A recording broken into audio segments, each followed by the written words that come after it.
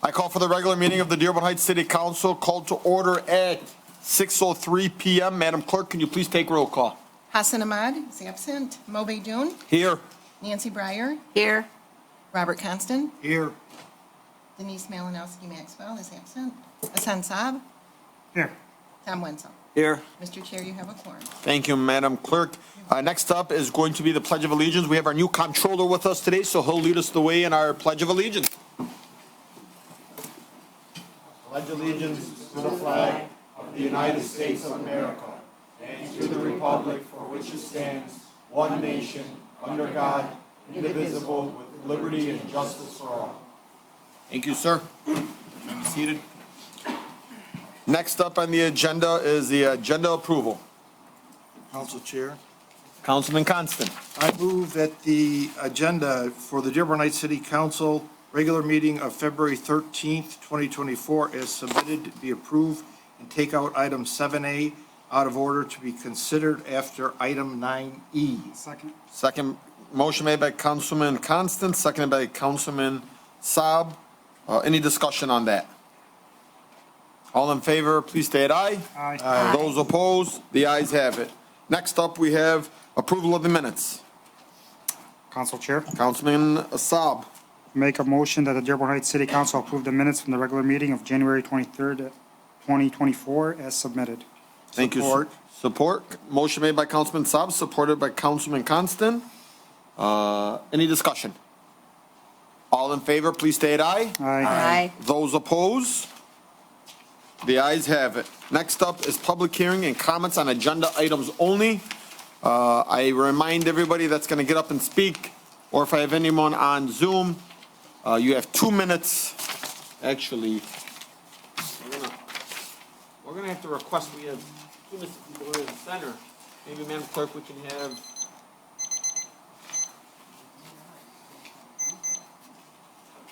Tom, you want to take it? We're gonna have Tom. Tom's gonna be the chairman today. All right. You just hit start. Be careful because there's.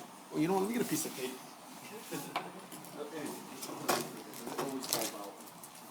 Come on, Mo, 15 seconds, let's go. Come on. This thing moving. Ours are different.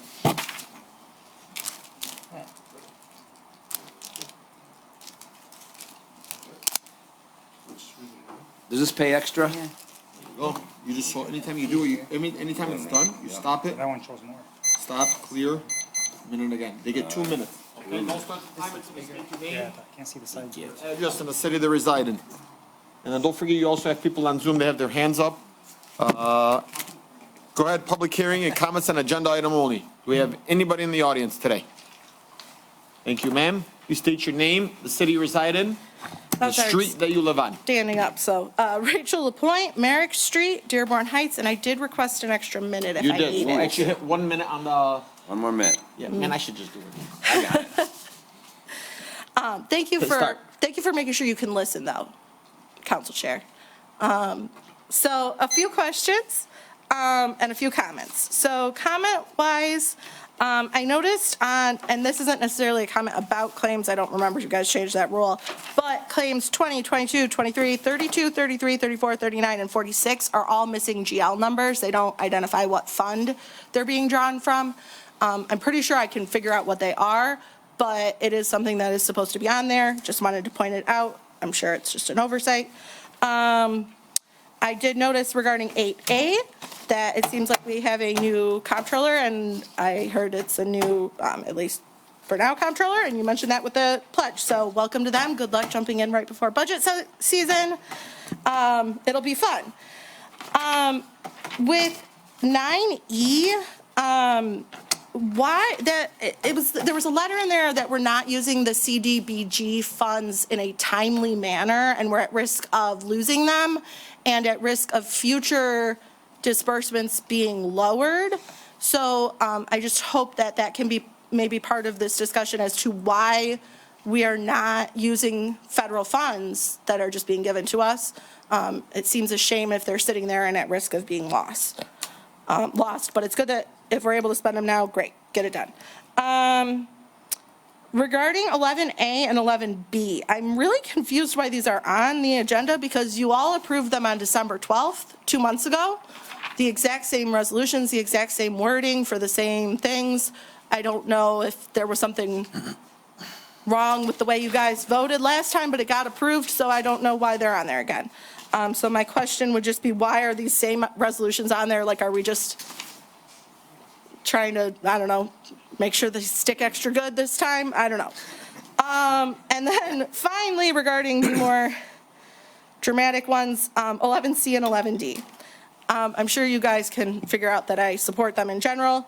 I would ask that if you pass those resolutions, that you also make a commitment to release a public report as soon as possible.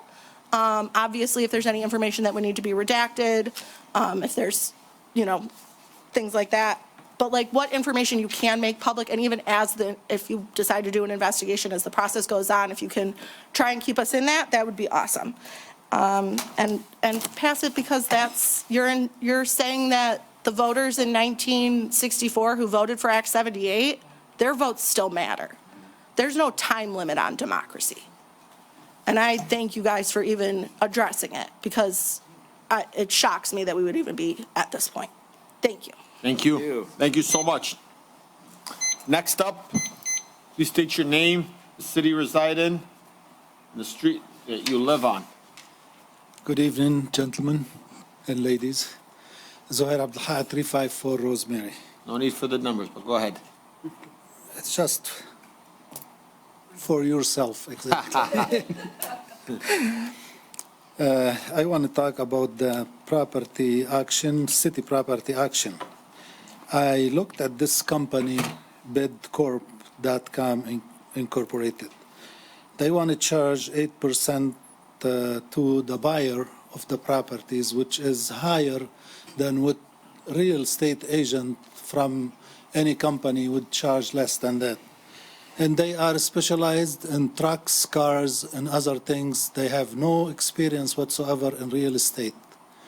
I believe we have companies in our city. They deserve to be given shot at this, and I'm sure they will charge us a lot less money.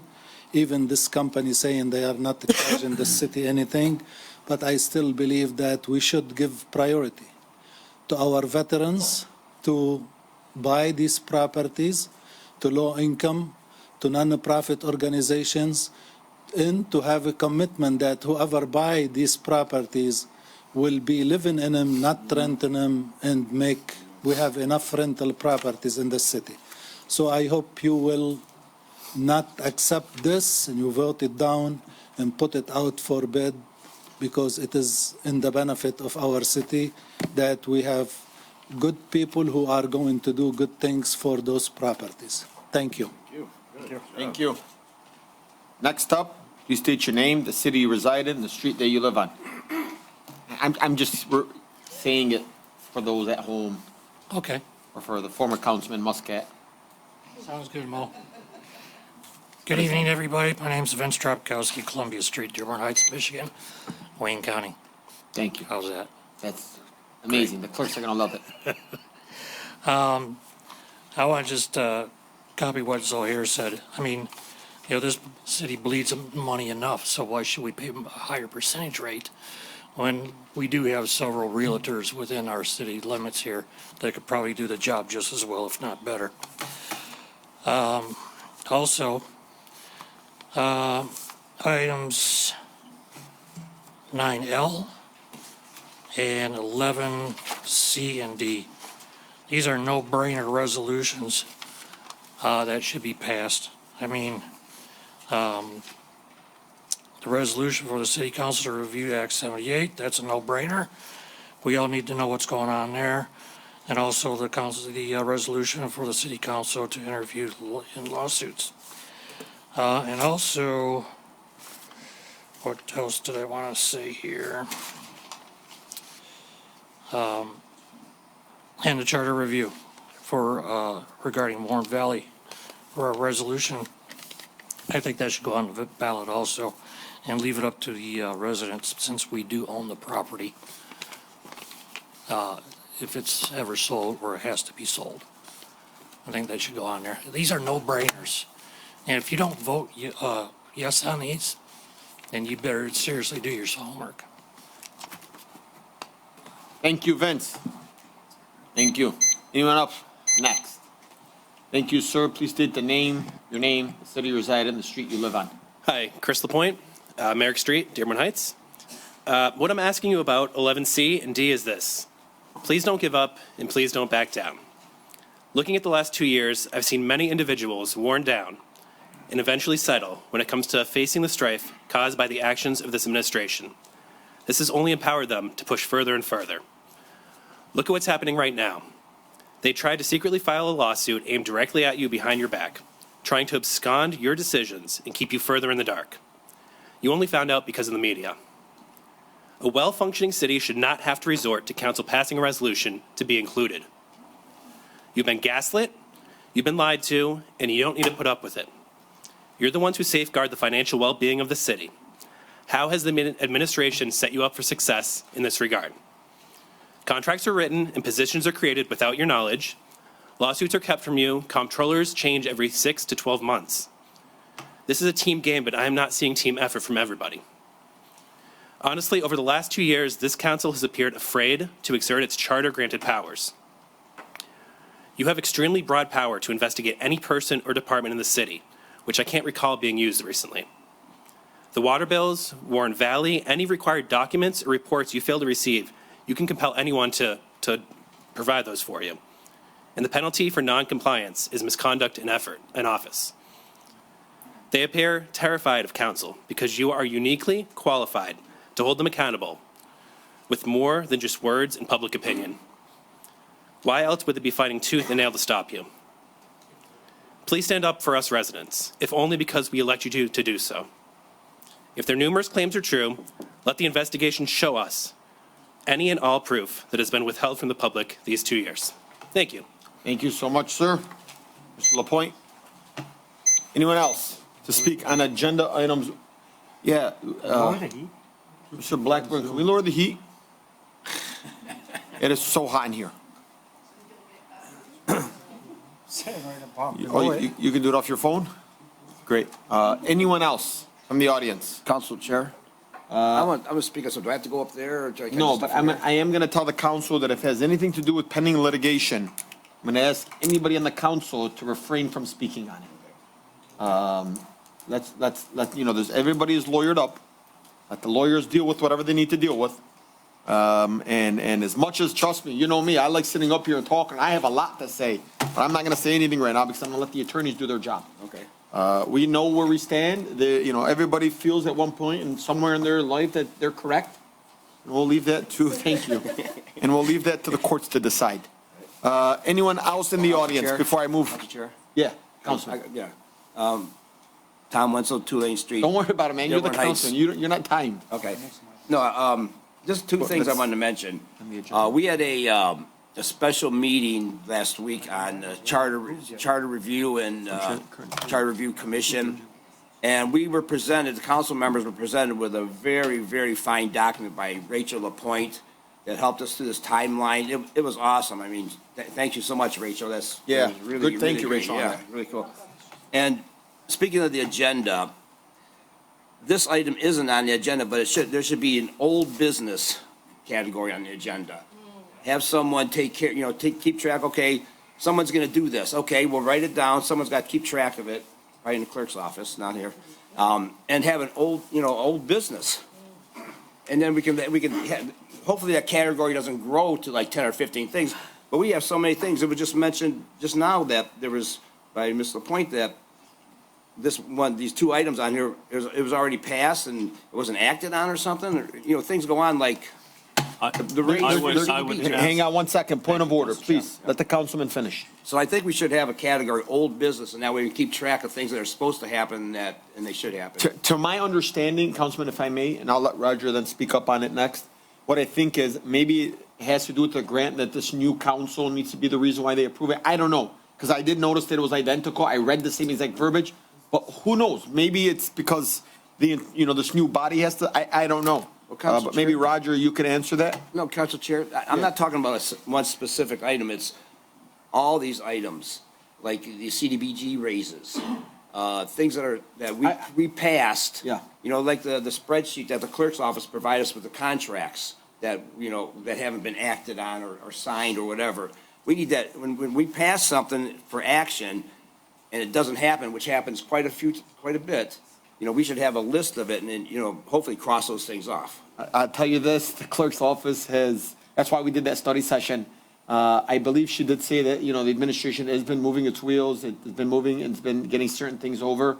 I know that they're extremely busy with the elections on the 27th, so we're not gonna bother them right now, but I promise you, first week of March, I'm gonna let you bring on the hammer and start asking questions on our clerk's department. Well, Sherry said she didn't mind. But anyway, I think we should have an old bit, you go to any meetings, you know, just about every meeting you go to, there's an old business at the end, toward the end of the agenda or something. I agree with you on that. Okay, all right, thank you, that's all I have. Thank you. Any other council members? This is agenda items only. We're speaking, public hearing on comments and agenda items only. Okay, Madam Clerk, can we go to Zoom? I do, I have. You have a comment? Okay, hang Did on. Roger want to speak on that? Roger, do you want to speak on that? I'm sorry. Oh, I was just, I was trying to interfere if the councilman was talking about anything about the court cases or anything. No, I've asked everybody to refrain. I mean, at the end of the day, Thank you. they're at will. If they want to speak up, I've done my part. Thank you. I believe we have former council pro tem Ray Muscat.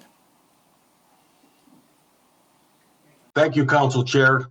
Thank you. Thank you, and honorable council members, along with honorable council chairman. Please state your name, the city you reside in, the street you live on.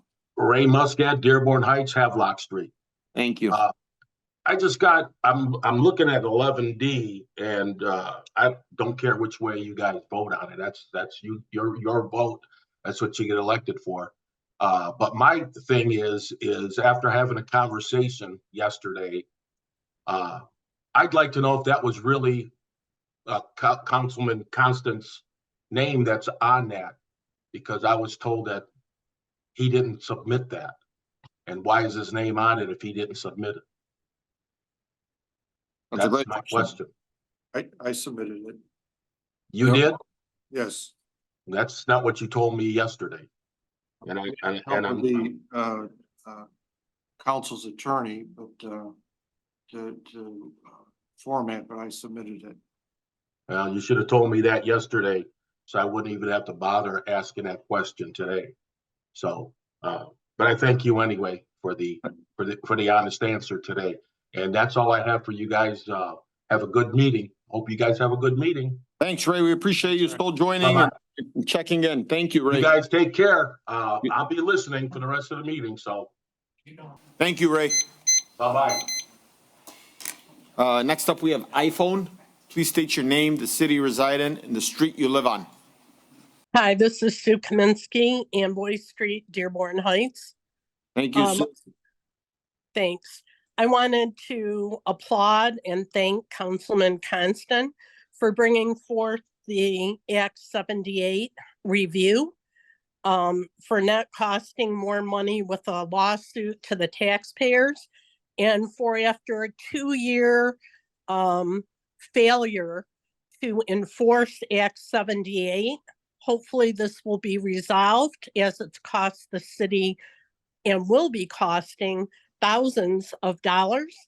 I applaud Councilman Constant, and I highly encourage all of council to support democracy, as the voters voted for this years and years ago. And I know that Councilman Breyer and Councilman Wenzel were here in the city when that was passed, probably not old enough to vote. I wasn't old enough to vote, but it was passed.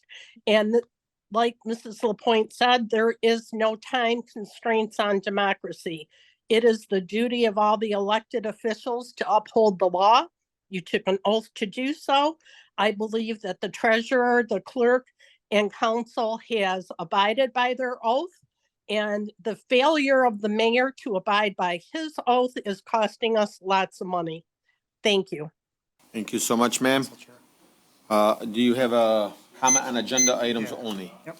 Councilman Saab? I have on 617 and 618, why are they the same exact amount every month, like to the penny? What are you talking about? The downriver utility water? So we're gonna talk about that next on claims, on fund transfers and current claims. You can talk about it then. Okay, this is on agenda items. Anything that's on the agenda, aside from current claims. Is that all right? Yep. Okay, do we have anyone else? All right, next up on the agenda is 6 fund transfers and current claims. Councilman Saab, why don't I give this one to you? I move that the Dearborn Heights City Council approve current claim and ACH wire transfers 6-1 through -663 as submitted. All right, motion made by Councilman Saab, seconded by, can I get a second? Second. Thank you.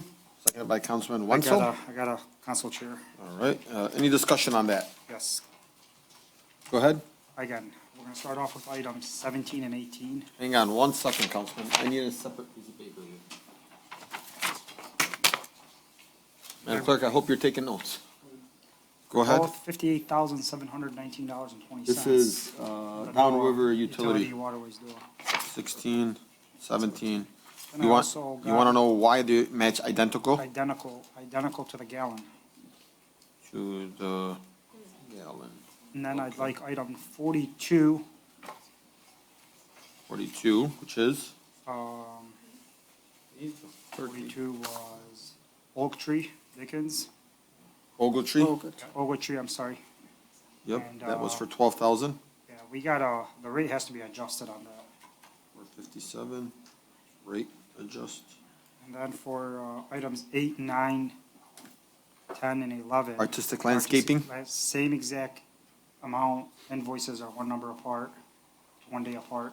So We those- asked for this to be something with details, and I mean, I just don't see how grass was still getting cut in December. Is anybody here from the landscape company, no, or DPW? Maybe the administration, Roger, Mayor, can you guys answer any of these? I know these were the same, yeah, go ahead, Mayor, but your mic, please. The invoice for 17 is for 9/1. The date on it's 9/1. For 917? Yep. Is that for, For 18, it's 1/1/24.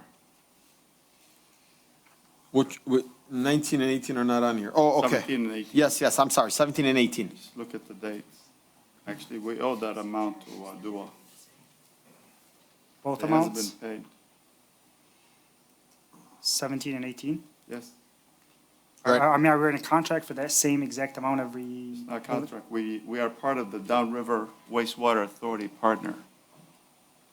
So my We question. bought, we bought into the, we No, bought I- into the DUA many years ago, way No. before my time. No, I understand that, but is the payment every, whatever cycle it is, the same exact amount? Yes. Go ahead, Mr. Deeb. Maybe Mr. Deeb can answer some of this? These are good questions. These are good questions. Thank you, Mr. Deeb. Nice haircut. Council Chair, there are two different charges. Some are flat, they're called the excess flow, which they divide and spread, and then your normal, usage. So there are two different charges. For excess flow, it's basically the same. They just divide it among the 14 communities, and they charge us for it. Is that good And you know enough? what excess flow is, right? Yeah, but no, Okay. I'm just saying the amounts, it was 3 months apart, same exact usage, same exact amount to the penny. So that's how it's split. I didn't sign those things, so I'll look into them, but think Robert that's Conrad. DPW, yeah. But on the technical committee, so I know how they do it and how the structure is. And so they do have two separate charges, But these are 3 months apart. yeah, monthly. Mr. Conrad has his hands up, Madam Clerk. I don't see his hand up. You put it back down. Oh, did he? Yes.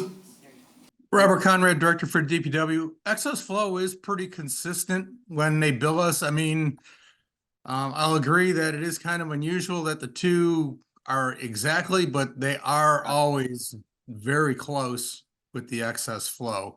It's, I don't know how they calculate it, but I do notice they are very consistent when they do bill us. And as far as your other question for artistic, I don't know if those are mine or mayor's, but the December dates are the dates he invoiced us, not the dates he mowed. He was behind on some of his invoicing, so, he did complete all of his cutting on time, but he was very delinquent. I don't know, maybe because of the holiday and all that, he was delinquent in getting the invoices to us. And then us getting them to you. But, we did check, he did mow. And I think that's just, the date he invoiced us that you're looking at, not the date mowed. My like question is, the first bill, number item 8 is $13,300, then 9, 10, and 11 are $4,000 each. So the $4,000 ones are mine. Those are when he cuts our properties. I think the other ones are when he's cutting cap properties.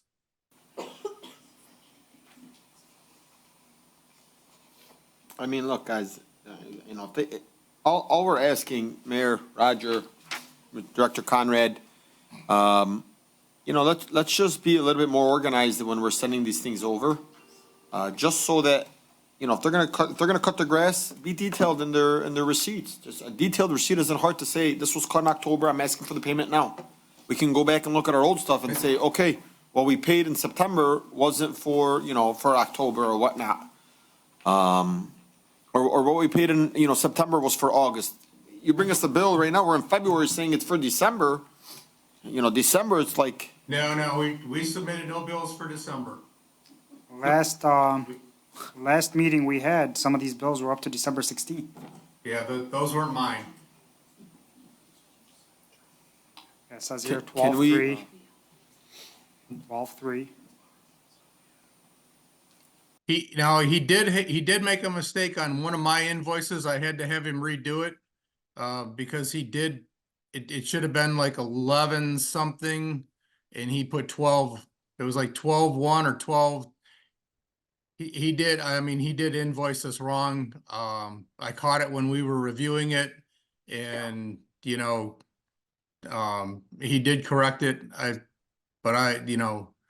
We do review the invoices and, I know at least the ones for $4,000 where he's cutting our DPW right-of-way properties for us. Those are correct and accurate. Thank you. Any other discussion on this? Yes, so I'd like to hold off on, if we're going to move item 42, Which one is 42? the attorney fees. Local tree. Okay, Tree diggings.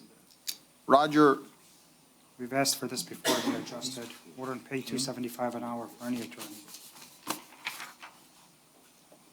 Roger, This was a Mike, please. So Roger, I just want you to know, I have it. we had a resolution to not exceed $175, $200. I think we brought this up to you last time. I think it was, the other law firm for the golf course, they were charging like 300. I had a conversation. They said, okay, they're okay with 175 or 200. And, I think you adjusted it and we moved forward unless. That was, that contract was signed, I think, for April, or May of 2023. This is a contract that was signed prior to me coming into this position. So I don't want to violate a contract that we've agreed to and signed. It was actually Mr. Miyake. And I think we approved of it during our budget to not exceed 175 or 200. I don't think they're going to change if they have a written agreement and signed and approved by the council. But I will look into it, Council Chair. And Yeah, let's look into it. We can table that. You can bring it table up. this Can you bring us the contract Sure. that the council approved? Maybe ask Sure. the clerk for it. Maybe it was one of the documents that wasn't approved. I believe it was. It was signed It by was. you guys. Yeah, Okay, we'll table it. On Riverside. You're tabling it. I just want to make sure they get paid. It was signed at Riverside. You guys, Okay. you were on council. yeah. Well, I know we also made on the budget, when we discussed, it was not to exceed $175 or $200. Council Chair, there was a contract back in the day, so you can't go back and renegotiate without talking to the attorney. You want to discuss with the attorney? No, I mean, there's a contract. Okay. How long is this contract? How long are we stuck to this I don't contract? have it in front of me. Okay. I'll look at it again. Thank you. but I think Can you it's- email it to me? It's been about 2 or 3 years you guys have had this contract. I'll double check. Madam Clerk, can you email me that contract too, please? Thank you. I want to table it. Okay, well, then, you made the motion, and it was seconded by Councilman Wenzel. You can table, I mean, I think you need to pay, you know, artistic landscaping, I think you made a I'm statement. fine with artistic. It's fine. But I think moving forward, if they Artistic. can't give us a detailed, you know, breakdown of our receipt, I think moving forward, we're gonna have to really just say, no more. I mean, this was, I think, a company that a resident spoke about blowing leaves in the street. So, I mean, we don't want our leaves in our street, and we definitely want a detailed receipt, please, moving forward. Regarding the legal services, we can refer that back to the administration instead of table it. Is that what you mean? No, we're going to, yeah, we're gonna refer it back to the administration. So we're gonna remove, Item 42. item 42 out of here for the $12,457.50. Motion made by, are you gonna amend your motion? I will. I'll amend my motion to the claims for. Removal. For removal of item 42 on meeting 2/13/23, or 24. Okay, I'm good with that. Council Chair? just 42. Council Chair? Yes. I just want to make sure that this is not any retaliation. No, or absolutely anything like not. that. This is just making sure that the numbers fit, Just, you know. I think it fits what the contract says. I don't have the contract, and the mayor's saying it was voted on in December. I mean, I mean, he said it was voting on at Riverside, that was in 2021, or in 2024. But this is the first time there was question, Council Chair. You guys have approved these for the, when we're Council- negotiating contracts, so all of a sudden now this pops up. No, Mayor, I promise you, there's no ill intention coming on my end. at No, least. I know, but Yeah, I wanna want to be- make it I further, wanna I go know on- we insinuate that a lot, but I'm Council gonna make it Chair, clear. I have no wanna ill go on intention. record to say that you guys have approved these invoices before with all the contract negotiations with the same attorney. That's all I'm gonna say. Thank Council you. Chair. Hang on, Councilman. Mayor, I just want to make clear to you, Roger, Mayor, very clear today on the record, this is nothing intentional. This is no, we're going after the, labor attorney. None of that is true. All I want to know is, I remember Councilman Wenzel putting together a resolution saying that we're not to pay legal fees over 175.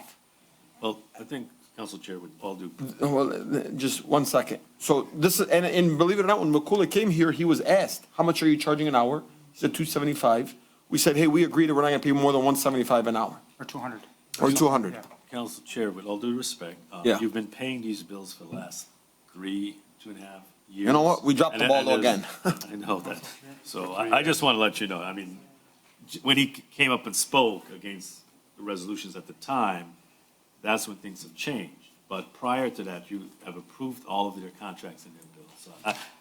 So Roger, I'm just creating a record. I know, I just want to make it very, very clear, there is none, he spoke out and this is a retaliation. No, nothing has done. He's done nothing wrong to me.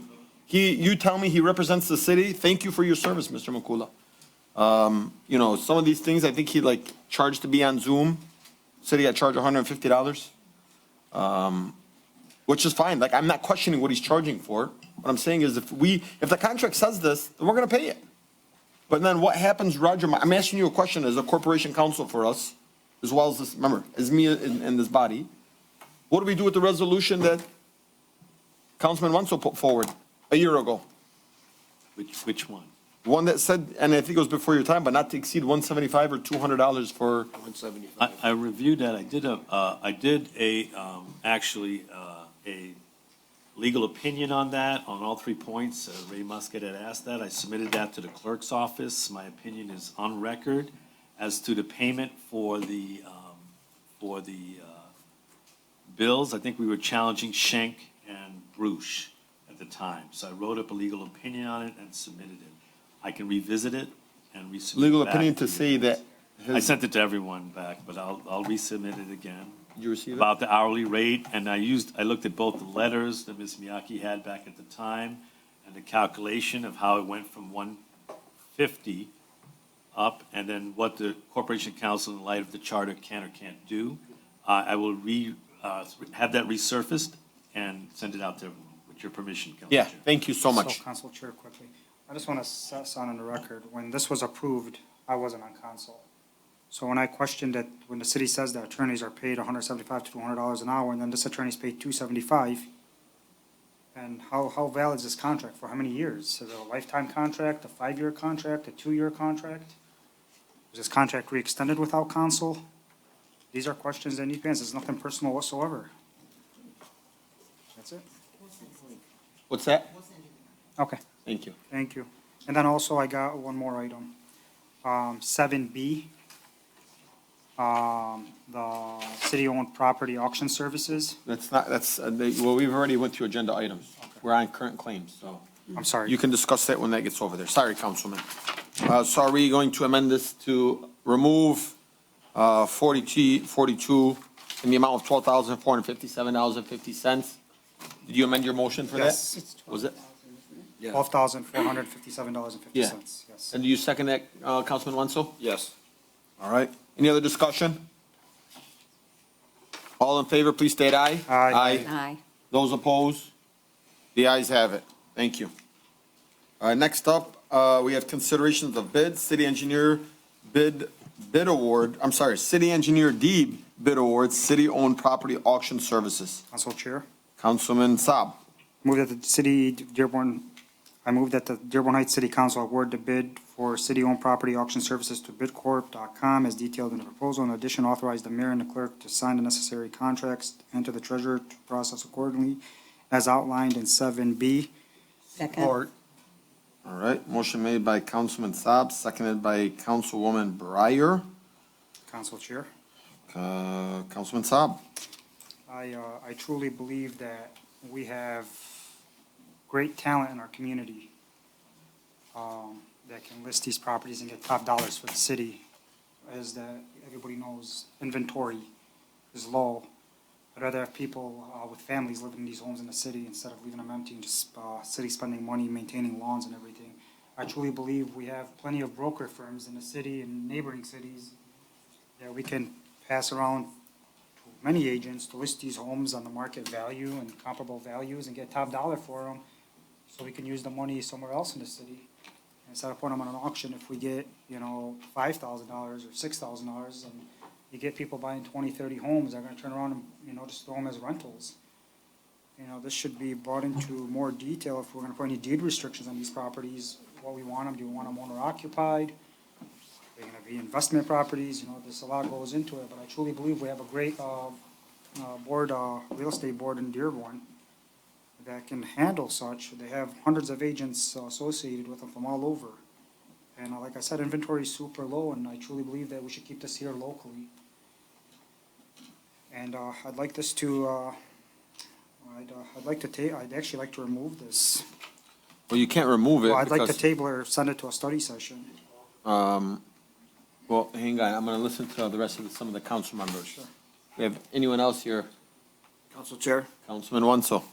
Yeah, I'm concerned about this. Also, I'm concerned about the previous properties that were sold in this fashion, where they were supposed to be owner occupied. We don't do any follow-up that I know of by the city to make sure that these properties are lived in by the people that own them. I mean, I don't know, is everybody in the city can tell you that, do we do an inspection afterwards and make sure that they're not rental properties? And that's a bad thing, if we don't. Because if these people are buying these houses, renovating them, selling them, and then the owner is renting them out, they're laughing at us. We're coming in mockery. Council Chair, if I may. Hang on one second, Councilman. Please let the councilman finish. So, I think we should look into this a little further and make some stipulations, like Councilman Saad said. A deed restriction, something to make sure, because that's part of the agreement. Owner occupied, not owner renting them. So that's something we should look, we have way too many rental properties in our city already. And that's, I got something later on in the agenda for that anyway. But I think we should table this and look into it a little bit further. I will say a couple of things here, if I may, Councilman. Sure. Roger, actually, I'll have you go since you were next. I'm sorry, I didn't mean to cut in front of you. No problem. Thank you, Council Chair. Well, the contracts that they sign do include a rider that has to be owner occupied. And so that it is in compliance with what the, Mr. Wenzel is requesting. Now, do we follow up to have someone go out and look at the properties if they're complying with the deeds that they've signed? I'm not aware of that, but, you know, I don't know, I would have to talk to buildings, maybe they can double check, maybe a year or 6 months after to make sure. But we do include a provision and that they sign and agree to that this will be owner occupied and not a rental property. Thank you. First and foremost, I read this lengthy contract. I see we have somebody here, Trevor, I saw your name, Central Michigan Fire Up Chips. You know, I thank the administration for wanting to move forward and figure things out. And I want to make it clear, I don't think this is anything, Trevor, against your company at all. I don't want you to take that in any way, but I want you to know in the city of Dearborn Heights, we have amazing brokerage companies, EXP, Realtor One, you have Remax, you have Colonel Bursky. These are companies that are within our city that are that pay their taxes to the city. A couple of things that I was a little concerned about was that the marketing would be on the city. So any marketing, according to this contract, the city would be held responsible. I also read that there's an 8% charge fee. You know, just doing a little bit of math, say these properties can be sold anywhere between 70 to 80,000, 34 of them, 2%, that's close to $2 million.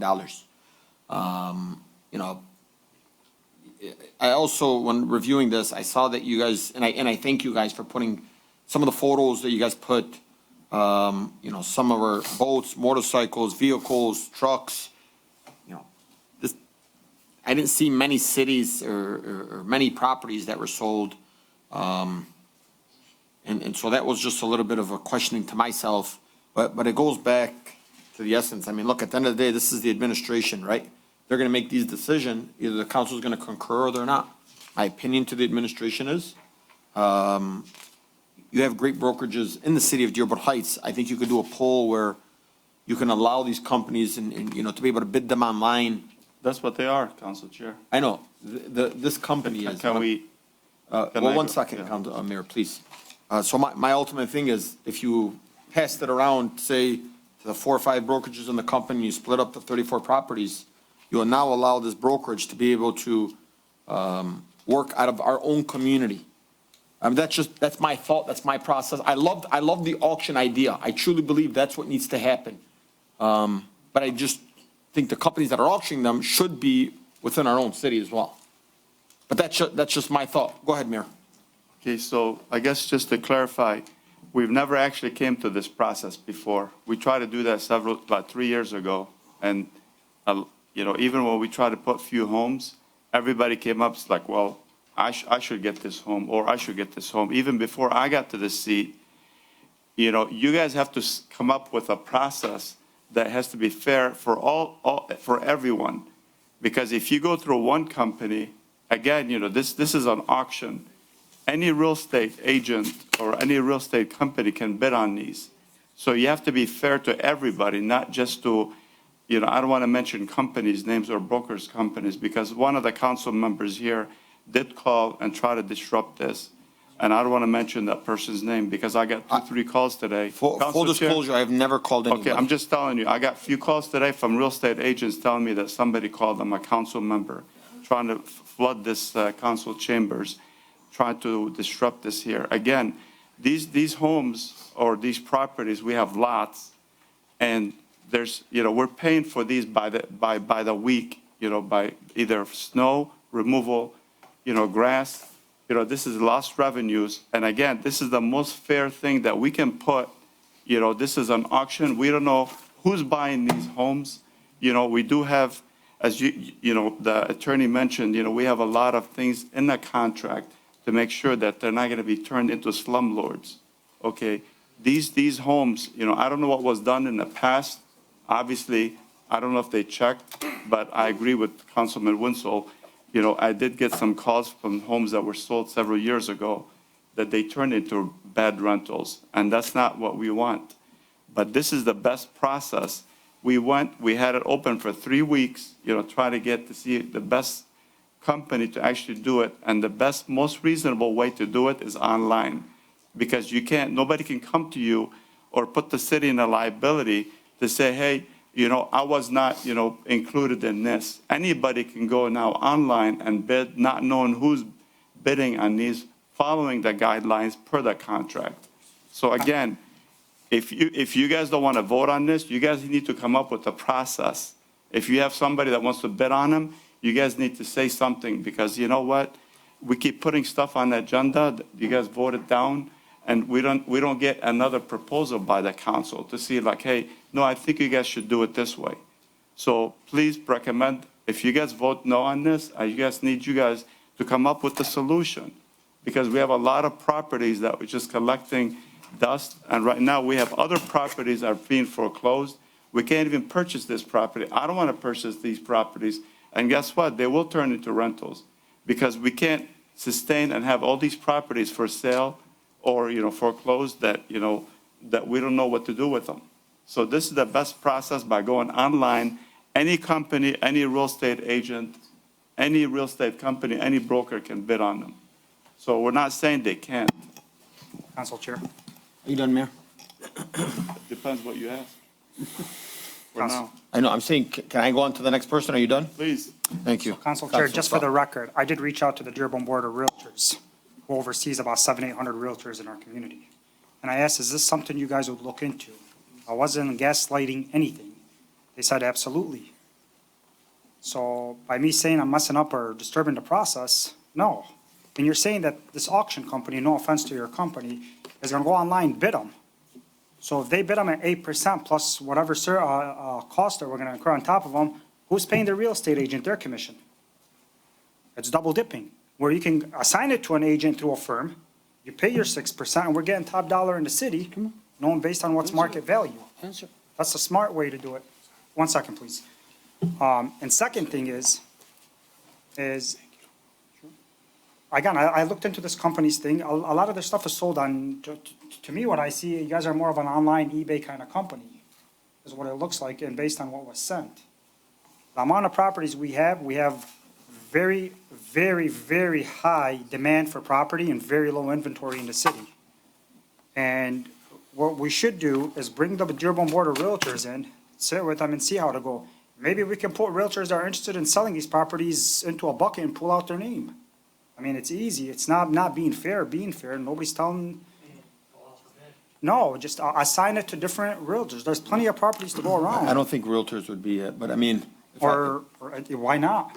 If they're licensed. Brokerages. Well, how many agents in each brokerage? Well, that's what I'm saying. Then the brokerage can. Well, whatever. As long as they're listed locally and we're getting top dollar for them. And we will come with a proposal. But to say that I was gaslighting, reaching out to the professionals of this market, is false. Stop taking the blame that it's been in office for 3 years. We're asking these properties to be sold. You had your plans. You wanted to give them to organizations, nonprofit organizations. You changed. You held on to them. Don't sit here and try to say we're gaslighting something. Council Chair. Mayor. We tried 3 different times to sell these properties. You were there, Council Chair. Okay, every time there's something new. So we've been trying to sell these properties. There's always somebody that throws a wrench into this. Unfortunately, I just got elected into office. I wasn't there 3 years ago or 2 years ago or last year. This is now. All right, please go through the chair. I will just add before I let the gentleman speak. Mayor, I think you may have just misunderstood what I was saying. I love the auction idea. All I'm saying is, I'm sure this BidCorp is an amazing company. We have 5 brokerages in the city. Split it up and let these brokerages go out and sell them. Now you're bringing revenue back to the city. You're allowing these business owners in the city feel like there's a reason to be in Dearborn Heights. I just named you 5 companies: Real Estate One, EXP, Colonel Oberski, Central 21, Remax, Sherry Side, Leading Edge. These are companies that are reputable. These are reputable companies in Dearborn Heights. And you know what's crazy? They would all be sold as strictly primary residence to new residents. So they're not gonna be sold as renters. Nobody, I got a phone call today from a resident saying she's afraid to leave her house. Because what's happening with the renter right around the block. So like, I can tell you for myself, I would love to see that the neighborhood stay being primary owned residents are gonna, keep up, maintain, and love the home, because it's their home, they're paying for it, and then hopefully one day they want to pay it off. So I'm not opposing you. I just told you, I appreciate the auction way. I'm not trying to have a back and forth debate or discussion or get angry or get emotional. I'm saying this is a great idea. My proposal would be, you as the mayor, speak with these business brokerages and figure out how maybe you can work with them. That's just that would be my I agree proposal. with you, Council Chair, but you gotta have something that is gonna be reasonable. Because the homes that were sold about 4 years ago, people came up, again, you're gonna get somebody come up and say, hey, I was not there. Okay, you know what? This person got this home, he made 10,000 on it, I made 20,000. It's gonna go back and forth. The only way you can sell these, again, they can go online and buy them. I know. Real estate agents can buy those homes. I know, Or they can list them. I'm not telling you, well, they won't be able to list because they're gonna be auctioned out. But they can be auctioned to the real estate agents. They can get those homes too as well. I know, what I'm, Again, come up with a process. Council Chair, come up with a process, we'll follow it. But make sure it's a reasonable process, that you're not gonna get other real estate agents in here say, hey, it was not fair, I was not included. That's all I'm saying. Okay. Council Chair, I'm sorry, one thing. Can we table this and go into honestly do a Well, study session and invite all the realtors and brokerages here and the Dearborn Board of Realtors in. And BidCorp BidCorp in here. I mean, Well, we have BidCorp here. I'm going to give you the floor. Usually we were supposed to speak on agenda items, but being that seems like a little sensitive subject, I didn't even think it was going to be this big of a deal. I really thought we were going to vote on this and move on. Well, thank you very much. My name is Trevor Wisniewski, and I was one of the original founders of bidcorp.com 24 years ago. Our software is specifically designed for government auctions. It's nobody else can use it except for government auctions, governments that can sell their surplus goods.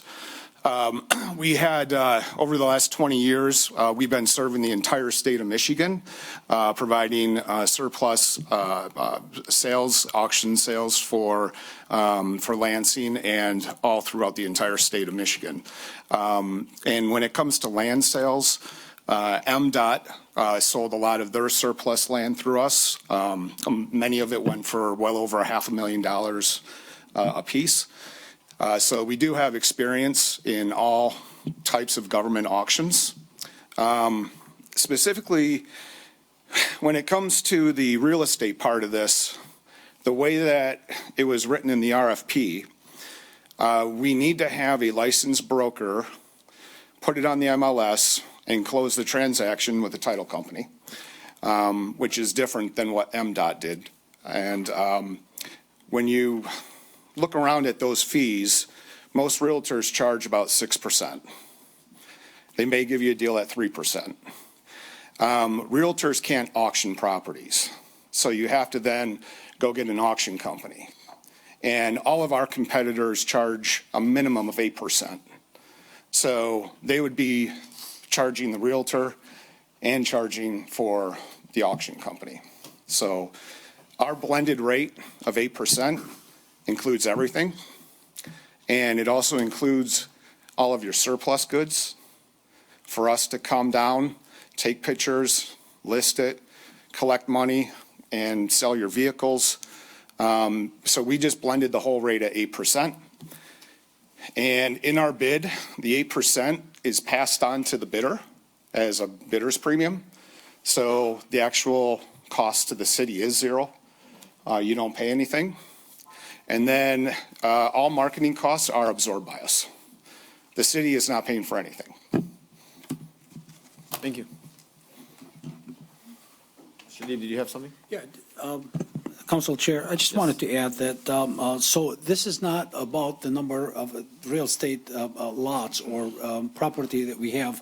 So I do have the property, the list of the properties, and I've gone through them. So for the first time in the city, we were able to actually go through, find out how many lots or parcels are owned by the city, whether they're homes or land, and then scrub that list to remove the property that is Tifa owned, because you have Tifa, interest in it, or property that is needed for development. We have projects, we have capital projects. So I went through this list myself, and the total was 90 lots or parcels.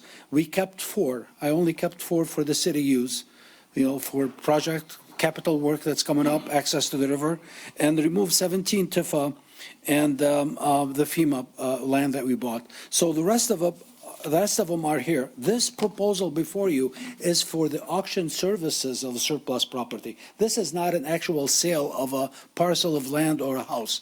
But if it gets approved, or once it gets approved, the next phase is to write down exactly what you want. You want it 100% owner occupied, which I believe it should be, and put that. But that's the next step. At this point, I don't have a list to give to anyone that says, this is what we're trying to sell.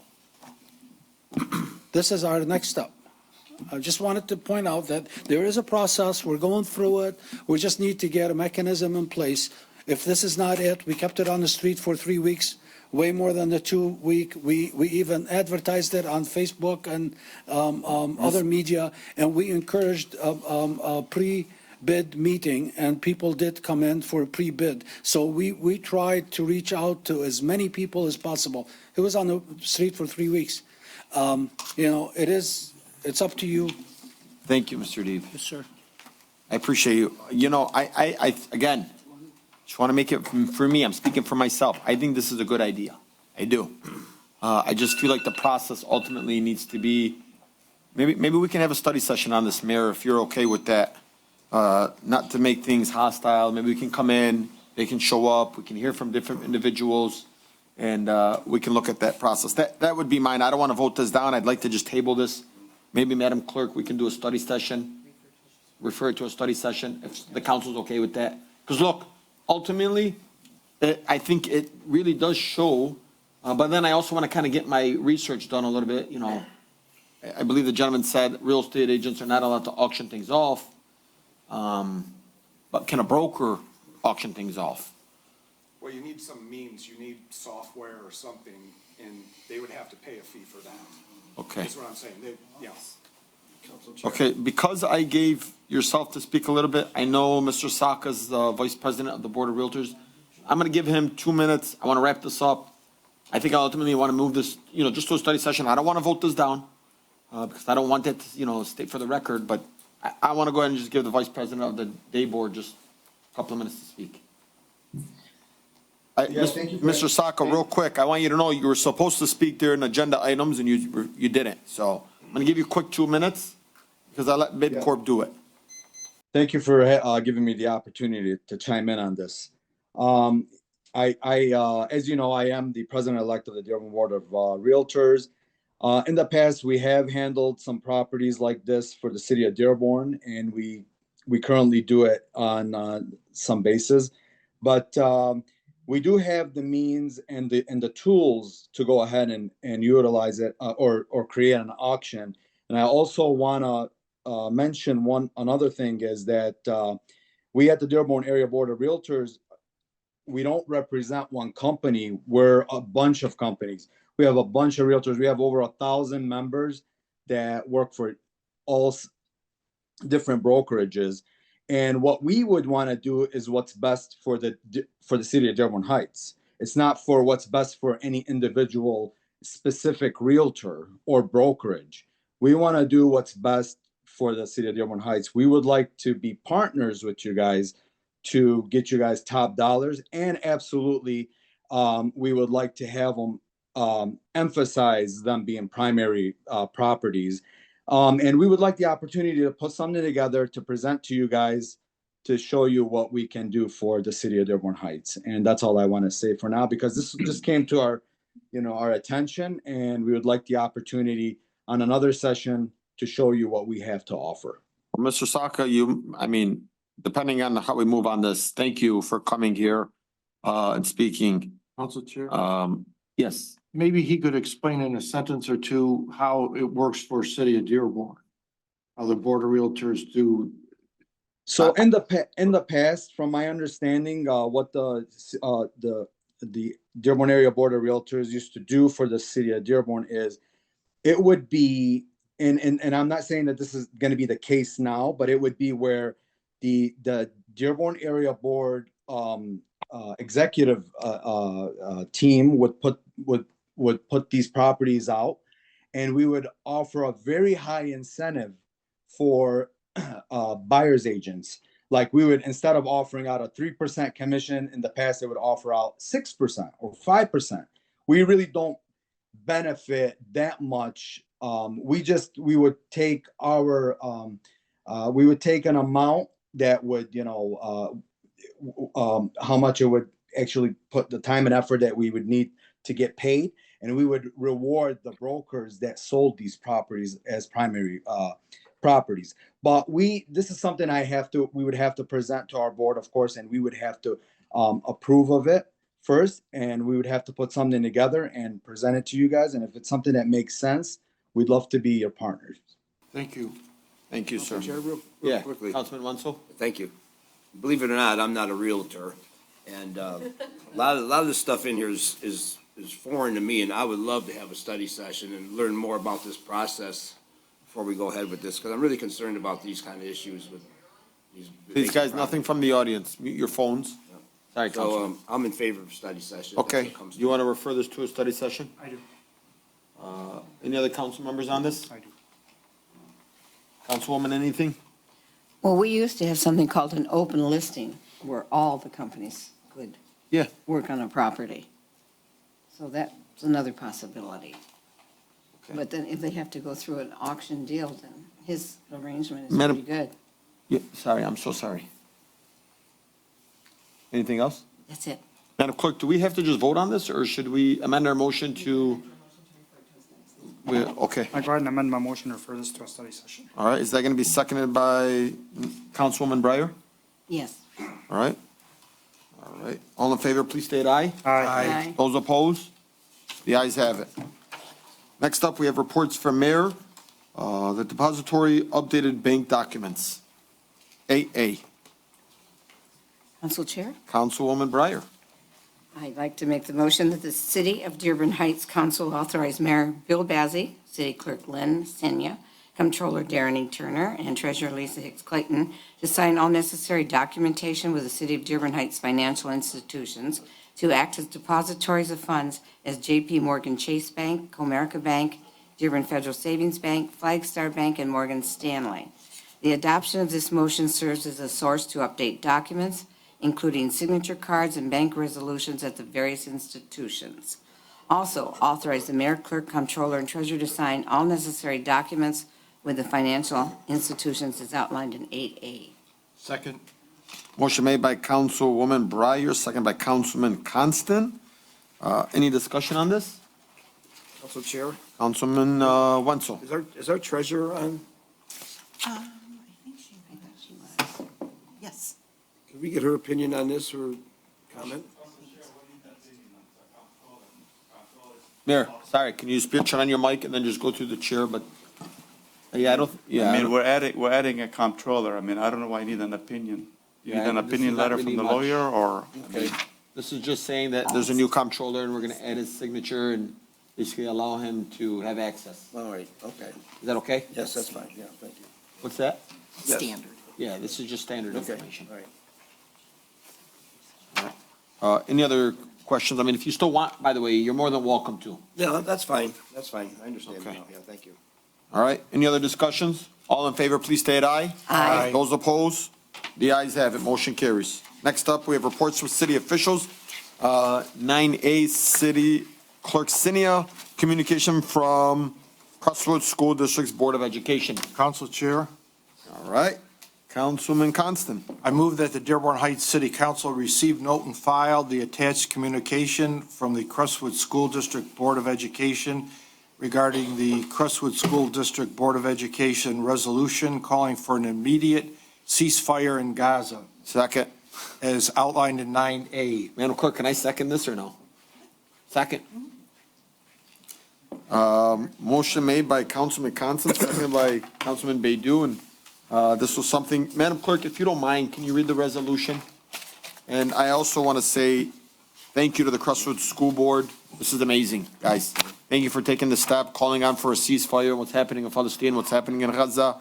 I'd like to see more of our schools kind of follow precedent here. You know, what's taking place back home and in the Middle East, it's tragic. And let me tell you guys, it's real. These are day-to-day family members that live here in our community, that reside in Dearborn Heights. Their family is being bombed every single day. There's a kid that came here, stayed at a friend of mine, Mike Youb's house. He said to Mike, my buddy, that they are sleeping in a tent filled of water. You know, because it rained, it was filled up, everything's muddy, watery. You know, this is, you know, the World Health Association, I believe, says it is the worst living condition in the world is happening in Gaza today. Better yet, Madam Clerk, if you don't mind, Councilman, if we could do a moment of silence for the people in Gaza. Thank you. Any other discussion? Motion made by Councilman Constant, or did you want to read it? It's up to you. You know what, go for it. Crestwood School District Board of Education, resolution calling for an immediate ceasefire in Gaza. At a regular meeting of the Board of Education of the Crestwood School District, Wayne County, Michigan, was held on the 5th of February at 7 o'clock at Riverside Middle School Library. The following preamble and resolution were offered by Mr. Baydoun and supported by Mr. Ament. Whereas the Crestwood School District is committed to establishing learning environments that are physically, socially, and emotionally safe for all students, and to cultivate a climate in our schools and community that is welcoming and inclusive for all people.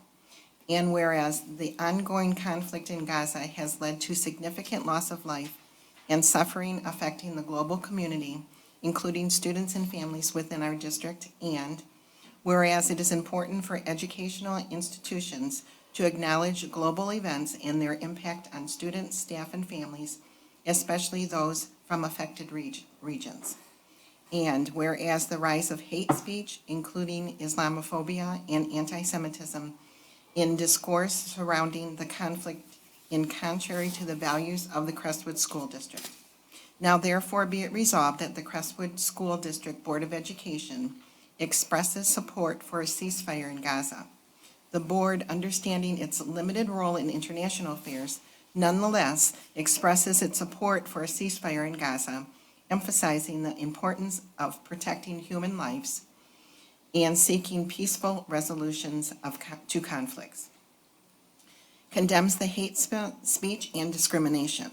The board firmly condemns any form of hate speech, including Islamophobia and anti-Semitism, and other unjust language, especially those related to the conflict in Israel and Gaza. Reaffirms commitment to diversity and inclusion. The board reaffirms its commitment to creating an inclusive educational environment that respects the values, diversity, and that actively promotes peace, understanding, and mutual respect among all members of the school community. And then it was directed to send the resolution to elected officials. Thank you, Madam Clerk. Including you. Motion made by Councilman Constant, seconded by Councilman Baydoun. All in favor, please state aye. Aye. Those opposed? The ayes have it. Next up, we have IT Director Cooper, Purchase and Payment, Police Department, Computers. Council Chair. Councilman Constant. I move that the Dearborn Heights City Council approve the purchase and payment of 3 laptop computers for the police department for a total cost of $3,420 based on the lowest quote that includes an extended warranty. In addition, authorize the mayor and comptroller or clerk to sign the necessary warrants and the treasurer to issue payment from police federal forfeiture funds, account number 265-000-636.200. Moreover, provide the mayor also authorize any such payment as a necessary expense. The city council authorizes and warrants to be issued for the payment of these services. By doing so, the city council is authorizing any such warrants and payments without prior authorization by the city council of a specific warrant and payment as permitted by and consistent with city charter section 8.9 as outlined in 9B. Second. Motion made by Councilman Constance, seconded by Councilwoman Breyer. Any discussion on this? Council Chair. Councilman Are Saab. these the laptops that were supposed to be taken home? Correct. He went out for bids, by the way. Sorry, I guys, still, nothing from the audience, please. I still have not gotten the mechanism where privacy is protected and who's gonna have oversight on them and what oversight there is. Ladies, I asked this last time. I mean, look, ultimately, tough decision. You gotta put your trust in the police department. It's not that it's trust, it's just what mechanisms are there in place? Okay, well, this is the mechanism IT director.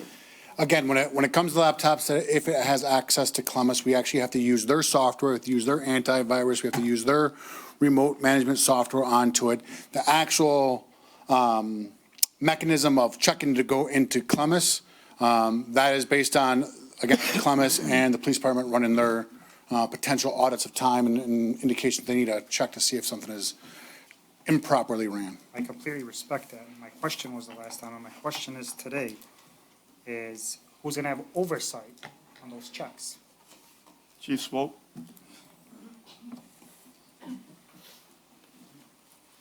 Through the chair, Mayor. Thank you. Council Chair? Chief Swope will answer that. Thank you. Okay, thank you. Good evening. The oversight is done by, there's several pieces of that. So the Criminal Justice Information Services, CJIS. We have the Lien Field Services.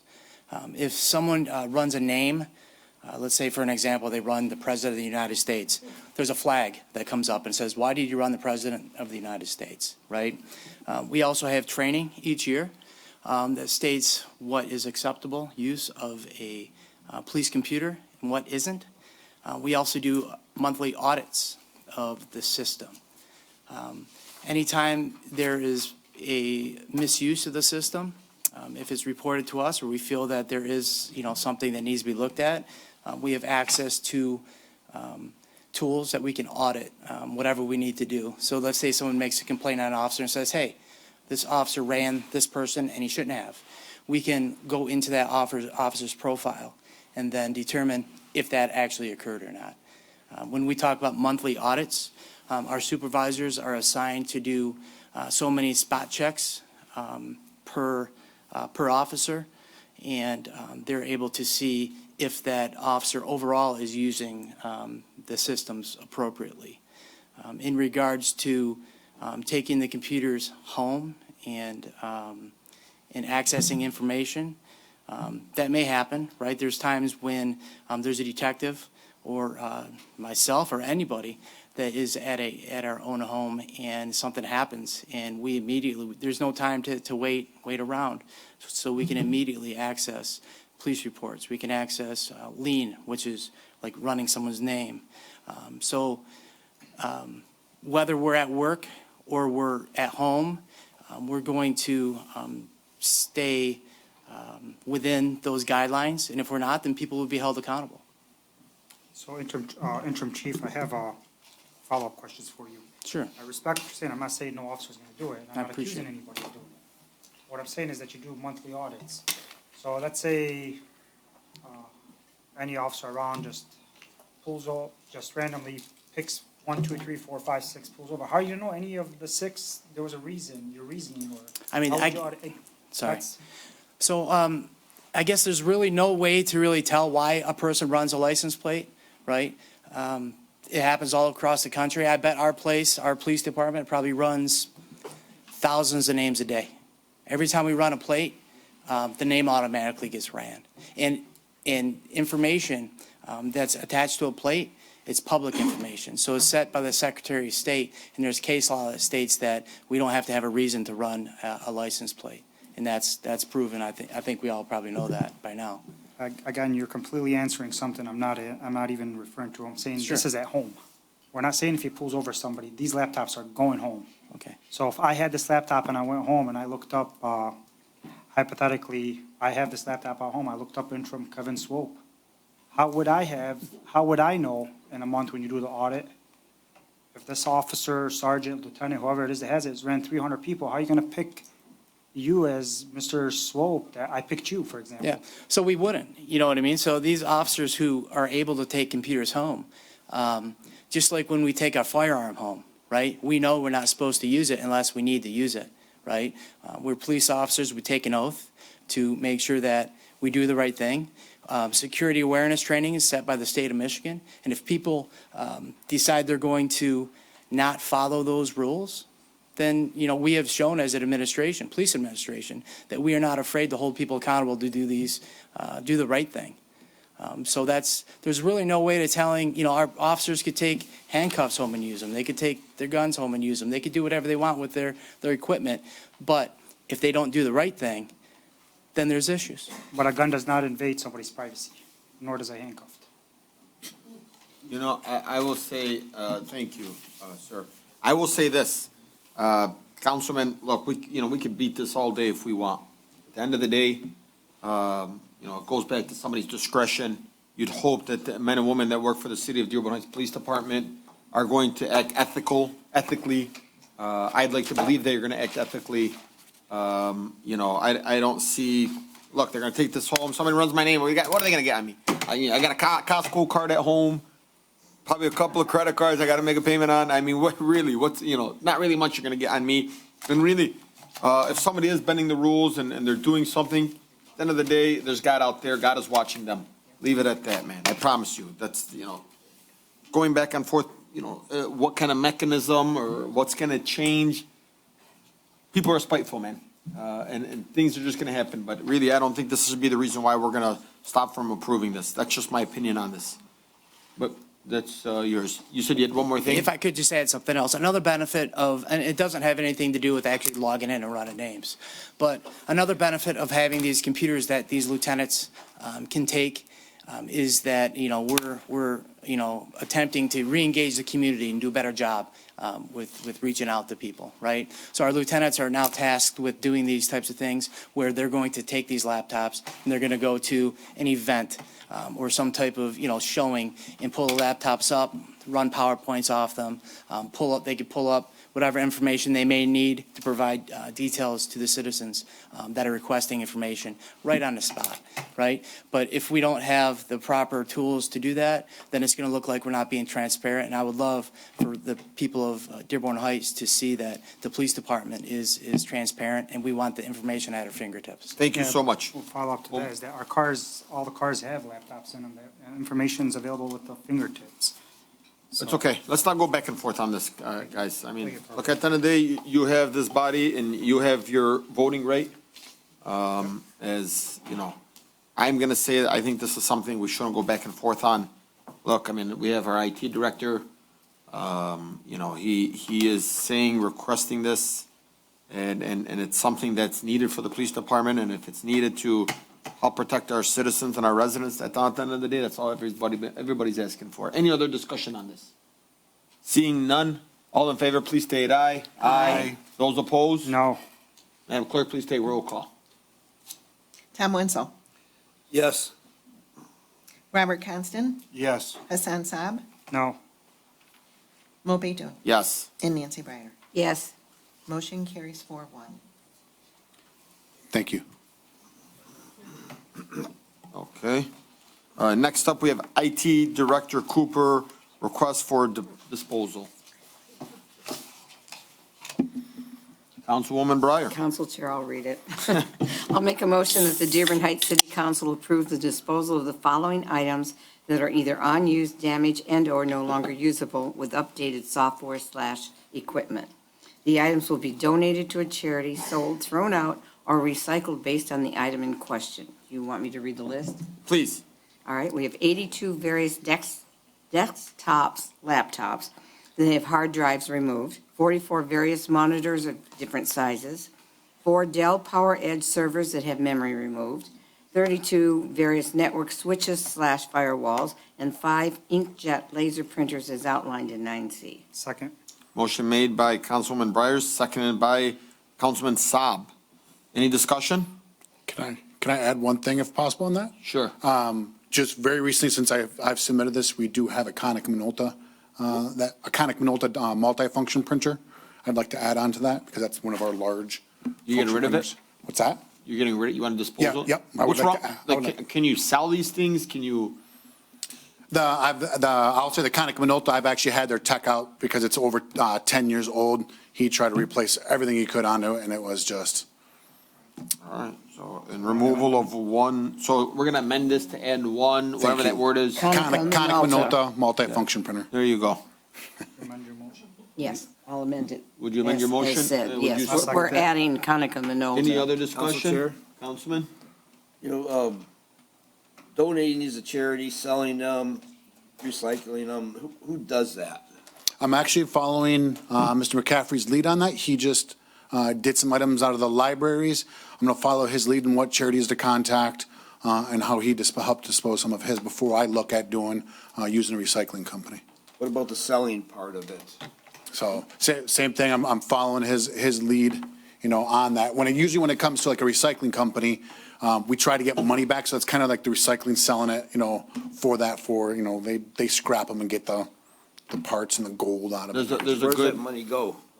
What's that? Where's that money go that's been sold or recycled? It would go into where the comptroller, decides and goes, I'd like to have it in my budget, but, hey. You don't get very much money, on that, like in one of the, because again, I have to take the hard drives out, which kind of makes them virtually almost useless. I don't want to say completely useless. You're looking at a computer getting like $5 out. You don't get very much. They're scrapping them to try to get the gold and everything out of them. The copper. Are they newer, the monitors, are they like a flat screen monitors? They are flat. They're old flat. A lot of them are old flat screen square monitors for them. Some of them are just flat out broken. Since I've been here, some of the rooms that I've taken over, there's just been equipment there that's been left there for years and years and years. I'm trying to help clean it out. I think we should have a category in our budget or something where this money's put into, from all different departments that sell and Sure. get rid of stuff. I That way we mean, keep track budget's of it. right around the corner in April. I will tell you, I was working out recently, and I was talking to this gentleman, and he was the former, not IT employee, but the guy that installed all of our IT while you're here in the city and in the Justice Center. I said, man, our Director Cooper's not happy with you. It's not that I'm not happy with him. It's been the upkeep. I mean, he said, well, Tom, it's been 20 years. Exactly. So, all right, guys, any other discussion on this? All in favor, please state aye. Aye. Those opposed? The ayes have it. Motion carries. Next up, we have. Thank you. You're welcome.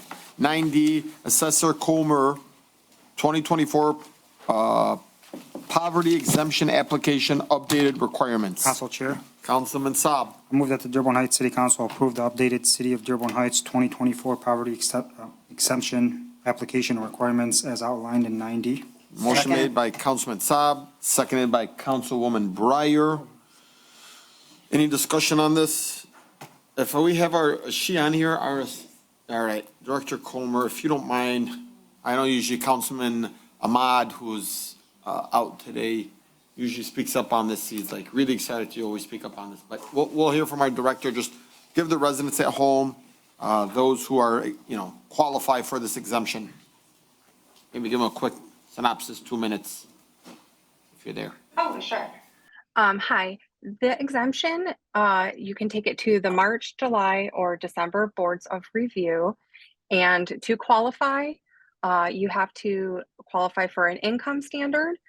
And that is something that is set this year. We look at the federal poverty guidelines, and the state law requires we do not set lower than that. We look at neighboring communities and at income, and we actually raise it about 20%.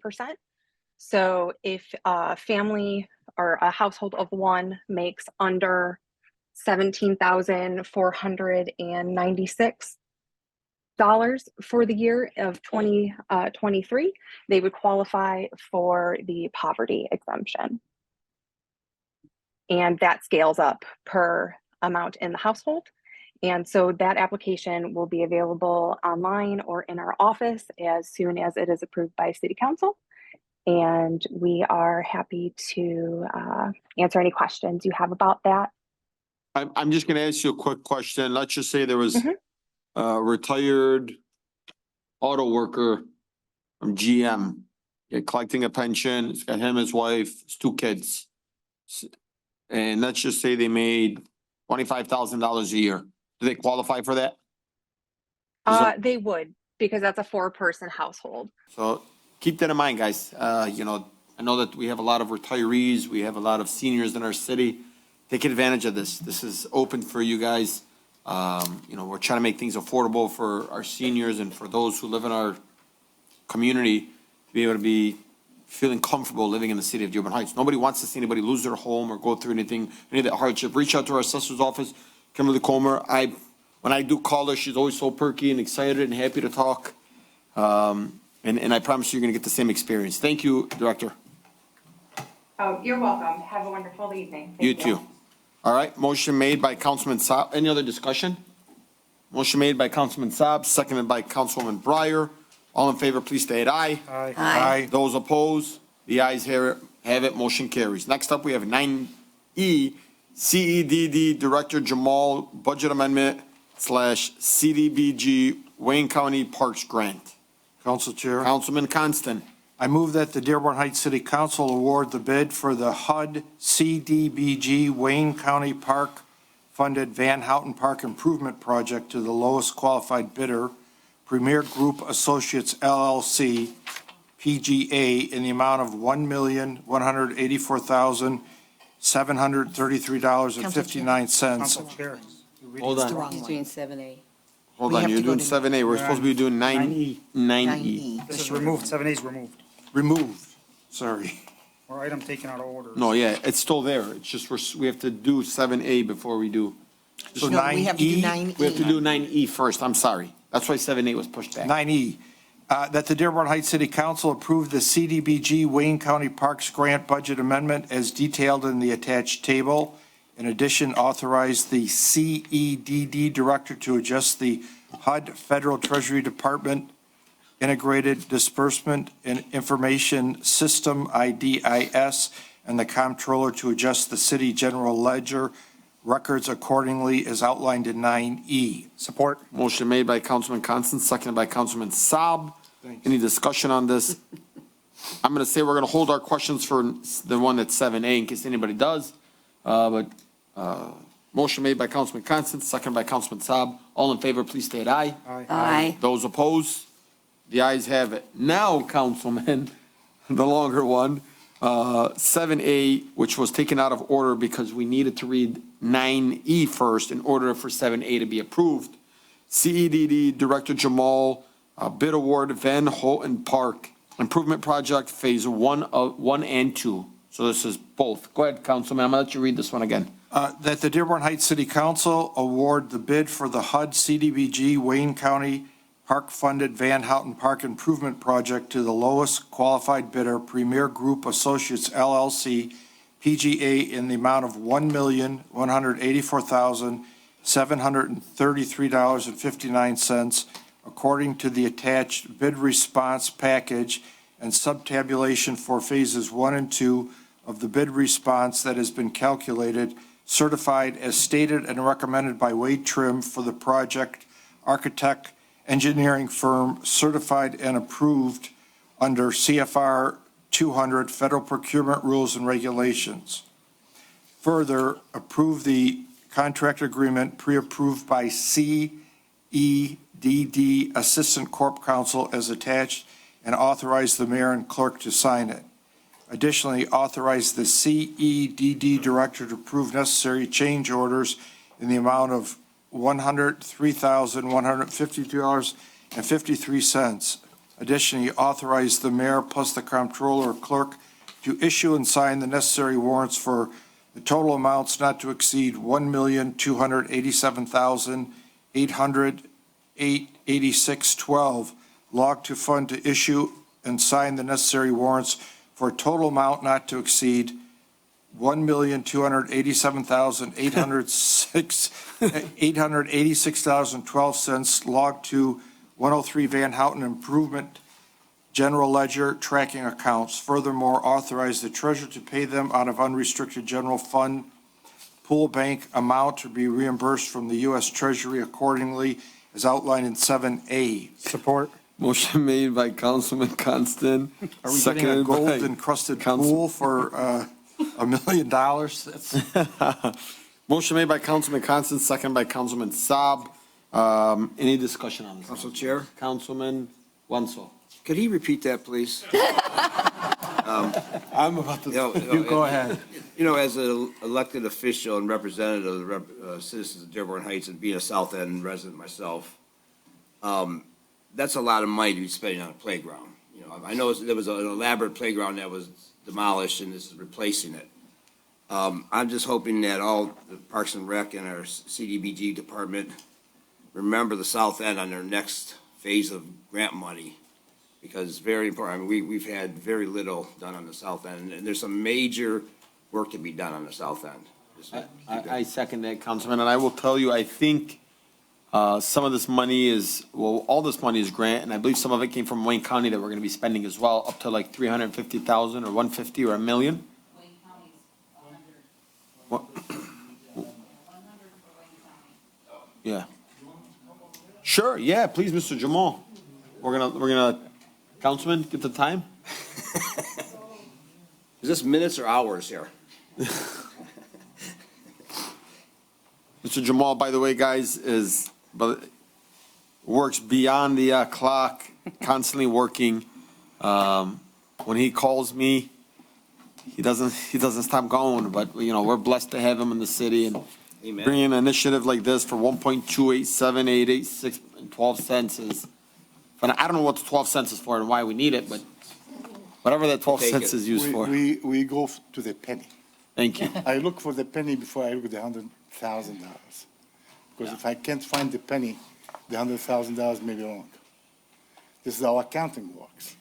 And I remember, you know, I am accounting by education. You started, you're on the clock for 2 minutes here. Then, what's your question?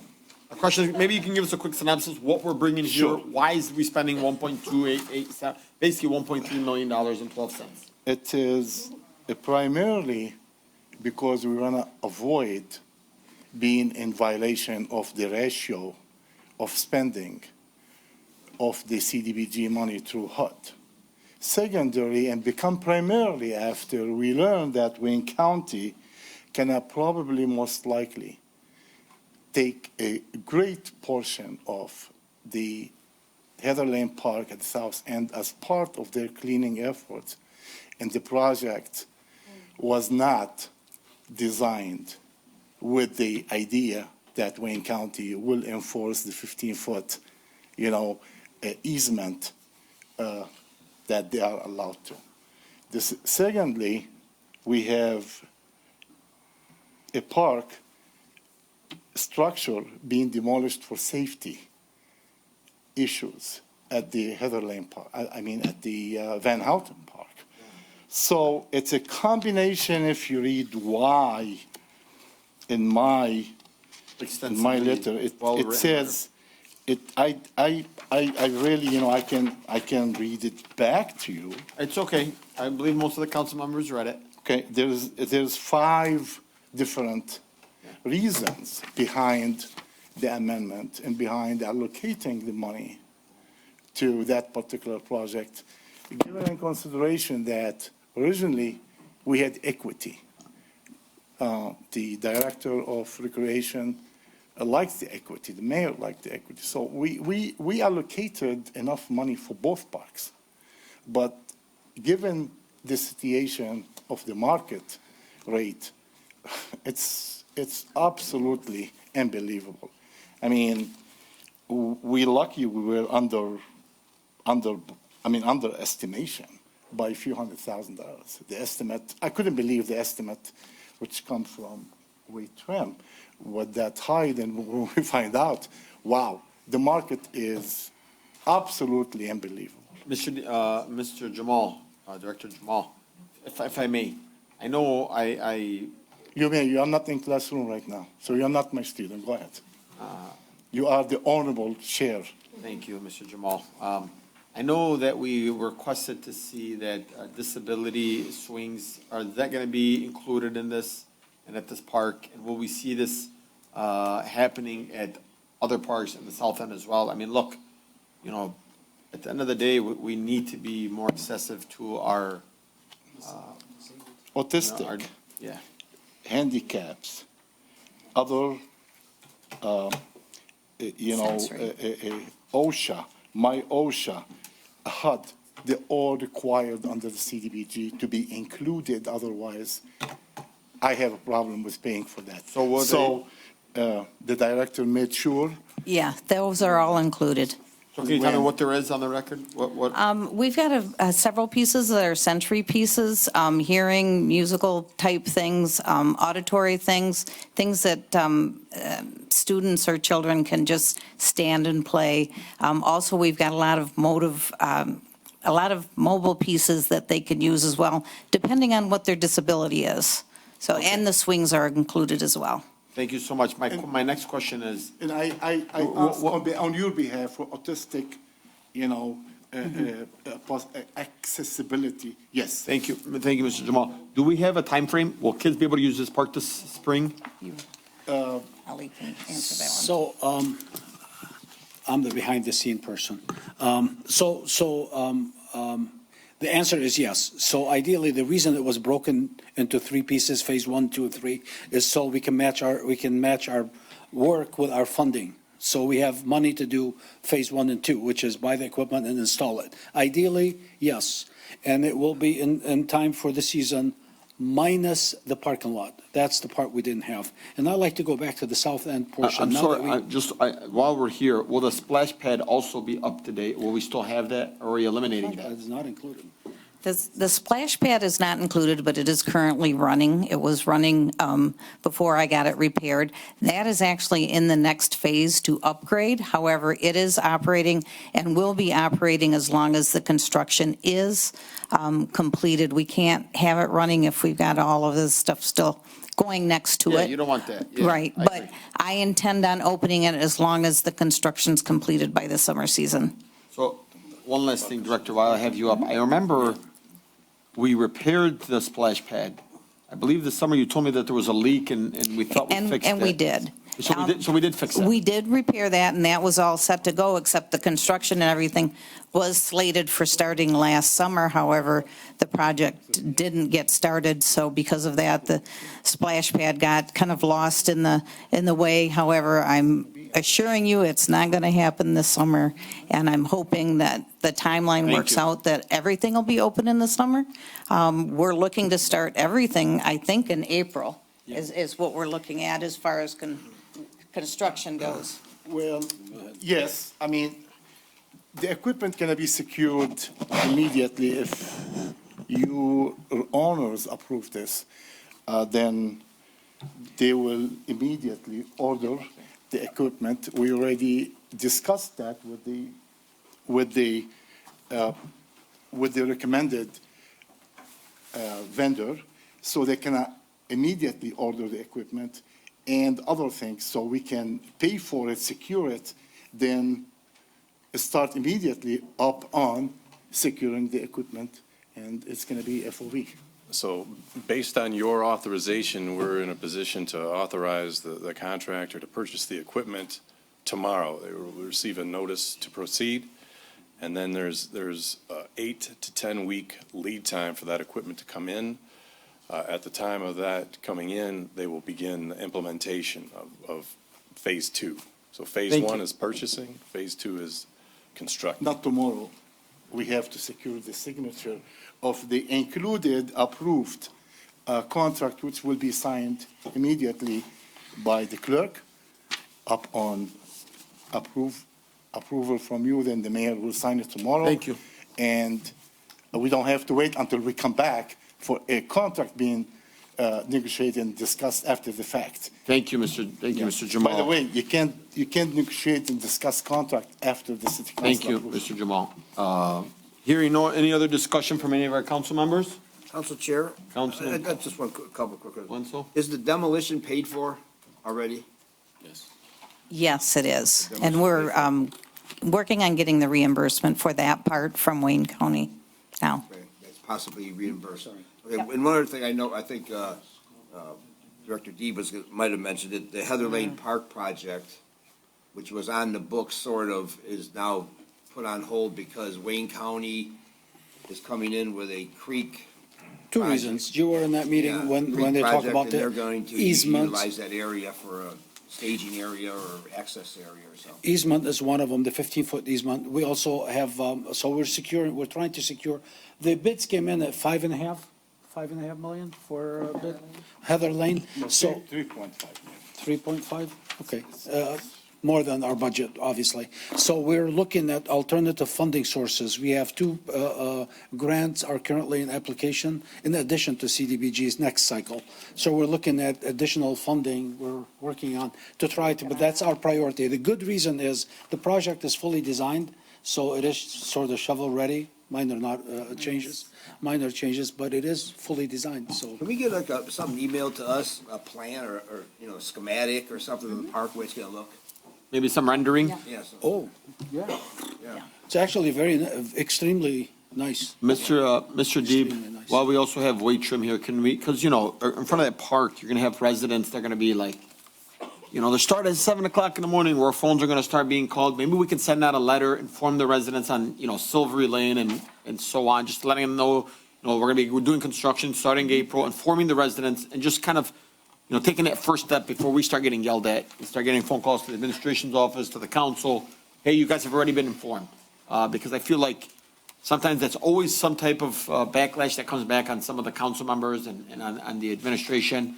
And it's like, you know what, we're going to take that one step. What is it, 20 homes? Send them all a letter. I will tell you, I've talked to a couple of them because I've been out there at the park and they come up to me and ask me what's going on and they're very excited, the ones I've talked to, just so you know. I know, and I've also had phone calls from residents like, hey, what the heck's happening here? Yeah. So maybe just informing, some of those residents in the neighborhood. It is, Council Chair, just wanted to point something. We do that on every capital project. So this CSO that we did, we had notification. But just keep in mind, direct mail is we try to minimize that because about $17,000. 20, 30 homes. I'm not saying the whole city, just 20, 30 homes in the vicinity.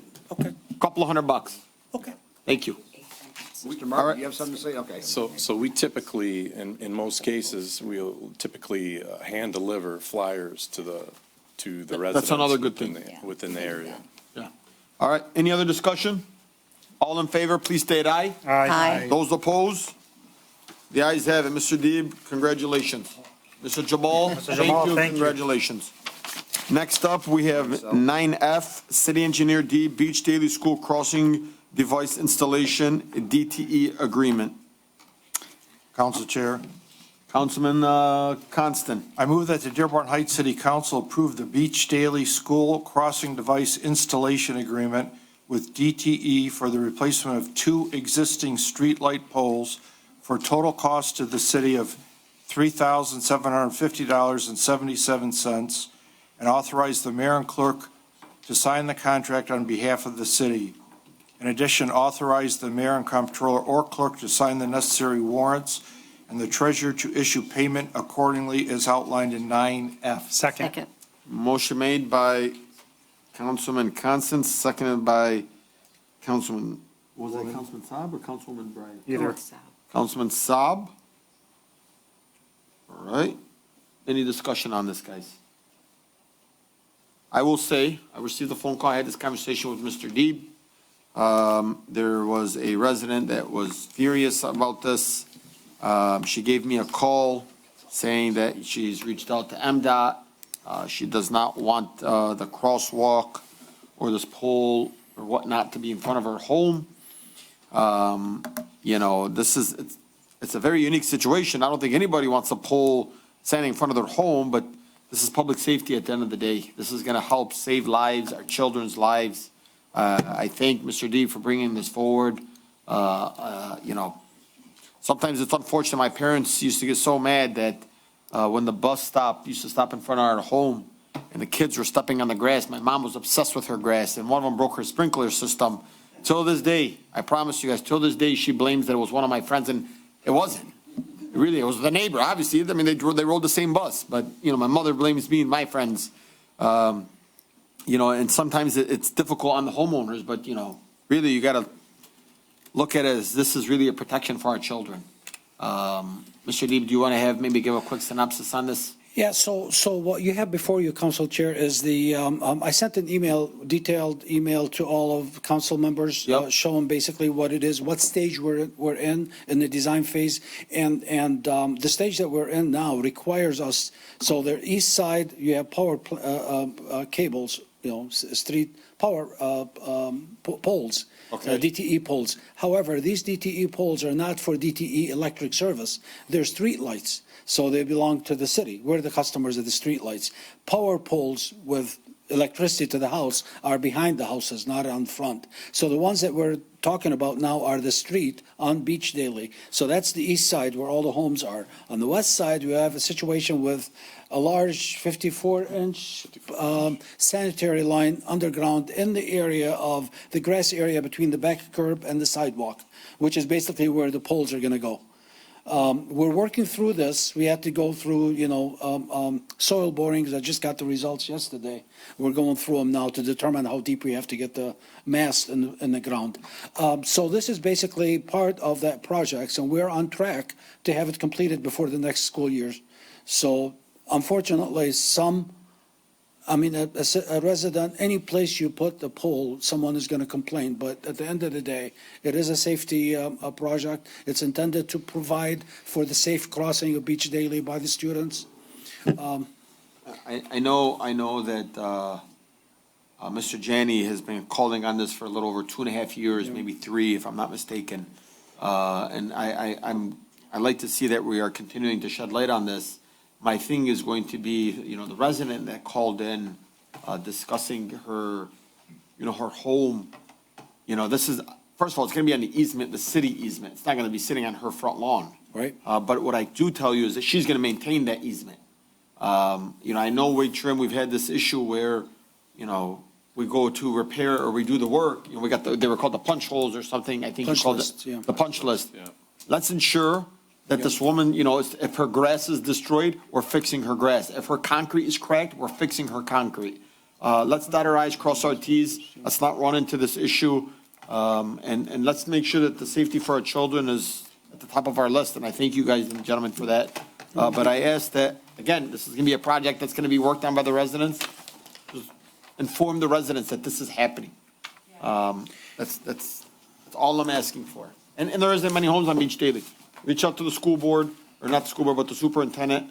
Let them know, hey, we're going to be starting construction. There could be orange barrels. Parents need to bring their, so then they can inform the students who are dropping off their kids at school, or the kids that are driving to school, like, you could be stuck in traffic for a little bit longer because we're going to be doing construction during school hours or school days. Okay. That's just, some food for thought. Council Chair? Councilman Constant, and then we'll have I see Councilman a Wenzel. Lisa with her hand up and she's waving her hands and screaming. Yes, now I know, but unfortunately, Lisa was supposed to speak during agenda items only. I spoke with Lisa. This is actually the resident that I spoke with. She's, and, Madam Clerk, maybe I'm going to give her 60 seconds to give her piece. But Lisa, you were supposed to speak during agenda item. You didn't raise your hand. I can't tell you to come out and raise your hand. So, and the next time that you'll be able to speak will be during public comments. But I'm going to give you 60 seconds, just because I know that you've called me. Maybe you didn't understand the procedure of how things happen during the council meeting. Councilman, can you put 1 minute on the clock? Don't start it yet. Go ahead, Lisa. State your name, the city you reside in, the street you live on. All right, so I'm Lisa Aldahari and I live on Beach Daily. And it actually, and I do know that, Go ahead, start the clock. But people will die. Students will die. This is a mid-block location. This isn't on a corner. And this is where people can dart out from that. And there has been statistics. And I looked at MDOT and I looked at the Federal Highway Association, and they all said the same thing. That people get hit. And where am I supposed to park? If I park at that back end, and my neighbor has no idea. None of us were explained what was going on. I had to actually go out. I asked that you guys at least look at his documentation, because the documentation has several errors. Okay. The pictures that he took, not of my house, not of my location. Okay. The survey that he did, I actually know when the survey person came up. I got it. So anyways, all I want to say is I implore you guys to reconsider. It's not about my grass. I am not that childish. I do like my grass, but at the end of the day, I'm not that childish. It is about the safety. My child goes across the street, so I understand about safety. My point is, this is a dumb location for it. Thank And you. that's all I say. I'm sorry, And I Lisa. will stop. I will not stop with the government. I swear. MDOT Thank you. already told me Peter, they're please. waiting for. Thank you. I'm sorry. Lisa, I hear your frustration, you know, statistically showing if there's not a street light there, kids' lives are also in danger. I mean, that's, I think, you know, it's a tough situation, and I get it. You're put there. Similar to my mother with the bus stop. And go ahead. And by the way, is this gonna affect her driveway in any way? Doesn't impede her driveway, no. It's not going, like, we will do no work. Well, I'm just thinking, if she goes to pull in and there's a pole right there. No. Okay, so can we make sure it's centered as far as away from her, action? So the pole location itself, the site distance was Speak taken. into the mic, please. The mast arm pole location itself, the site distance was considered in terms of placing it so it wouldn't impact the visual as you backed out of your driveway. Okay. I'm gonna have Councilman Constant first. I think are you done? I'm done. Okay, we have Councilman Wenzel and Councilman Saab after. Yeah, real simple, quickly, what's the purpose of these two poles? What are they gonna be doing? Hold the light? They're holding a light that's, with a cable on it goes across? No, No? not cable, it's a mast. So there's a mast, so there'd be a pole on each side of the roadway, east and west side of Beach Daily. There'll be a mast arm that comes across that actually has a signalization mounted on it that will, upon pressing a button, if a pedestrian comes up, they push the button, it turns the light red, traffic stops, they cross. And then, once they pass, it'll go back to normal operation, which is blinking yellow. So I want you to know, Councilman, they have this all over like campus. You know, any college campus that you go to, you're seeing people, kids walk across the street. You remember the student, that was, I mean, it was open, Mr. Janney's son was riding his bike, he was crossing Beach Daily, going to wrestling practice or football practice, a car hit it. Luckily, his son is okay, but, you know, this is to prevent situations from. Oh, I know, yeah, I just wondered what these poles, what they were. Yeah, go ahead, Councilman Saab. One pole's for northbound, one pole's for southbound. Right. No, It's a cantilever type. Cantilever, yeah. Cantilever type. Council Chair. Yeah, again, go ahead, Councilman. Safety is the most important thing near schools. Sorry, Councilman, you got to turn on your mic and speak up a little bit. I said safety is the most important thing around schools, and we've been fighting for this for years. And I'm just gonna say, I'm gonna leave it to the experts. They did their studies. I agree. They did their homework on it, and at the end of the day, an easement is an easement. And I understand the residents frustrated about far in front of our house, but safety comes first. Okay, and you're hearing no other discussion. Motion made by Councilman Constant, seconded by Councilman Saab. All in favor, please state aye. Aye. Aye. Those opposed? The ayes have it. Motion carries. Next up on the agenda is from our very own favorite Fire Chief Brogan, 9G, purchase and payment, purchase radio batteries. Council Chair. Councilman Saab. I move that the Dearborn Heights City Council approve the purchase and payment of 20 radio batteries from Motorola Solutions for the cost not to exceed the state bidding price of $3,197.20. In addition, authorize the mayor and the controller or clerk to sign the necessary warrants and the treasurer to issue payment from capital outlay account 101-335-981.000 as outlined in 9G. Second. All right, motion made by Councilman Saab, seconded by Councilwoman Breyer. Any discussion on this? Hearing none. All in favor, please state aye. Aye. Those opposed? The ayes have it. Next up, we have 9H, one of our very favorite directors, Michael McCaffrey, budget amendment, library full-time salaries. Council Chair. Councilman Saab.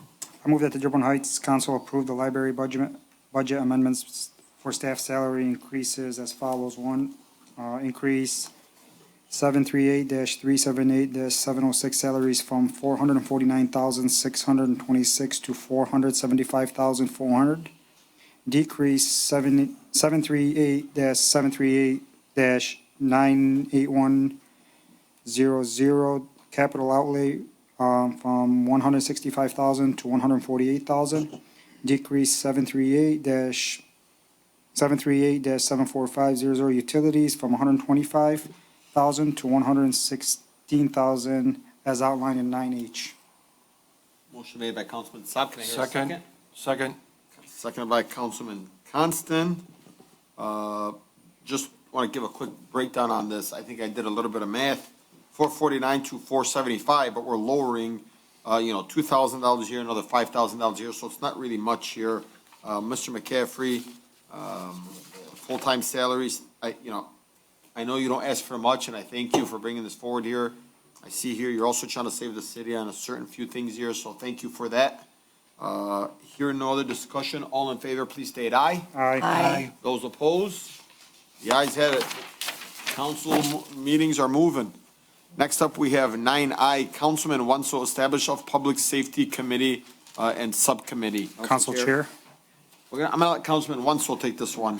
It's his, motion. Thank you. I make a motion that the Dearborn Heights City Council establish a public safety committee / subcommittee. The purpose of this committee is to investigate matters pertaining to the public safety of our pedestrians and report to city council's concerns and suggestions how to address such concerns. This committee would report back to the city council, and city council will relay the information to the administration for further actions. This committee would consist of 3 to 5 Dearborn Heights residents of legal voting age. It is further suggested that in this motion that Margaret King be appointed chairperson of this committee. The chairperson of this committee, Public Safety Committee, would act as a representative of myself or the city council and be treated as such when corresponding with other Dearborn Heights City department heads, employees, and appointed persons as outlined in 9I. Support. I don't know if I can, but can I? Yes. Motion made by Councilman Wenzel, seconded by Councilman Baidoon. Any discussion? Council Chair? Councilman Wenzel. It's pretty obvious, anybody that's been watching anything that goes on in the city, we've had issues with, public safety with our pedestrians. We tried to establish a public safety commission, a year or so ago, and it was kind of shot down, and this is downing it a little bit pertaining just to public safety of our pedestrians. And if anyone's been watching the meetings, everybody knows here that Margaret King has been a main advocate for this, especially for representing the family of Joey Smith and when he passed away on the corner of Annapolis and Pardee. And not only am I doing this as an emotional or ceremonial thing, Margaret King has done more than her due diligence in this matter. She's investigated a lot of things. She's reported to city council already.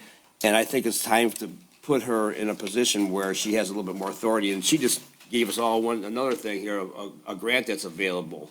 And I think we need to have someone, take the initiative on our behalf and report back to us to take action. I think So Councilman, are you saying that this committee or this person or this public safety committee is going to report back to the council, you're saying? Yes. Okay. Well, we give them the power to, like I said, in this motion, to talk to department heads, and they're to respond to her as if they were responding to us as far as giving them information. I love this idea. I would love to see this being passed unanimously. Any other discussion? Yeah, I'd like to see Rachel appointed to this too, if possible. Okay, well, guys, I think what we could do is, I don't know how this process works. I don't either. I mean, Yeah, but these two have, Council Chair, these two have done so much research on safety. They're never recognized or given enough credit for it, and I truly believe that Margaret King and Rachel LaPointe should be both considered to be on this committee. All right, well, we're asking for 3. Sometimes I look at her information, 5, yeah. it's more valid than the city's, so. All right, well. Council Chair, the reason for this Might as well choose motion 3 was people now. Let's throw Zohair on there as well. Yeah, I'll amend the motion, but it's something I wanted to get started because we talk about it every meeting. Absolutely. And it's a very emotional thing, and it's a very important thing in our community for pedestrian and public safety. Mayor, Roger, can you guys discuss, what's the charter state? I don't know if you know this part of the charter. The mayor agrees to this. Mayor? It's not a commission, right? It's a committee. I believe you can set up your committee. And I think they'll follow the rules that they come up with.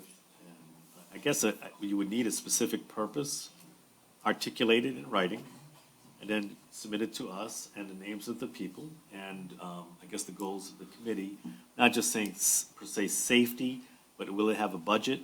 Will it have a specific timeline of goals to achieve? And that'll help it be successful in going forward. Nice. So why don't we do it subject to Roger putting something together for us? Well, I think if we have two members, I mean, maybe they could come up with You know what? between themselves You and want to come give up them with an full idea. autonomy, that's great. Rachel, would you, Council Chair? Can I address her out there? Rachel Lapointe, would you be willing to join this committee? I'll be willing to serve as I am asked, for sure. I'd also like to then nominate Zohair Abdul Haq to be on it. And I'd like to nominate Mohammed Jani also. Yeah, Mohammed Jani. 2 from the north, 2 from the south. There you go. Mr. Perfect. Jani, will you take it? Thank you. Mr. Abdul Haq? Would you like to amend your motion to add the 4 new body committee? This is great. Oh, yeah, for sure. Let's do that. Let's add those 3 onto with Four. Margaret King. Those Okay, 3 yeah. with Margaret King, yeah. Yeah, 4.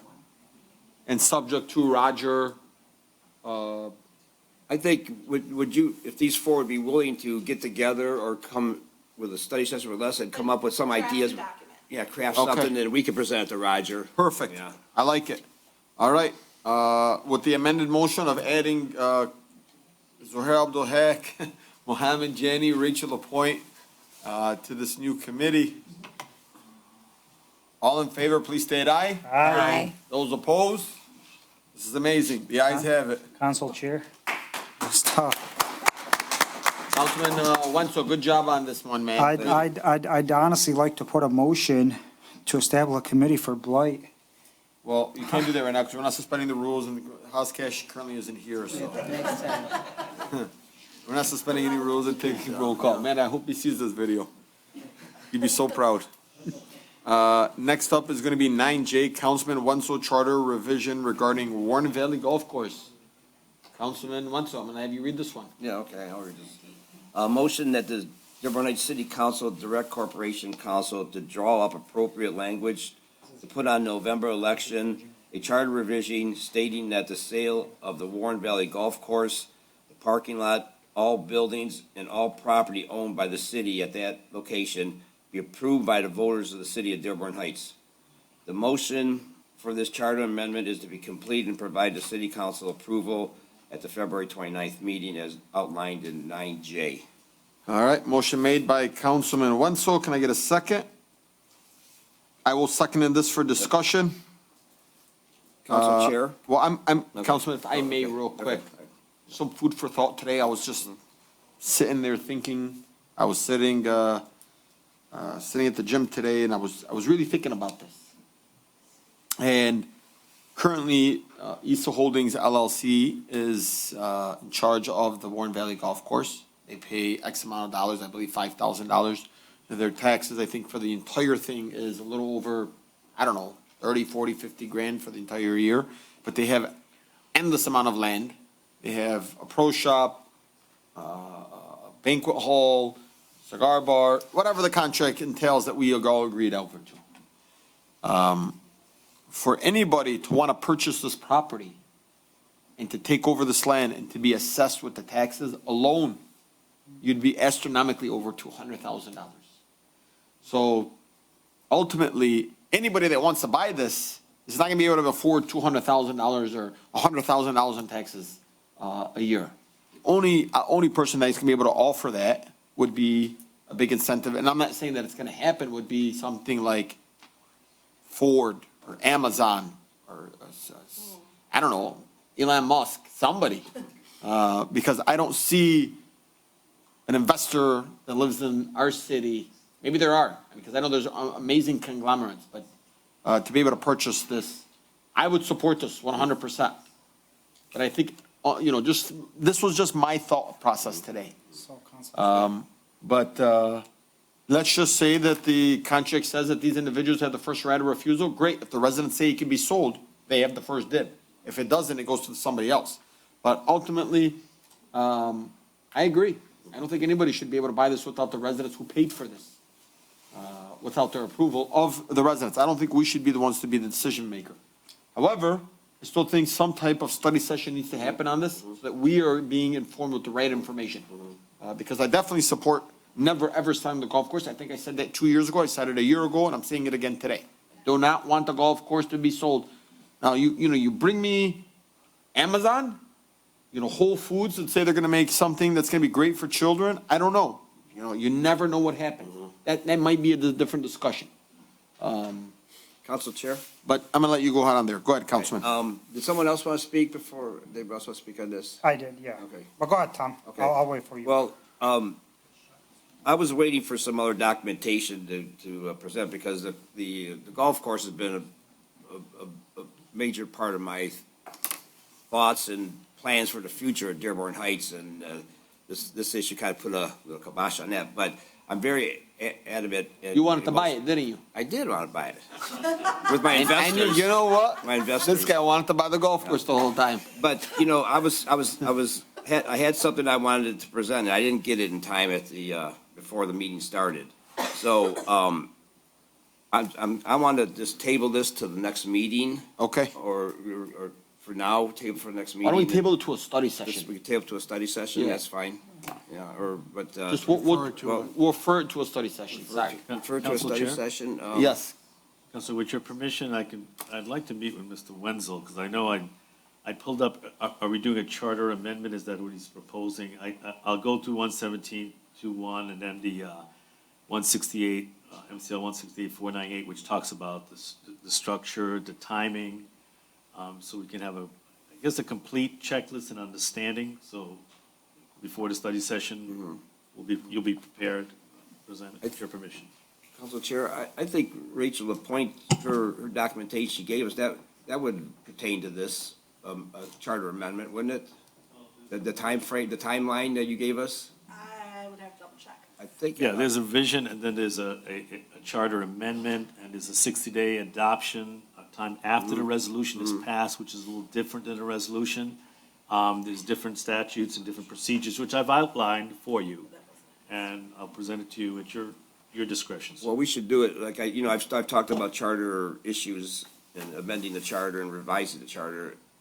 Time is of the essence, if you want to get it on a ballot. And I talked with the clerk last time we tried doing something like this, and things had to be in by, like, April or something like that, so we've got to act on it. It can't be a month off, and then we should, have these a study session, or, on this. There's a 60-day. I'm up for referring to a study session. I'm not going to take up too much time here, but I will go, there's a 60-day requirement as well as a 7-day before the election. So there's this timeline that you're correct, there are time periods that we have to follow, and the clerk has to follow under MCL 168.498, which I'll present it to you, we can go through it. Council Chair, I believe, I might be mistaken, but it has to be sent to the Attorney General, I believe, for their approval also. Yeah. Okay, so So the governor and the Attorney General's office. and there's some other issues in there that are brought up to my attention that we should address before, to finalize this, to make it all kosher. And, so I'd like to refer this to a study session then. If that's possible, Council Yeah, Chair. we can definitely do that. I think that's, and if anybody has any discussion on this, guys, meeting's going smooth. Let's save those questions and those thoughts for the study session. That's the whole purpose of this. All right, so we're gonna refer this to a study session. We're gonna still vote on that. Okay, we're gonna amend it to, okay, would you like to amend your motion? Yeah, I'll amend my motion to, And I will second that amendment, so. Refer it to a amend study the 9J to take it to a study session, refer it to a study session. All in favor, please state aye. Aye. Those opposed? The ayes have it. Motion carries. Thank you, Councilman. Next up, we have 9K, Councilman Wenzel, ARPA Fund Breakdown. Thank you. Council Chair, Go ahead. You want to read it? I move that the Dearborn Heights City Council direct the administration to provide City Council with a complete breakdown of all ARPA money received in 100% and a 100% to the penny breakdown of all ARPA money spent up to date and on what it was spent on. This is to include all portions of the ARPA money, restricted and unrestricted. Please include unspent balance to date of our ARPA money as outlined in 9K. Second. Motion made by Councilman Saab, seconded by Councilman Wenzel. Any discussion? Council Chair? Councilman Wenzel. You know, the ARPA funds have been brought up on probably every meeting since we got this money. Yep. And it'd be nice to know exactly how much we have left in which account, restricted or unrestricted, and what we spent it on already. I know we hired a company to tell us how, suggest how we spend our ARPA money. I'm not sure how much we've paid them yet. There was holiday gifts given out at Christmas time, which was ARPA money. So it'd be nice for us, since we're talking about ARPA money constantly, and we actually had City Council approve ARPA money to be given to our first responders and our essential employees that work through COVID. That was passed by City Council and hasn't been, to the best of my knowledge, hasn't been paid out yet. So it would be a good idea to say, how much of this has been spent, how much we have left. I mean, to the penny, because it's always said that this ARPA money has to be kept record to the penny. So we should, that should be pretty close up to date as we speak right here. All right, thank you so much. I agree on this one, Councilman. I think this is something that, we owe to the residents at the end of the day. We owe it to our employees. Mayor, you think we can schedule something so that when, is there a study session scheduled, Madam Clerk? Oh, there will be. Thank you so much. All right, there you guys have it. So, anything else? All right, hearing no other discussion, motion made by Councilman Saab, seconded by Councilman Wenzel. All in favor, please state aye. Aye. Aye. Those opposed? The ayes have it. Just want to, full disclosure, this motion is to basically Direct the administration to provide us with that information. Okay. Okay, next up, we have 9L. Councilman Wenzel is extremely popular today. Call for a used car lot ordinance. Council Chair. Councilman Saab. I move that the Dearborn Heights City Council direct Corporation Council to draft an ordinance restricting any further issuing of licenses for used car sales. Also determine the number of these licenses to be allowed in the city of Dearborn Heights as outlined in 9A. Motion made by Councilman Saab, seconded by Second. Councilman Wenzel, with hope. This one, I think, is straight to, Council Chair. yeah. I would like to, if we can amend this, because this is pretty vague, Councilman Wenzel. I'd like to add that we move, if we could, we've had Corporation Council before about the special land use with the Planning Commission. If we can move that and amend it to that too, because, the zoning falls into such categories that the Planning Commission has the authority to do something that will never come in front of us. So I'd want the power of the special land use coming to City Council for us to make that final decision. I think that should Council be, Chair?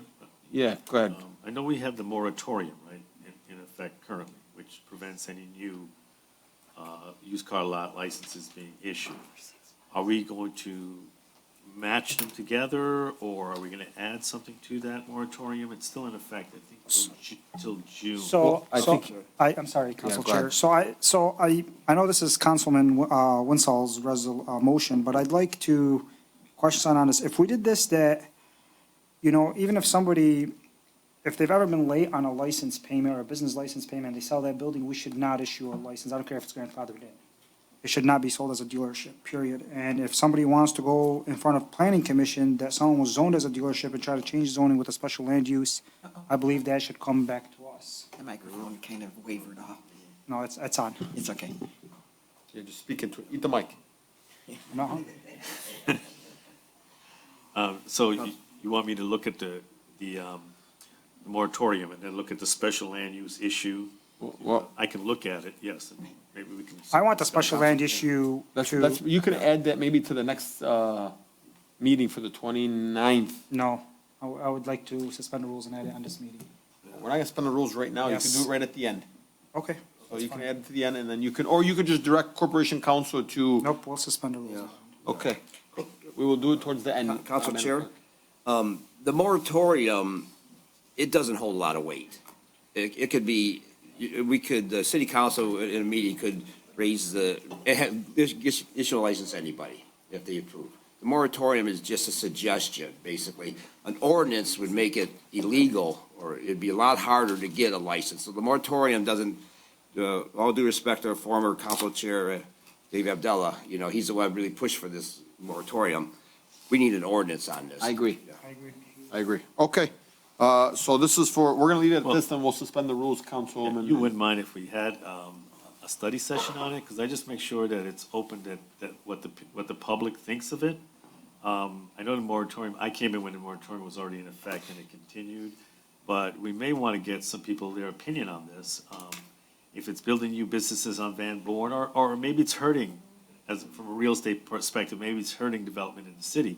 But I would like it open for the citizens to do a study session on something like this, so I can help craft the ordinance the way you want. I think this also just says used cars, right? This is not saying, like, if Chevy want to come open up a new car dealership here, that'd be amazing for the city of Dearborn Heights. But when you want to have, Uncle, John and Joe to come up here and open up a used car dealership, and they're just throwing these broken down cars in our city, I think that's ultimately the perception or the facade I think he's going at. The moratorium, Council Chair with permission, the moratorium has been effective. I don't think there's any new car, with new licenses Council being Chair? issued, however. Council Chair, I beg to differ with the Corporation Council. There was a moratorium put on issuing any new licenses for used car sales. In our last meeting, the city council, except for me, voted to go against that moratorium and issue a used car license to a business, an address that did not previously have a used car license. So that's why you need an ordinance. I visited that location. It used to be Donovan VFW Hall. Well, And I think. my father was a member at the Donovan VFW Hall. We had a class reunion there. I had my first city council fundraiser at Donovan VFW Hall back in 1997. And I drove by there the other day and my jaw hit the ground. It looks like a war zone there with the vehicles, demolished vehicles beyond repair. I mean, these vehicles cannot, and dozens of cars with no license plates on them, which means they're not there for service, they're there for sale. I think this council did a very discredit to the people on the south end in that area by issuing this license to this gentleman. All due respect to him, nothing against him. It's just the fact that we went against the moratorium and issued a license.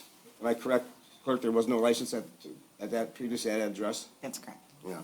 Yeah. So I think this moratorium is one thing, but we need an Madam ordinance. Clerk, I'm so sorry, I agree with you, but was there a license for the one before the other owner? There was never a used car license. Really? But there was.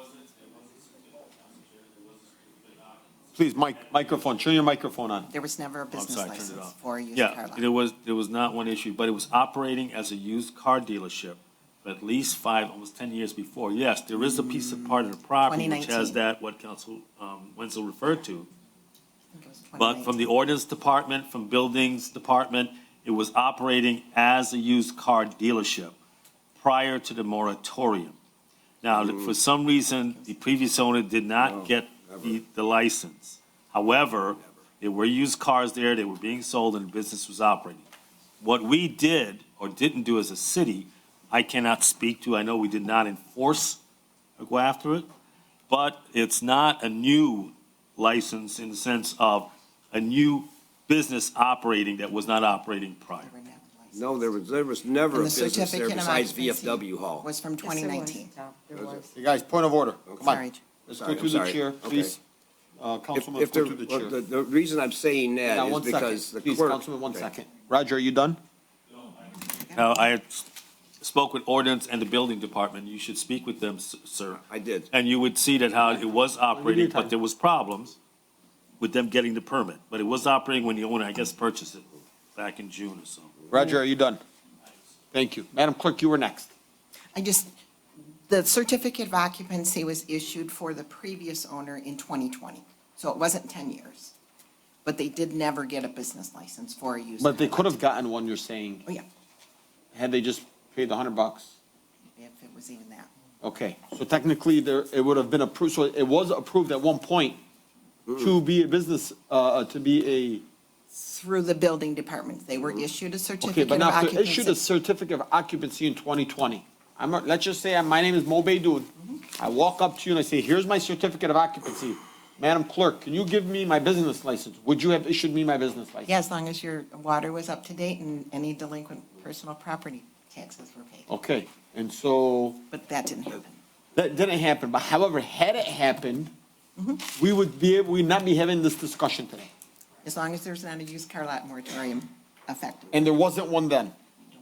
I don't know what the time period was. Okay, I think there wasn't one in 2020. I don't, there was a gap when it wasn't, but I know that, I don't know when it was placed offhand. I understand where you're coming from, Councilman Wenzel, but I want you to know the misstep by the one owner has given the debate, is what I'm saying, has given the debate.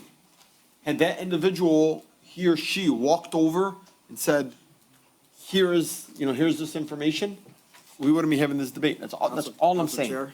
Yes. Chair? But they didn't. I know. It didn't happen, so you can't say, well, if it happened, so we're gonna give it to you, because it might have happened. You can't operate that way, you gotta go strictly by the rules. And my statements were reflected on the clerk's comments that there was certificate of occupancy there, but there never was an official business operating there. They were doing it illegally. They had this business operating, and they knew it. They're a business, and you're operating without, I'm just speculating that they knew it.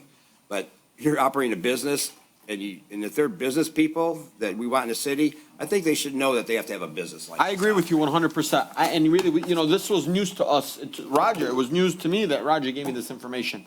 But, without any other discussion, I'm sorry, Councilman. Well, yeah, I was just going to say, and we all are familiar with the old Donovan Post. We had a lot of Goodfellow victory parties there and so forth. I had family members that volunteered there. But I encourage Councilman Wenzel, as far as the ordinance violations, if there's blight, to call those in and let's get those taken care of now. I agree. Remember the issue, the gentleman, there was some discussion whether or not he was there before he bought the business and if he was grandfathered in. And there are more and more each month used car businesses, especially along Van Born. But let's have ordinance get out there and see and ticket him if there's blight and get it taken care of. All right, hearing no other discussion, guys. Motion made by Councilman Saab, seconded by Councilman Wenzel. All in favor, please state aye. Aye. Those opposed? Roger? The ayes have it. Next up, we have Councilman Wenzel, position 2 ordinance officers and 1 building inspector. Council Chair, Councilman Saab. I move that the Dearborn Heights City Council direct the administration to hire two full-time ordinance officer whose job description would be solely for ordinance enforcement of rental property. Secondly, direct the administration to hire 1 full-time inspector whose job would be solely to inspect and enforce building code issues of rental properties as outlined in 9M. Second. Motion made by Councilman Saab, seconded by Councilman Wenzel. I will say to Councilman Wenzel, thank you for putting this forward. I think this is long overdue, but I think this is something we've also requested a couple of times. So hopefully this directs the administration to just go ahead and do this. Any other discussion? Council Chair, once these 3, I'm thinking about amending it to 3 full-time ordinance officers, because, just talking to the ordinance department and the ordinance officers, 2 would be gratefully, welcomed. I'll amend it. Yeah, the 3 would be, but the thing is, right now, I just want to make sure that they all have a job to do, and, not that saying they're going to sit around, but, saying, hey, we don't have enough to do, because with grass season coming up, they're going to be, swamped, and maybe we can come up with another way to hire some people to check the grass. But once these three positions are approved, and maybe we could get together with the ordinance director and the building director and say, how would you like to utilize these three employees best to your benefit? Well, I want to also maybe just add on for here for maybe Councilman Saab can, Madam Clerk, don't we have to add maybe like amending the budget? Because you have to amend this budget. That's right. That was one of my other, And so there's nothing additions. here that says amending the budget. So it's great. We can hire two people. What, are they going to work for free? No. Council That was Chair? one of, I forgot I wrote that down. Council Chair? Yes. I'd like to, I definitely would amend it to, amend the budget to this as. We talked about that, As yeah. requested, but I also for. Hold on 1 second. And clerk, because before you move forward, we got to amend the budget. We can hire these people with no money, you know? No, I said I want to amend it. To amend the budget. So how To would you? hire two, Yeah, see. based on, I mean, they're gonna get the I mean, let's figures. say that, you know, the two starting pays for the, whatever that number is, Madam Clerk, will be subject to what you guys, Current salaries. These of current full-time salaries employee. and pensions or benefits. to full-time, and this is Positions. all over the place.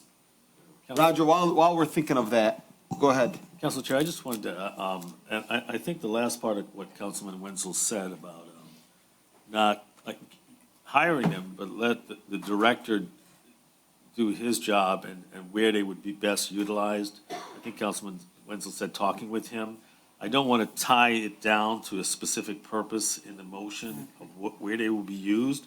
Yes, three ordinance officers is an excellent idea. I just would leave it up to the director in charge of his department of how best to utilize them, keeping in mind what the councilman has said and the necessary uses. Those are some, so. Well, I don't think we should be the one to direct the director on where we want them. I think the director needs to direct them, but let Councilman Saab finish, because he was, and I let So- Roger cut in front of him, which. Council Chair. Yes. So I agree with Mr. Winslow's, hiring two or even three. The problem is we have so much blight in the city. The cities in the past couple of years have gone shams, man. Nothing's being enforced. Like Angela. And, you know, from grass to cars to burned structures to abandoned buildings to rentals, it's, you know, when I was running my campaign, I walked in these neighborhoods. Some grass were as high as 2 feet. And I mean, I would ask Director Dishroom too, in the summertime, hire part-time students that have their driver's license, go around, issue grass tickets. And one thing I'd like to do when we suspend the rules too is see how we should double our fines. Because when you hit them in their pocket, they're gonna abide by the rules. Honestly, I'm for it. Council Chair? Okay, are you done? Hang on 1 second. Yeah, but I got a follow-up to Roger. Go ahead, Roger. Okay, we are doing that. That's why we set up that seminar here at City Hall on the 21st, 6 to 8 p.m. on ordinance, to direct and have a presentation of how ordinance works to the community, how best we can use CDBG funds to clean up the area, how we can deal with the blight, the grass. It's an opportunity and a reach out from the ordinance department to the city to come. It's the 21st, 6 to 8 p.m. here at City Hall.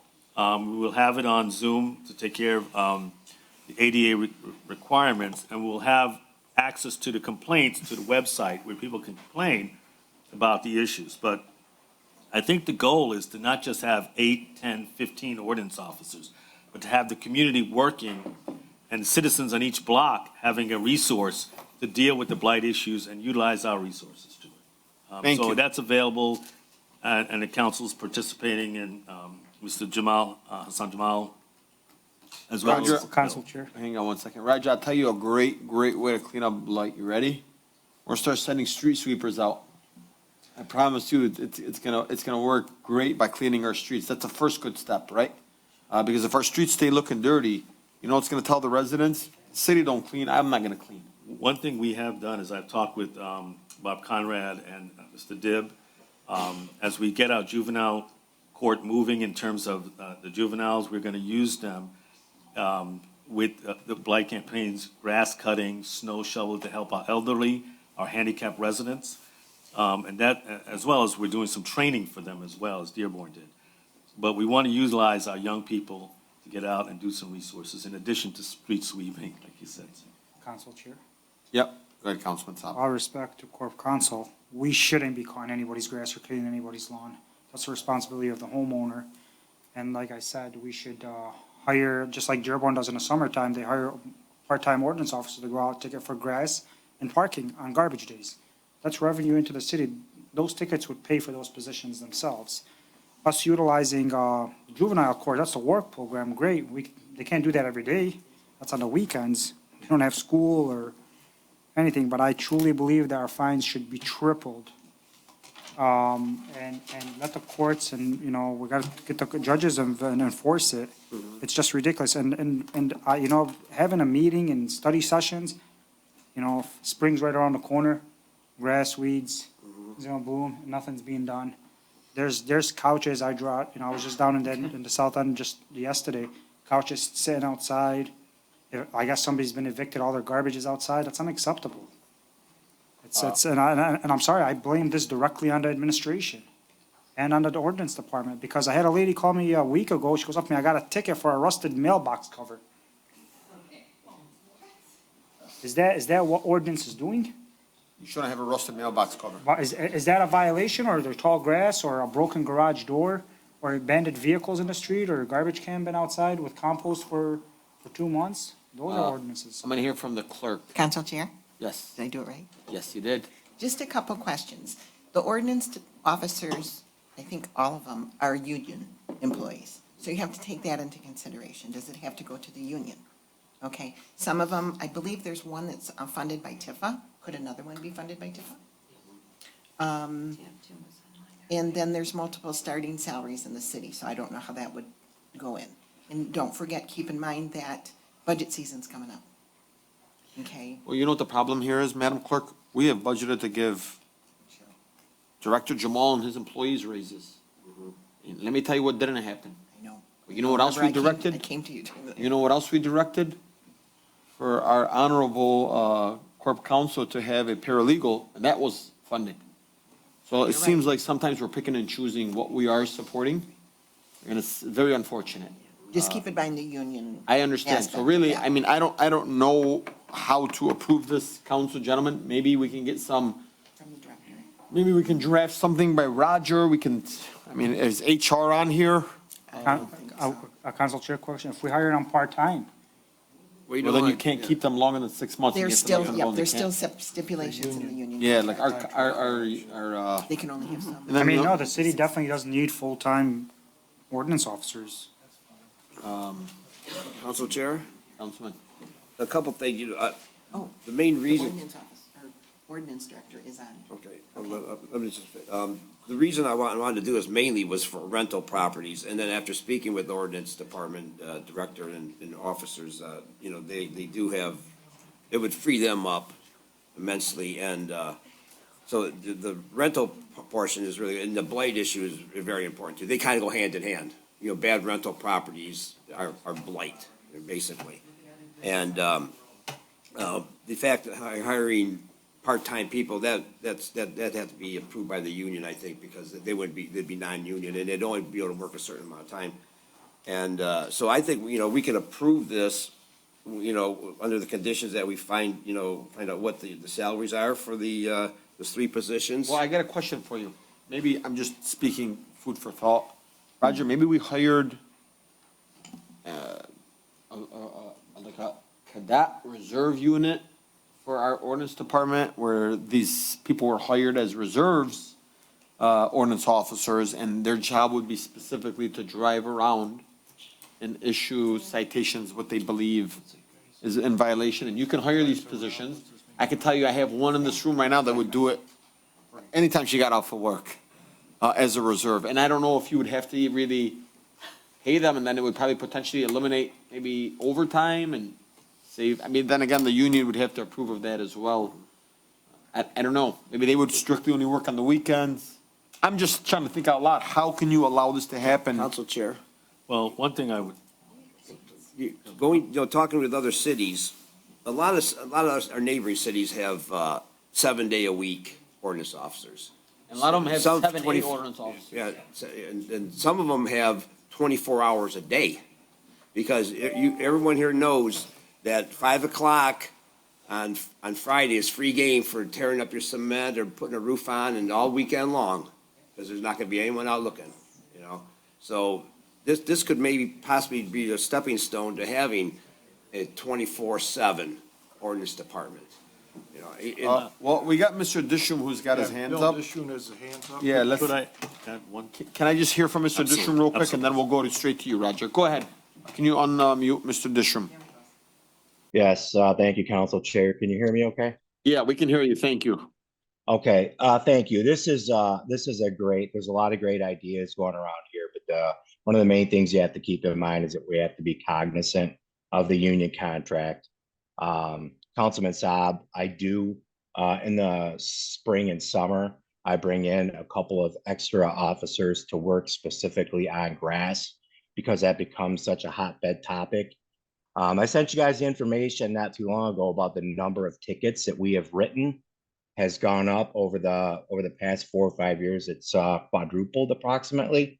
We're out there. There's a lot of different issues. I know recently one of the things that came up was the business licenses.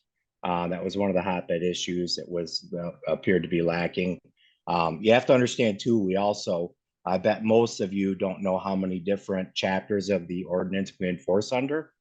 Can anybody answer that question just out of curiosity? A quick number. 25. That's the number. So we do the best we can what we got. I'm always all about hiring full-time. That was my plan. I had my budget meeting scheduled for the 28th. I always ask for full-time. That's what I want because the part-timers have to leave after 6 months. So it's a little frustrating.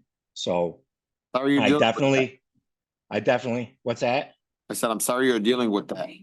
No, it's okay. I appreciate the support. There's a lot of good ideas. I appreciate it. If you guys have any other questions, let me know. You can always reach out to me. So, Mr. Dishum, like, guys, I know this is something I think we all need and want. I think he's right. Budget hearing is right around the corner. Maybe we could, put our hopes one more time since we have a new comptroller here. And Roger, you can hear the frustration and the voices of the residents, of this council, Uncle Bob, all the way down to Councilman Wenzel. Because I want to pass this, but then this would be no different than us saying, like, we could be in violation of, one, making sure we're not amending the budget. Two, what if there's a grievance come out from the union? There won't be. I'm sure there won't be, but I'm just trying to, look, you want to move forward, but you're not amending the budget here. Mm-hmm. You're saying you want to hire 2 people, but you have not done a budget amendment. I said I would amend my budget. But we don't know the number. We can come back with that in the next meeting with the numbers. So, and then we also need to, guys, nothing from the audience, please, guys. We also need to add a timeline of when we are going to have HR request, send out information that we're hiring. What's the delay gonna take? I would also like to see a timeline on that as well. Like, we don't wanna wait and say, we're gonna do this, and look what just happened with the in-center coordinator. I still think we don't have a full-time in-center coordinator. So, if we're gonna start requesting for these 2 positions, when will HR put her up on the website? When will we go through the interviewing process? She's been interviewed. She has been, there's 2 more to interview. I'm not discussing about that. I'm just using it as an example. How long have we been asking for it about, Councilwoman? 2 years. Plus a year. Several years. We're still fighting that fight. So, ultimately, I'm gonna push for this, but I think this also needs to be, articulated a little better. Okay. Requesting that HR puts it on effective immediately, subject to amending the budget to, Fund the positions. To fund the positions.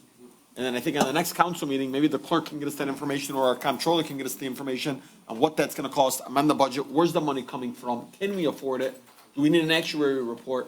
I'm just giving us the facts, right? Like, we can't be double-sided on this one. We can't say that the administration has to be one way, but the council's gonna be a different way. The council's gotta be the same way as this administration. We've called on the administration to act a certain way, and so we are gonna also call ourselves to act a certain way. You agree to that, Councilman? Sure, yeah. Because I don't want to hear one day, oh, well, you guys did this, and so we did it as well. We're following precedent from you. Because then we'd be no different than what we fought this administration on by saying, and the guys, by all means, I don't want anybody to take my passion for this and defending. I support this 100%. I just want to make sure that we dot our i's, cross our t's, and make sure we're following the proper policy and procedure. That's all I'm asking. Council Chair. Go ahead. Also want to blame some on Roger too, can't let him go. I mean, start enforcing these tickets in the courts. Enforce 99% of them. If I can address, I think one thing, Council Chair, I had a privilege of taking a 2-hour tour on blight issues in the city with Angela and Vince last week. And they showed me everything. You know, we had, when I was in Detroit and we started the community prosecution with Mr. Duggan and stuff, we had what's called weed and seed money. And there was funds available to the city of Detroit, Hamtramck, to fix up areas. So it's like an airplane. We have to enforce, yes, but we need also business people to come forward and help us. Some of those issues that I saw, it's gonna take input of cash and money to hire people and to clean up some of these areas, which I think it's a joint effort that we have to work on, and not just one way, but both ways. And I think that how, if we can put a committee together focusing on the fundraising to take some of the areas down Van Born and some of the other areas with the truck stops and things like that that we went through and toured carefully, that needs cash and money to help. All right, guys. I'm sorry, just a follow-up. So, and honestly, Roger, This is the last comment. I go back, I mean, I keep my property well-maintained and so should any other business. If my grass is not cut, I should get ticketed. I'm not asking the city, I'm gonna raise money for them to pay for my grass. We shouldn't do that. Enforce our ordinance. Enforce the fines, make them pay. Nothing for the audience. I'm so sorry, Angela. Please, point of order. I'm so sorry. Thank you. Let's take this to a vote. Guys, Councilman Saab, can you amend this budget to say subject to amending the budget and coming back with salaries and have an actuary report? and have an actuary report. Do we have to have an actuary report? I don't know if we do or not. I don't think we do. We do. Listen, we're gonna. It's Just cross our teeth and put it, so it doesn't delay. Dot our i's, cross our t's. Okay, well, I don't want this to last, hiring these guys in No, August. good news is we have a budget coming around. I know, You know but we what need we're to gonna do it fight before for? that. 'Cause We're that gonna was fight for those positions. We need them before the grass starts growing. I agree. I agree.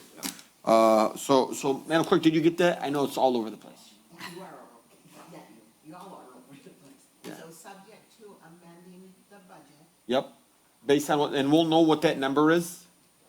Go right ahead, I'm sorry. I guess we'll know what that number is by the next meeting. Councilman Subject to Wenzel said he's gonna take that upon himself to do his own research. Maybe Rachel Lapointe will help him. Subject to amending the budget. Put it on the list. And subject to An actuary. Zohair. an Fund the actuary report position. and with a effective time date on when it should be published, hired, and. Within moving 30 days. forward. Don't worry about all that. We'll bring Yeah, that. don't worry, yeah, that's part, no. Good one, son. You really, okay. I wish we could table this and Subject to clean this up. amending the budget to fund the positions. And if required, Yes. an actuary report, Yes, if required. if required. And to present that to the council, Effective immediately. well, we got a meeting, meeting. right now would be immediately, right? By the next meeting, By the next meeting. 27th, is that what it is, or the 29th. 29th? Do you do that motion? Sure. I'll Do you that. second that? Yes, I approve this. All in favor, please state aye. Aye. Aye. Those opposed? Guys, can we get a better aye for this? We're for the record. All those in favor, please state aye. Aye. Those opposed? The ayes have it. Motion carries. Congratulations, Councilman. Council Chair. Congratulations, Can we take a residents of 5-minute Dearborn recess? Heights. Yes, let's take a 5-minute recess. I think I like that. Let's pause it.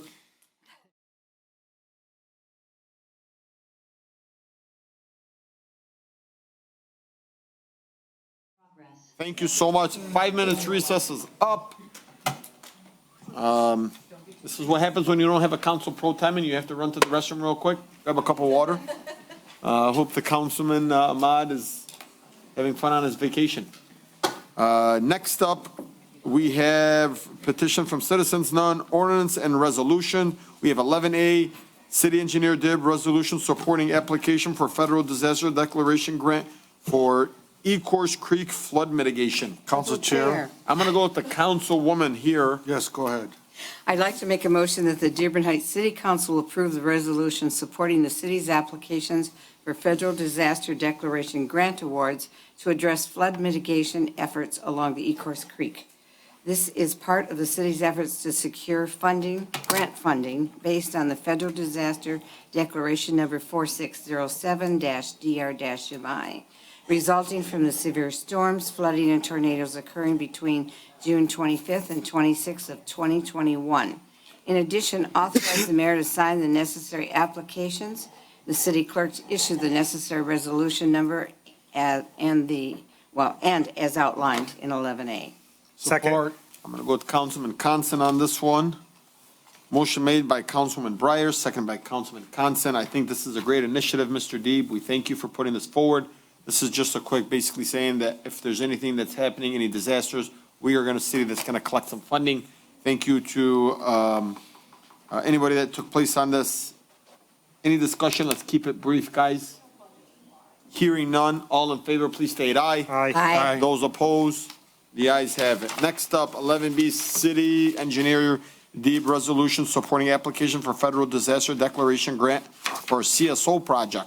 Council Chair. Councilman Constant. I move that the Dearborn Heights City Council approve the resolution supporting the city applications for federal disaster declaration grant awards for the combined sewer overflow CSO Al-41 project.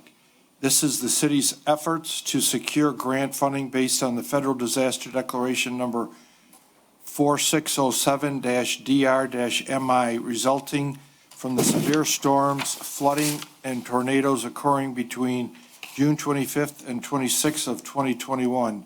In addition, authorize the mayor to sign the necessary applications and the city clerk to issue the necessary resolution number as outlined in 11B. Second. Motion made by Councilman Constant, seconded by Councilman Saab. This is similar to the last resolution. I am going to offer any discussions, but this is similar to what the last one is. Hearing none, please state aye. Aye. Those opposed? The ayes have it. Mr. Deeb is excited. You don't even have to get up there and break anything down. Next up, we have 11C, but before we move forward on these next two resolutions, I am going to ask this body to refrain from speaking too much on this. I'm going to say we're probably going to leave this to limited to no discussion. Either you're voting yes, you're voting no, keep it moving. We're not going to get into depth or detail. Roger, I don't even want to discuss this. Let's read the motion. No, I just, Council Chair, if I may, there is advice from legal counsel that we tabled both motions. We are aware of that. I know. It was brought to our attention. We were also told by special legal counsel for this council that it's not necessary to table that, so. That's okay, and there's also, Well, Mr. injunction. Hang on, Roger. Oh, We didn't even read this yet, so we're not even up for discussion. Before, okay, I just want to let you know, there is there's a federal injunction that Yes, says. yes. and We don't want to go into depth with this conversation, Roger. I don't want to be swayed. I don't want any of this council to be swayed in any certain way. Council Chair. We're going to read this motion by Councilman Saab. We're going to read the motion by Councilman Constant, and we are going to be moved forward with this stuff. I don't want to have too much, I don't want to go into any detail on this. Please, everybody's lawyered up. Let their lawyers do their jobs. Let the courts make their decision. And if we are held responsible in any way, look, the discussion I heard that happened was they would like it to be tabled, but the council has to do what the council needs to do. That was what was said verbatim. As long as it's on the record. Thank you. 11C, Councilman Saab, go ahead. I move that the Dearborn Heights City Council adopt a resolution for City Council to intervene in lawsuit as outlined in 11C. Motion made by Councilman Saab, seconded by? Second. Councilman Constant. I don't want to go into discussion. Hearing none. Council Chair, Yes, Councilman. I think that the resident, we've got all this documentation and we're privy to a lot of emails. The residents should kind of know what this is all about. So I will give a quick synopsis, real quick breakdown, unless we have our legal counsel, if the council's okay, maybe I can have him just basically what this entails, very brief, 35, 40 seconds. Again, I don't want to go into detail on this. Council members, I'm going to ask that you guys please do not comment on this. If I may? Please, quick. Sure. There was a lawsuit that was filed. The city council was not consulted before a preliminary injunction was agreed to. That violated the city charter. This would allow special legal counsel to take the actions necessary to intervene in that action to attempt to address that violation of the council's authority. Thank you. Thank you. Roger, would you like to add anything? Yes, there's an injunction against the actions directly or indirectly engaging in the following activities: enforcing City Council Resolution 11A or any related or successor resolutions. I believe that how we're under a court order, which supersedes everything. It's a federal court order. In fact, it goes into. Roger, that's it. We're going to stop there. I'll stop. First of all, hang on, Councilman. Roger, I don't want to go into depth. Do you just, guys, I'm not doing this back and forth. A lawsuit filed I disagree. A lawsuit was filed against the city of Dearborn Heights. The council was never consulted. The council's making a vote to intervene and inform the courts how we feel because we were never intervened. That is it. I'm going to give you 10 seconds. Yes. I don't want to hear a debate against Roger's statement, please. All I'm saying is that the injunction deals with the lawful performance of duties of the executive. Thank you. No more. Motion made by Councilman Saab, seconded by Councilman Constant. All in favor, please state aye. Aye. Those opposed? No. Madam Clerk, can you please take roll call? Hassan Saab. Yes. Mo Beidun. Yes. Tom Wenzel. Yes. Robert Constant. Yes. Nancy Breyer. No. Motion carries 4-1. Thank you very much, guys. Next up here, we have 11D, Councilman Constant, resolution for City Council to review and investigate Act 78 claims. Council Chair. Councilman, well. You want me to read it or you want to read it? You can read it if you want. Well, just for the record, before you read it, again, that is part of the. Time out, Roger. We can't have a discussion on something we have not read yet. The motion has not been read. I know, the injunction says from directly or indirectly engaging in the following activities. That includes reading what you want to read in terms of a resolution. Roger, I'm gonna refer, the courts will make their decision. If we did something wrong, we will be informed of that, please. For the record, our MMRMA attorney has advised against this. Nothing against Act 78. This Act 78 it is has. saying, Roger, this, hang on. Well, first of all. I'm just reading, I'm just telling you. Time out, please, what point they of said, order. that's all. Please, go ahead, read your motion, Councilman Saab. I move that the Dearborn Heights City Council adopt a resolution for City Council to review and investigate Act 78 claims as outlined in 11D. Motion made by Councilman Saab, seconded by? Second. By Councilman Constant. The discussion on this has nothing to do with what's happening in the lawsuit. This is saying any claims that happen with Act 78, the council should be informed of what happened. This is not talking about the current lawsuit with the injunction.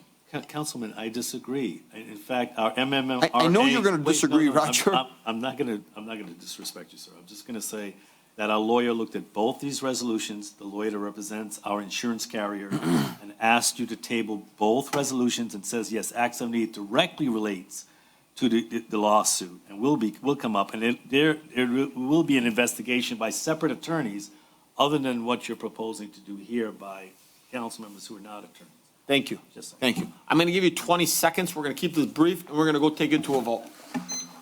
This has absolutely nothing to do with the lawsuit. These are all lawsuits and claims that have been previously dealt with, and just trying to make sure that they were done in an authorized way. Thank you. All right, hearing no other discussion, motion made by Councilman Saab, seconded by Councilman Constant. All in favor, please state aye. Aye. Those opposed? No. There you go. Madam Clerk, please take roll call. Nancy Breyer. No. Mo Beidun. Yes. Hassan Saab. Yes. Robert Constant. Yes.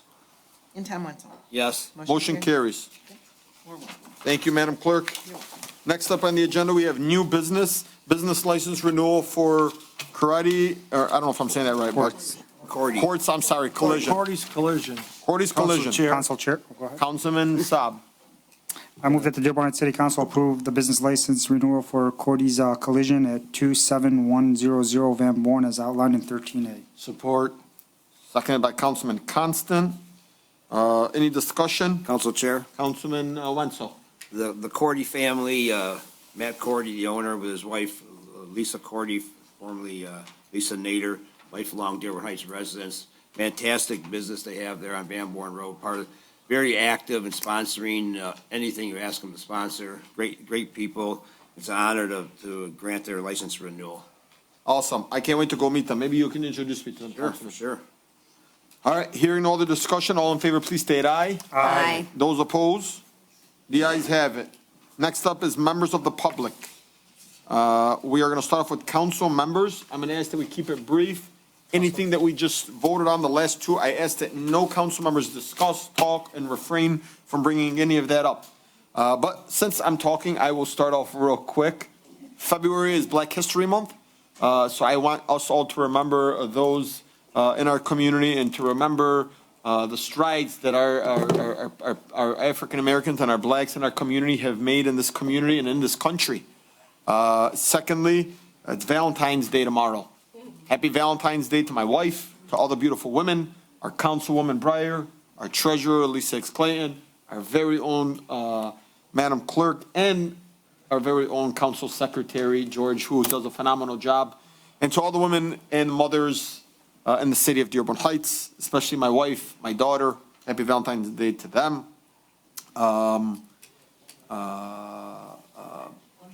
Real quick, happy Fat Tuesday. There's a lot going on here.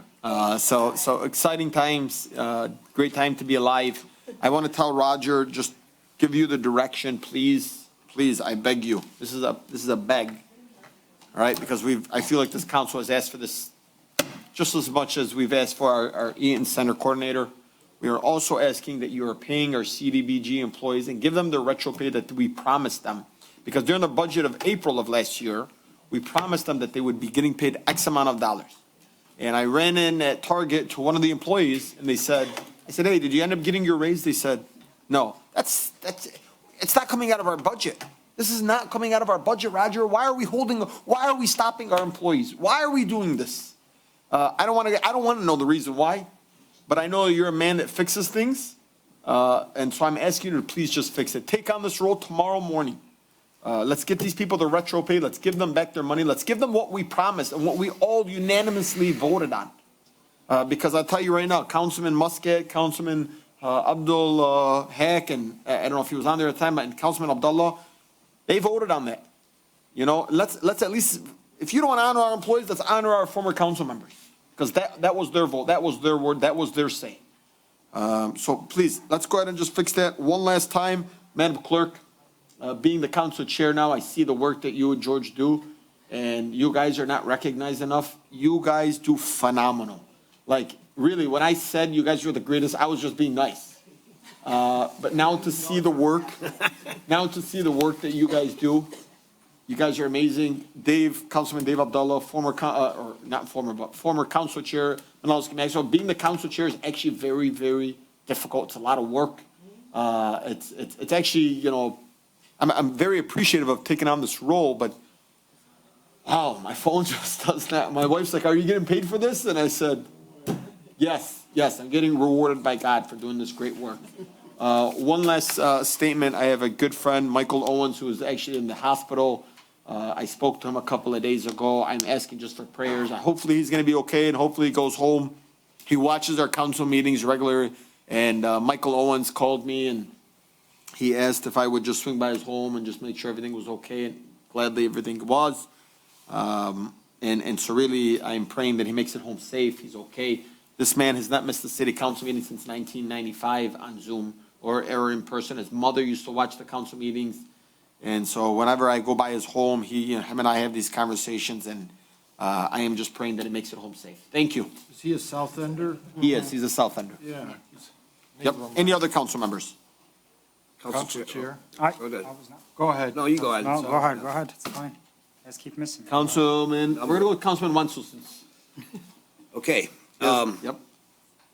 First of all, it's contract time for our local fire department, our local 1355 guys. They're in contract negotiations right now, and they're not going well.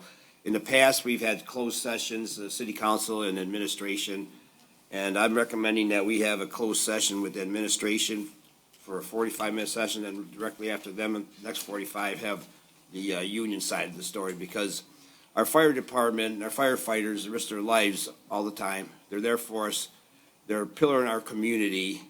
And I think they need, we need to find out because the administration has had us in the past. Council Chair, I'm gonna. Hang on, this is. I don't want administration has interference had with us the in the collective past. bargaining. No, I don't think I don't think he's not negotiating any of this. No, Roger, point of order, please. The administration. Do me a favor, just do not discuss, I'm not. you just do not discuss about money and what anything was talked, don't have any of that. Then- And don't show any favor, you can't show any favoritism to either side. Then, in the past, administration has called closed sessions to discuss union contracts with us on basically every contract. And I'm just doing this, the same thing. I'm just calling this closed session. And I don't know the procedure of how calling a closed session, if it has to go through the clerk or through the council chair. But normally we hear just one side of the story, the administration side. And I think it's fair that from now on, we hear both sides of the story. And that being said, you know, I hope you take action on this because I think you're the only one that can call this, because that fits the criteria for having a closed session, right, contract? Yeah, okay. I will get with the fire department, I will see what we can do. Yeah. I can't make any promises at this point, because again, I also don't want to interfere in any. Well, we do it all the time. With the administration calls it, we do it all the time. And I'm just, again, Yeah. nobody, But we heard one I side don't of the think story. anybody already. loves the fire department more than myself. Oh. But we also got a fiduciary duty to the Yep. city and the employees, and I agree with you. Okay. So I will get with Roger, we will discuss, figure out what we can and can't do. And I agree with the And councilman, we're I being think, fair, we're not lobbying from one side. yeah, we're not gonna lobby for one side, but I definitely we hear think. from one, that's, in the past, we've only heard from one side. And I know, we've heard and you know from every what, side. you're absolutely correct. Because we only did hear from one side, Roger. Always, all the closed sessions. Mr. Wenzel, you've come up and spoken against TPOM, which caused us chaos, advocating to try and disrupt that contract. Point of I'm order, just man, asking. I don't think councilman ever I'm did that. not doing that, no, I'm not going that way. I think he spoke out and saying he wants to ensure that everybody got paid equally. That's all he asked for.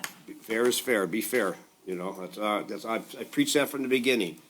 You give X amount to this, X percentage, you give X amount to everybody, same percentage. All Thank you. But anyway, okay, I hope that we follow through on this, and I'm gonna put this, I'm taking it upon myself to start keeping track of old business. I got a couple things, anyone out there has some old business that they know we haven't addressed yet, get a hold of me and I'll put it on the list, and hopefully we'll get it on the agenda.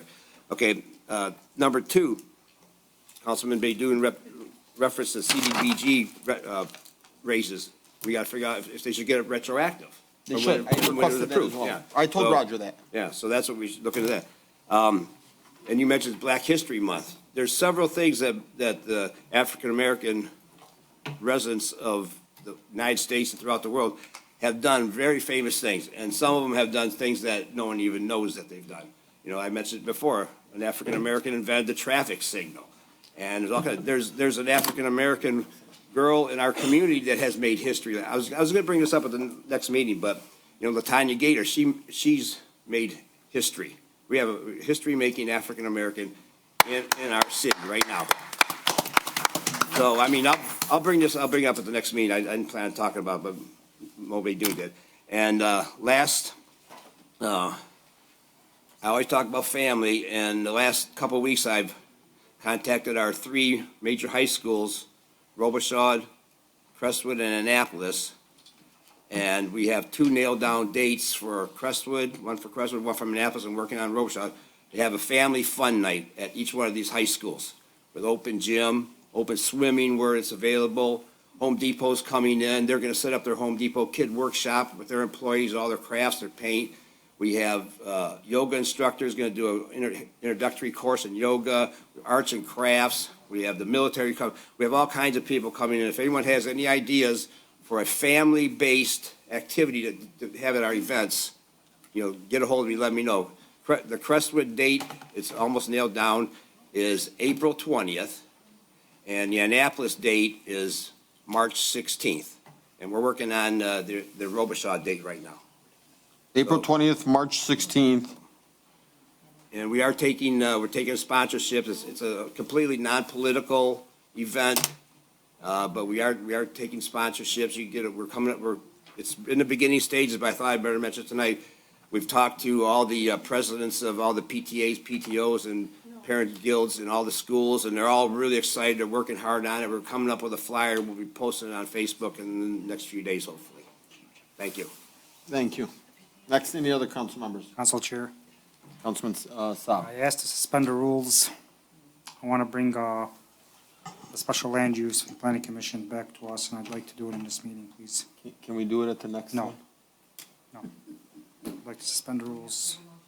You have to put a motion on the table to suspend the rules. I'd like to put a motion on the table to suspend the rules. Second. All right. Madam Clerk, do we need a vote for that? Yes. Motion made by Councilman Saab, seconded by Councilman Wenzel to suspend the rules. All in favor, please state aye. Aye. Aye. Those opposed? The ayes have it. Now that the floor has been suspended, we're no longer at comments from council members. Councilman Saab, make your resolution. My resolution is to move forward and move the special land use from planning commission to city council, the authority of it. So any special land use variances that's needed would have to come from the city council instead of the planning commission. Okay. Motion made by Councilman Saab to transfer the authority of the special land use from the planning commission over to the council. Do we? Second. Motion made by Councilman Saab, seconded by Councilman Wenzel. Council Chair, Council. I'm not sure, but that could be an ordinance amendment. I believe it's an, So can we I don't know change how it? to, it's a legal thing, but I know that the ordinance is a legal document. So that would have to be amended, I So, believe. so this is why I said, let's bring it up. I saw But that our that's- special attorney was I like, no. will, I know excuse me, Council Chair, I apologize. I know I wrote when I think Councilman Muscat had asked for, Guys, please, nothing from the audience. If you guys want to have the conversation, please have it outside. on the issue, and I did a formal opinion, which I sent to him and Dave, Chair Dave Abdallah, on the issue of the planning commission and changing rules to the authority to the city council. So I'd like to get a chance to get that opinion back to you. I mean, one of the considerations is lawsuits and protection. Right now, if the planning commission makes it, we're protected, the city council is protected from a lawsuit, but if you take on their duties and the workload, you may incur then lawsuits from the decisions that are made. I haven't looked at it since I gave it to Councilman Muscat, and I would like a chance to give it to Councilman Saab, and for you all to take a look at it, and then maybe at the next meeting, we can. I mean, we can amend it subject to. Real quick, so I just want to add a couple of things here. This actually passed unanimously from Councilman Muscat. He voted for this, I believe, and it passed, but something happened where I think the former corp council told us you shouldn't. Now you're telling me you have an opinion. Guys, hang on one second, What I'm Councilman. saying I know is- Councilman Saab is next. Look, I'm all in support of this, but what you don't need right here is to rush it. That's why I said give it, No, I said subject to. yeah. So we can put subject to, but there's already a motion that we passed by Councilman Muscat. This was already passed. Like, we all voted on this. I want to say last year. Look at it again and then see what. So, I mean, the motion was, I mean, we've already passed. We can pass it again. But what stopped it the first time? And so, you saying, Roger?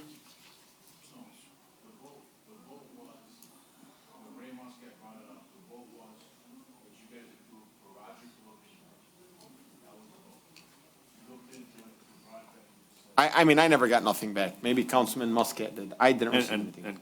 And Council Chair Abdallah both had a copy of it and everything, so I don't know what they did after that, but I can revisit it and get it back to you. What can we make? So how about we do this? Let's go back to our regular meeting and just hear me out real quick. Get us this information can you get it to us? I mean, if you wrote it and you have it, give it to Yeah. us as well. And then let the councilman, either come up and determine what he wants to put on the next agenda. Absolutely. And I also want to hear from the clerk on any type of ordinance that you think, if it needs to be an ordinance for Councilman Saab, then you have to then your resolution needs to say, order the corporation council to put a resolution to bring back special land use to the city council. Didn't what that motion for Ray Muscat say? No, it was to look into it. It was to get us the information. But he only gave it to, from what he's saying, the Dave Abdallah and Ray Muscat. Yeah, and I reviewed from 2007 with Mayor Paletko, the changeover at the time, Mr. Miyake's letters, the studies from, I think Mark Roberts had one in there as well. Council Chair. Hang on one second. Go ahead. Are you done, Roger?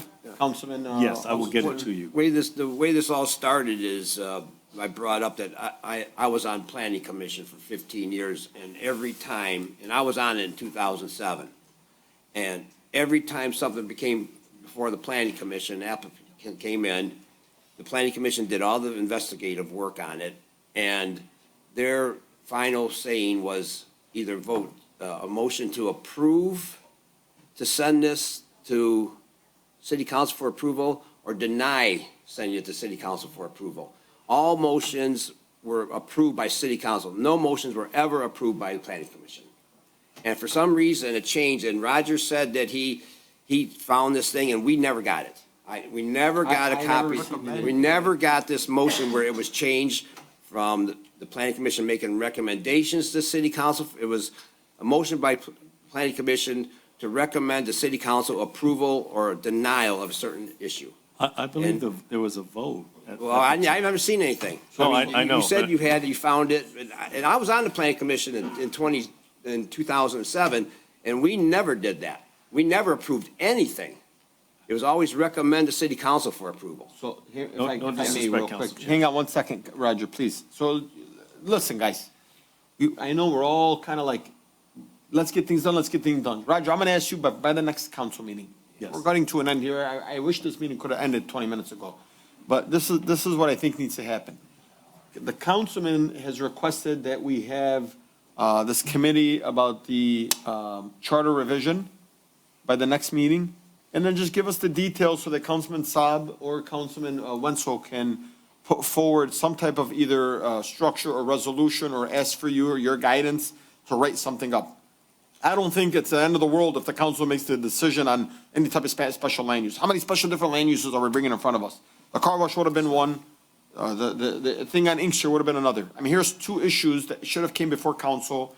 If this body democratically says this is what we want, so. It's not a charter. I'll get that, and there's newspaper articles on the vote and everything that was done, so I'll get those to him as well. That's fine. And I was So, able to see. But by the next council meeting, please don't forget, we also want to add on to the ballot come November. So, and again, it's got to go to the Attorney General's it's a office. short- yeah, it's a So, short sentence. Haas, do you mind if we just cancel this out, go back into a regular session, please?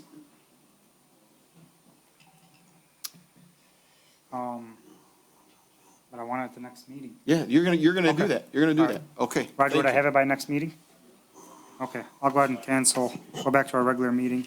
Okay, so Madam Clerk, I'm gonna suspend the rules, or should I make a motion on the table to go back to, or what's happening here? We have a motion at the table. We're gonna I cancel. rescind my motion. You rescind his motion. Never mind. Is that a Yeah. first? Yeah. I rescind it. Motion, we'll just. Okay, motion failed. Yeah. Motion failed. Yeah, we got to vote on it. Yeah, Okay, vote on it. all in favor, please. Want to refer it back to Hassan Saab, not the Corporation Council. Can you do that? Yeah. Him, because he wants to fix up his, Refer back. let's just Why vote not? on it. Why not? Let's just vote on it, let's, We'll know that you want to bring it back. yes. Okay, all in favor, please state aye. Aye. No, we're trying to kill it. We want to know. All in favor, please state aye. Those opposed? No. No. Motion failed. All right. Okay, I make a motion, we go back to our regular meeting. Second. You don't have Okay. to? Oh, okay. Go back to your comments, please, now, because it's comments from council members. So my next comment is that we are supposed to have a study session for the resolution 24-180 for the K-9 resolution. We've never scheduled one for that. I'd like to go ahead and schedule one. Got it down, K-9 resolution. 24 I'll get with- I'll What get is with it, 24 what? 24-018.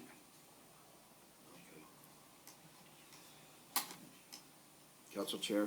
Well, hang on. Are you, what are you doing right now? You doing public comments? Yeah, no, but I understand, but I'm meaning to say that I would like to schedule. I will get with, Okay. I will get with her on that. Madam Clerk.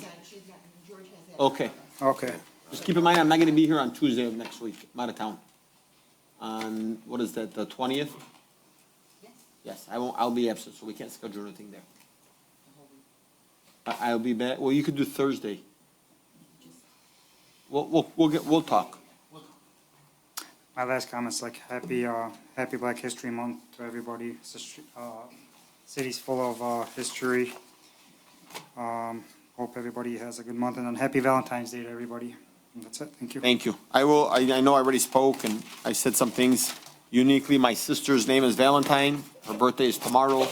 Happy Valentine's Day, Val, and happy birthday. Thank you, Council Chair. Kudos to our South End resident Leslie Winless for all she does for the city with the Diversity Commission. Let's recognize her contribution and all the contributions of African Americans for this Black History Month. Tomorrow is very early this year, the beginning of Lent. So some people will be fasting and reflecting before the Easter. I wish everyone a blessed Lenten season for those who observe it. And happy belated 98th birthday to my father, Clarence Constantakis. Thank you. Councilwoman, anything? I'm waiting for announcements. Well, we're gonna move right into announcements. Wait, one other thing, Council Chair, just one real quick. 3 seconds. I had it written down, yeah. Councilman Constant mentioned tomorrow is the start of Lent, it's Ash Wednesday for everybody observing the Lenten season. Thank you. God bless everybody. Go ahead, Councilwoman. We're gonna go straight on to announcements for you. 15B, 14B. Yeah, well, February 22nd at 7 PM, South Dearborn Heights Civic Association at 3335 South Beach Daily. We will have a speaker from the fire department and I believe a special guest. Thank you. Any other announcements? We also have our Ecorse Creek on the 3rd Wednesday, and I don't have my calendar in front of me, so it should be next week. Thank you. Thank you. That's 6 o'clock. same Any other location. announcements from administration? Here she comes. My turn? Thanks, Michael. I let you go before him, but go ahead. Lynn Senya, City Clerk. Just a reminder that your next regular city council meeting will not be on a Tuesday because we'll be voting on February 27th. So our next regularly scheduled council meeting will be Thursday, February 29th at 6 o'clock. Okay? So on to voting. February 27th is the presidential primary. Voters now have 3 options of voting. You can vote AV voting, like it has always been. We're still issuing ballots. And on that note, we've issued 4,000 ballots so far. We're up to a 62.5% return, which is pretty good. That's great. Yeah. So thank you for all that have returned them in. The second choice is the precincts. Go into your own precincts on the 27th. We do have temporary relocation because typically the presidential primary is in March. We didn't know when it was going to be until the legislature in Lansing changed it. So now it's February 27th. So I want to thank Crestwood School District. They are still hosting our precincts 7 and 8 at Riverside Middle School, although those voters should be going in the band room doors. Kinlock will be going in the library doors. Thank you to our library department. They are moving our precinct 19 over to the JFK Junior Library. Parks and Rec in Josie has been phenomenal at the Eaton Center, as well as Kim Sauer. 21 and 22 will be at the Eaton Center. And District 7 has been phenomenal. 23 through 27 will be at Annapolis High School. The third option this year with Prop 2 change is early voting. That is going to be hosted at the Canfield Center beginning Saturday. We will be open for 9 days straight from 8:30 to 4:30. Anyone is welcome to come and cast their vote. No questions. Go ahead. Go ahead. No. I mean, it's a dumb question. I got it. Okay, so thank you to Parks and Rec, Building and Maintenance. Who's timing me? No. Building maintenance is always there. I mean, we have training here on Friday. There's a lot to go on with this early voting and implementing it. And of course, our election staff in our clerk's office team couldn't do it without all of them. Thank you. I have a question, Thank you. Madam Clerk. Do you have enough people to handle the polls? The polls, I think so, but we can always take them. We're going to have August, we have a small election in April for State Rep 25, just for Precinct 8. I think we're all set with that one. But for August and November, we'll always take apps, because I'm sure that those elections are going to be pretty busy. Do they go through your office? Yes. You're welcome. Thank you. Thank you. Mr. McCaffrey? Well, hello, Council Chair and Mayor. Just wanted to talk about a couple of items. First off, Tuesday, February 20th from 7 to 8:30 p.m. at Carolyn Kennedy Library. Historian Dale A. Carson will be doing an examination of stained glass throughout the metro area. Join him as he does a survey of local and national glass makers represented at installations close to Dearborn Heights, as well as top single-site collections. Next Thursday, March 7th, 2023, from 7 to 8:30 p.m. at Carolyn Kennedy Library, we'll be talking electric vehicles, learn the history of electric automobiles, why early electric vehicles outsell gas-powered cars at the time, and why that changed. Who were early pioneers of electric cars? Find out. Plans that major automotive manufacturers have and how the greater Detroit area contributes to this growth. So that's all for now. Wait, one more thing. In late April, early May, the Sons of the American Revolution will be putting up an honorary plaque, it looks like, at the Little Red Schoolhouse. That is happening. I don't have an exact date yet, but when I do, I will make a further announcement on that. So that's all. Thanks for your time, and see you at the library. Right. Thank you. March 7th, special day that day. Somebody great was born. Thank you, Council Chair. I just want to remind everyone about our ordinance seminar next Wednesday, the 21st, 6 to 8 p.m. Mr. Dishroon and the Ordinance Department has organized some awards, not just, and then the presentation is on what resources are available to help our citizens, how to file a complaint, how to follow through with a complaint, use of our courts, and how to get your voices heard. I think that how it's a great start, and I just want to encourage people. We want to proceed with a seminar once a month on legal issues. The following month, we're looking at family law, then immigration law. These are free to the community and free services. And I would just say on Black History Month, I remember standing in 1984 with Jesse Jackson in Harlem, and we were protesting. We had lawsuits with the Legal Defense Fund of the NAACP in 11 states on racism, homicide, and the gentleman I was talking to from the NAACP had his house firebombed, got his baby out of the room.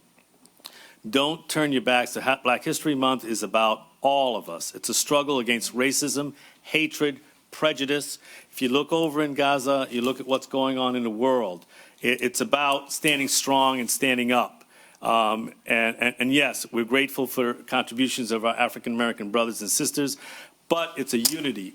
Weak, divided, we fall. We have to unify and stand, and I encourage you to remember that. Thank you.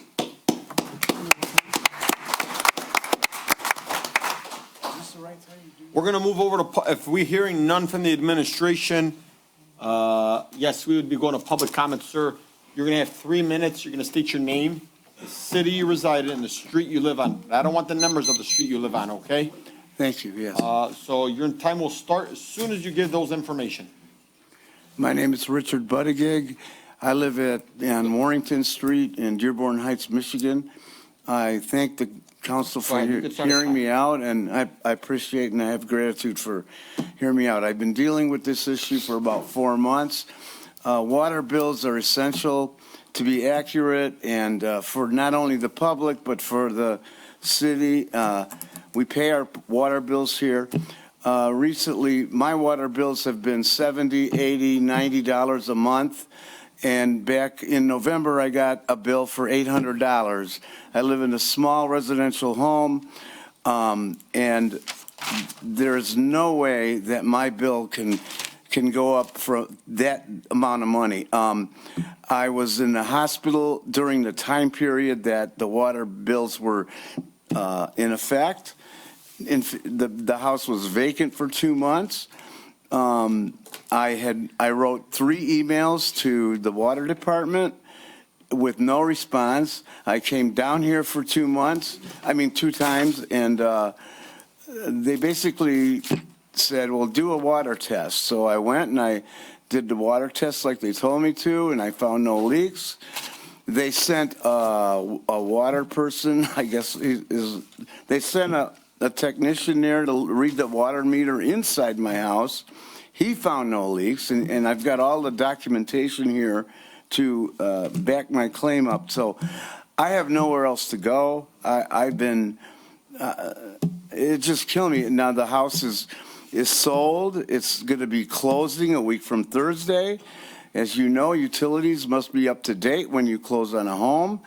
So I don't want to hold that up. There's a lot of issues going on at this. Council member Baidoon has been very supportive of my plight, but he hasn't gotten it done either individually. So I was hoping maybe as a group, tell me what to do, tell me where to go. I'm open for any suggestions. Okay, can you pause this time real quick?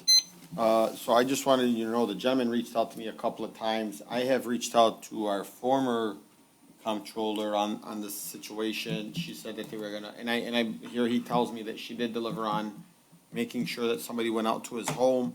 But the gentleman tells you that he was in the hospital and his bill, and I looked at a 2-year history. The gentleman has not used no more, I believe, than like 4 or 5 units. His bills are always under like $70-80. And then I noticed there's a spike in the water bills at these certain time in the city. And he just so happens to be one of those residents that I think sees the spike. And his water bill matches, I think you just received another one for another $700, $748, Yes. I believe. Yes. And I think it matches identical. Pretty much. It's got the past bill and it's got what the usage of the new. So if you look at, Roger, statistically, for his last 2 years, because I actually pulled it, I went over to the city and I called you and I let you know. So I'm sorry, there's only so much that I can do, right? Yes. You know, ultimately, this gentleman has had, over the last 2 years, similar water readings, 5 units, 8 units, 10 units, 5 units, 8 units, 10 units, and then he gets hit with a 53 unit. And it charges him $700. Then it goes back to 5 units, 8 units, 10 units, 5. So the $700, I mean, he says he's had no repairs, nothing done to the home. You know, I speak to the water department. They said, you know, it went through the meter. I don't know what the solution here is, Roger. But this gentleman is a retired, I believe you said, from United Airlines. Yeah. Lives in the city, lives on a pension, very small pension. I think you just stated that you're selling the house? Yeah, it's actually sold, so. Well, I'm sorry that you're leaving us. I'm sorry too. I've been here since 1960, so, yeah. So it looks like he's leaving the city now. The house is too big for me now. Well, maybe we can, I mean, I don't know how much you can do, but. I'll do my, Councilor, we've arranged to meet tomorrow Yeah. here at 12. Yeah. Also, you want maybe write his number information with, I'll get the information. I just asked him to bring the examination he had on the property and everything else, of what the city looked at. So I don't know that yet, but I'll see that tomorrow at 12 here. Yeah. Can you hand your contact information over to George? I will. And then George will get it over to Roger. Okay. And if there's anything else, and you know. Yeah, luckily I ran into Roger in the bathroom, so we set that up. So thank you very much. I appreciate it. Before we go over to you, I'm so sorry, I missed our clerk. No treasure. I'm sorry, our treasurer. Forgive me. But it was our clerk that told me I missed her. Forgive me. I owe you a call. Yeah. Okay, Madam Treasurer? Good evening, honorable council members and Madam Clerk and everyone that is still with us for this meeting. I just wanted to give you a reminder that, of course, tomorrow is Valentine's Day, but it's also the last day to pay your taxes with us and avoid any late penalties. Any payment received after the 14th, there will be a 3% late fee added. That's per a state law that provides for that. I wanted to say that the treasurer's office can take payments up until the last day of February, which this year is the 29th. So February 29th is the last day that we can take any payments at the treasurer's office. After that, March 1st, all taxes that are unpaid go to Wayne County for collection. So there's that. The other thing I just want to say briefly is if, we always encourage people to avoid the lines. There's a lot of ways of doing that. You can do that by using one of our two drop boxes located at City Hall. As long as those are dropped on February 14th, they will be honored for that date. You can also pay at a kiosk. We have one at Dearborn Fresh on Ford Road, as well as Saturn Market on Van Born. And my dog says hello to everybody. And then you can pay online. So again, there's a lot of ways you can pay, but we just want to give you a quick reminder this evening. And we will be sending out notices if you forget to pay your taxes. We'll remind you before it comes that time when we send them to Wayne County. If you need any additional information, have questions, or would like assistance, please call us at 313-791-3410. That's all I have. Thank you. Thank you, to our treasurer, Lisa Clayton. Going back now, hello, sir. Please state your name, the city you reside in, and the street that you live on. Mohammed Jani Evangeline, Dearborn Heights. Yes, sir. Couple of things. First of all, what this gentleman has just brought to the city council is an issue that's plaguing the city for many residents. It's not just him. 1 year, my water bill's typically $300-400 every couple of months. I was hit with a $1,400 bill.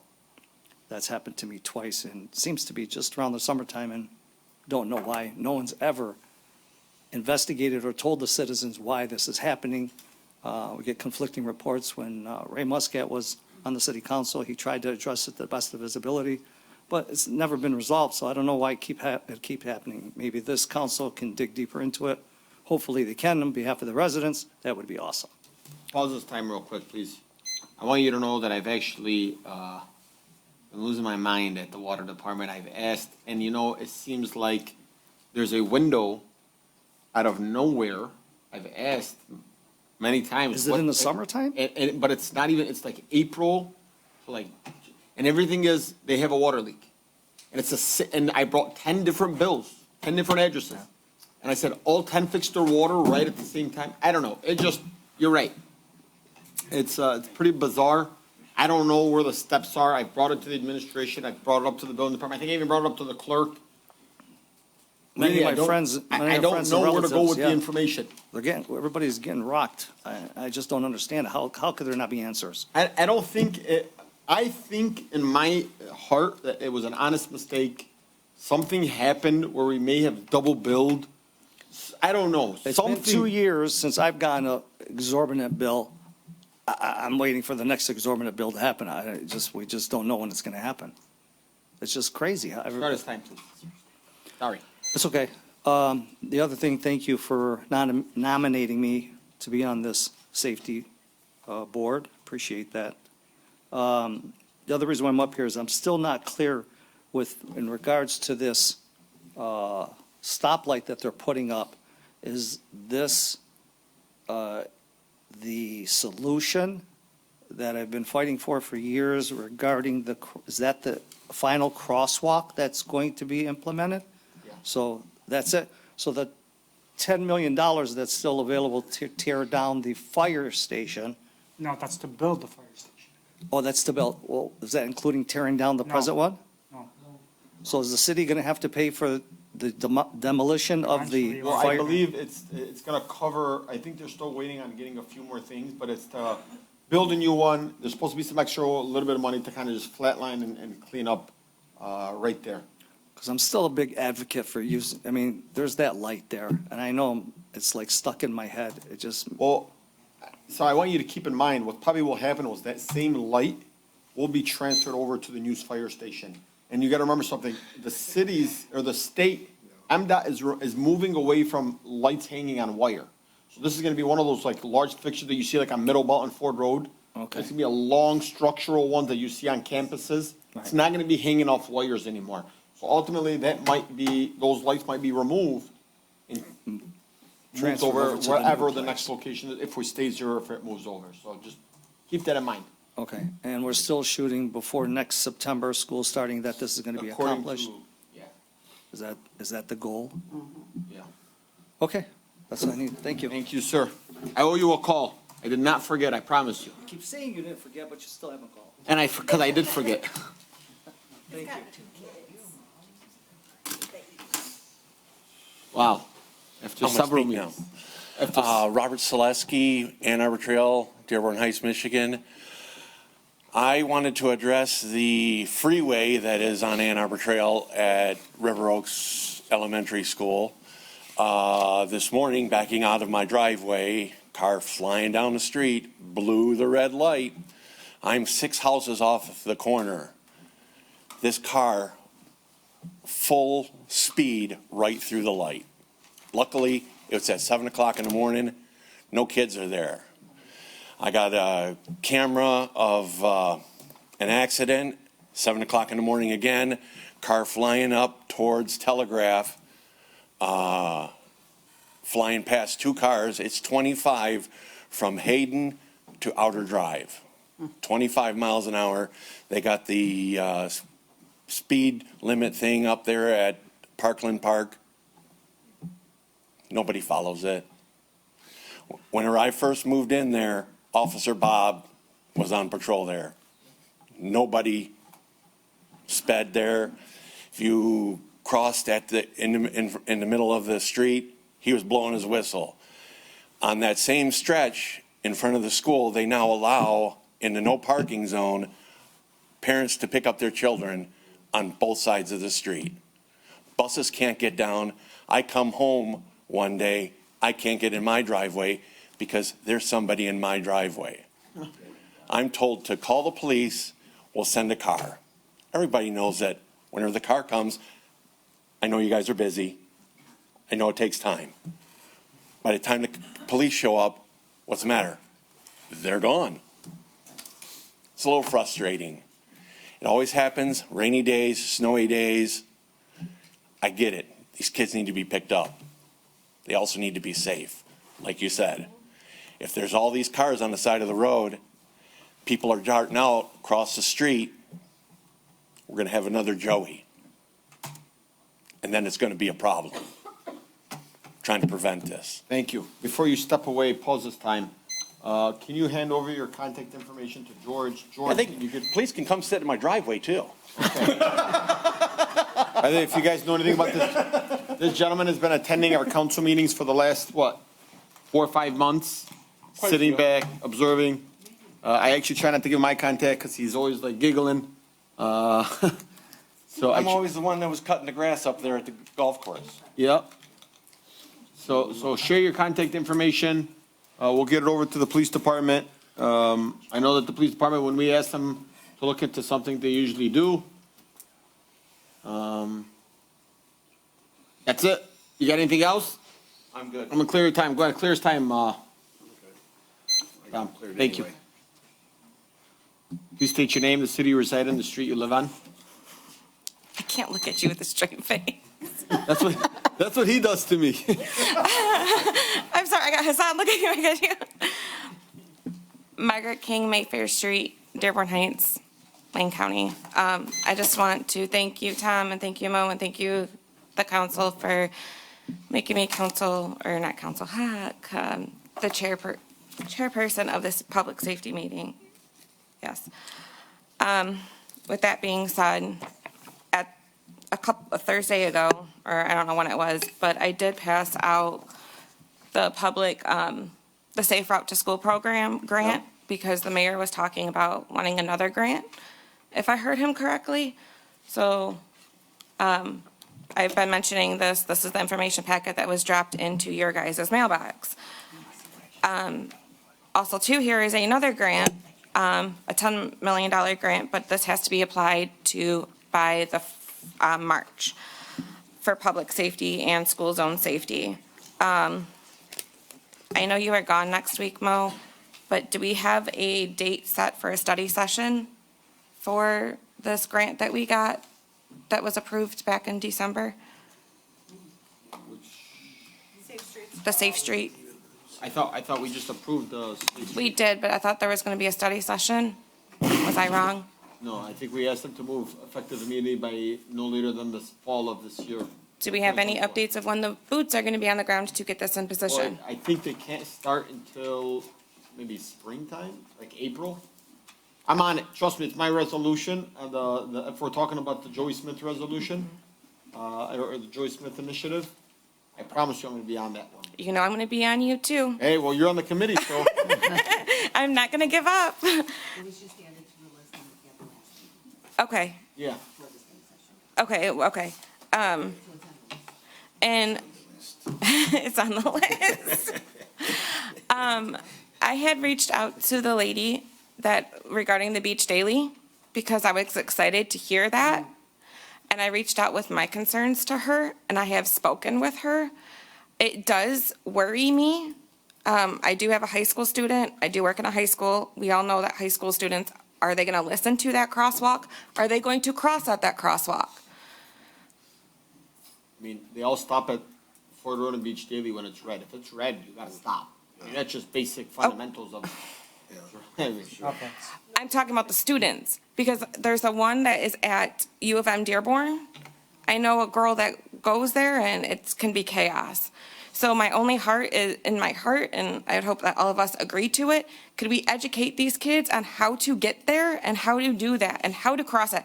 Be patient, use it. It's there for a reason. That's my only. Public Safety Committee, get ready. Got it, Mo. Thank you guys, and I will. It'll do. We're gonna hold you guys accountable. Hold me accountable because it's gonna get done. I appreciate it, and thank you, everybody. Thank you, Sohair, for Council saying Chair. yes, too. Margaret, did you give one of these to Roger, this $10 million grant? No, but I can. Roger, yeah, she found a grant, a $10 million grant. It's a competitive school safety grant in Michigan, but it has to Roger, be can I give it applied to you now? for. Be applied for by March 19th. We'll give it to our grant, I'll leave our grant. To the Scout? people. Yes, Scout, Okay. yes. Let's go ahead, let's continue. Thank you.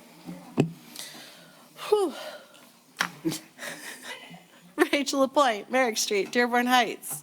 So first of all, thank you, Councilman Saab, for deciding to expand the committee while you guys were discussing it. I think that's awesome. I think we'll be a good team.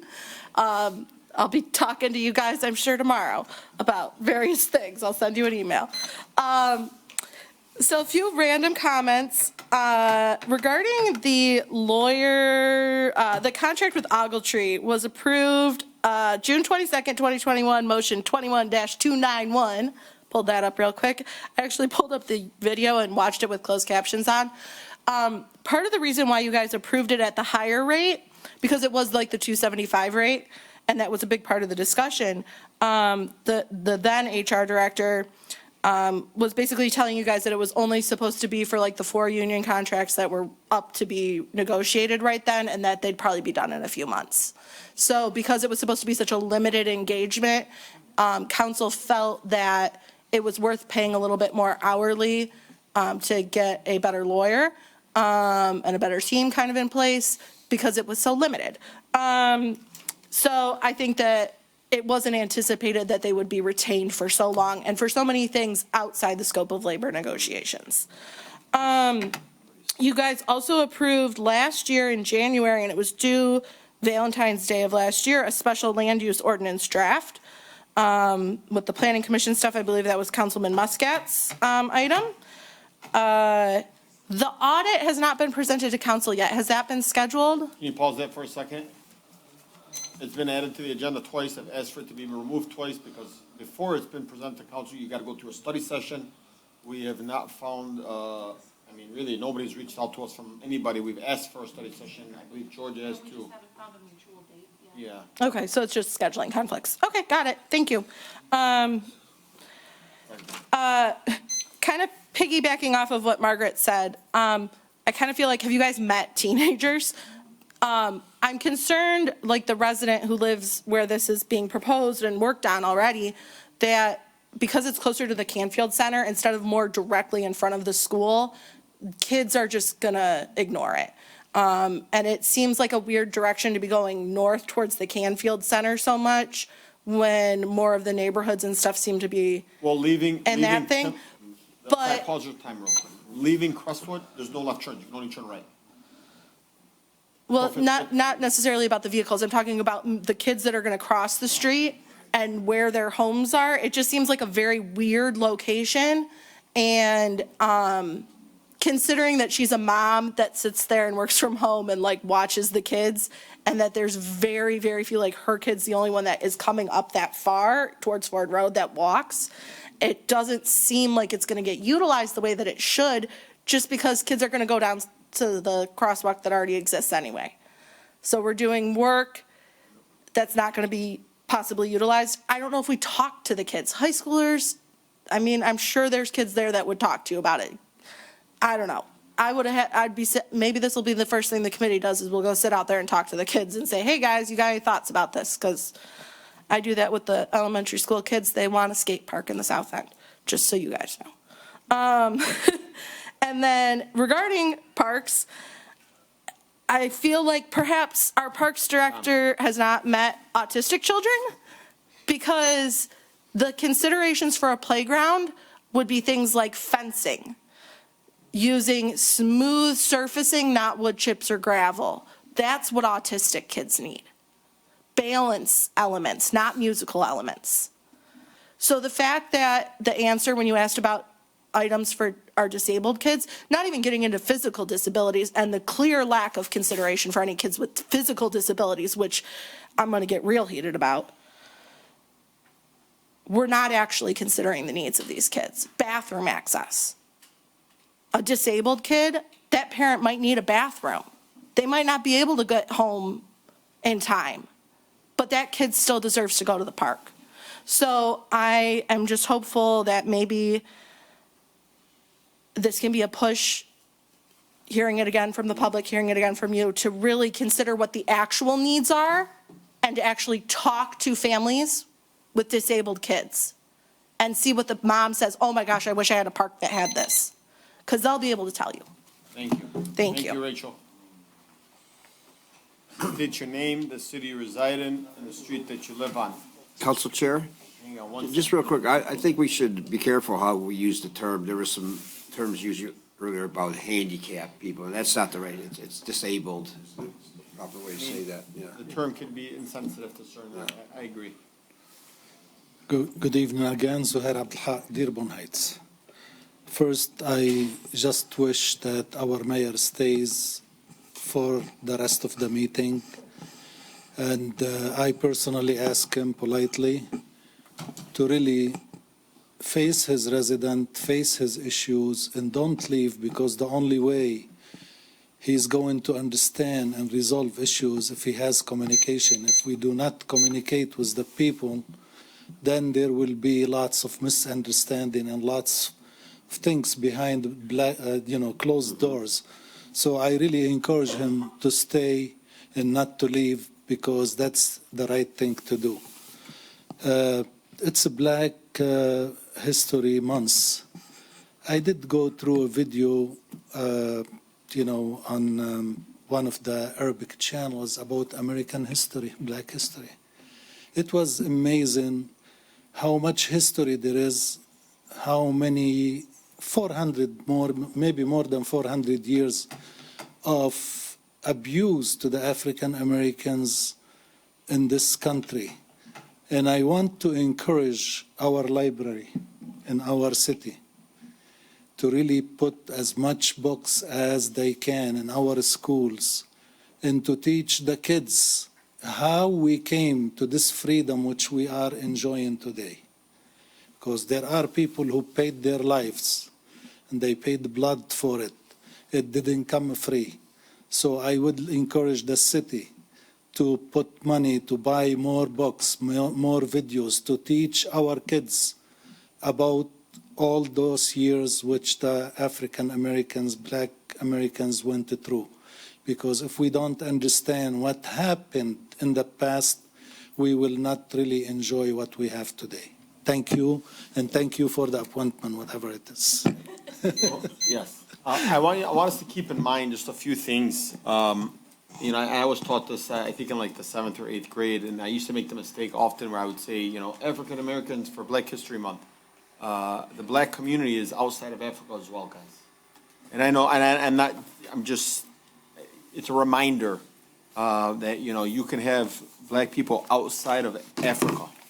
And they were also, suffered and went through some type of slavery or anything in this country. And so I want to ensure that we refer to all blacks during Black History Month.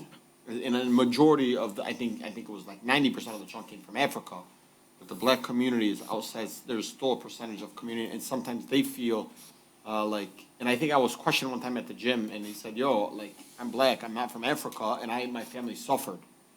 And he felt like, I say, I'm so sorry, I'll never do that again. So just a reminder to anybody that's watching. Thank you. Fence Trepkowski, Columbia Street. I'll try and keep this short because this skinny little Pollock's got to get home and get a bone shake. I'm disappointed that the mayor has left this meeting again. If you can't stay, don't come. Or get on Zoom wherever you get to where you're going. Because I'm really disappointed. I want to know when he expected to have everything calculated for the ARPA funds, how much has been spent so far, and when he expected to have that done. Because obviously he didn't have an answer. So maybe one of you guys could get on him tomorrow, find out when he's going to have that done. So we know what's being spent. It should be as easy as pressing a button. Because they said before how careful they have to keep track of this money. Right. Well, so it should be right there, bam. It should be. Yeah. It out. That's what I'm thinking. Makes sense to me too, but nobody can figure out why our water bills are outrageous. Maybe our computer guy can find a glitch or something inside the system. Did anybody take a look at that? Have a good night, folks. Thank you.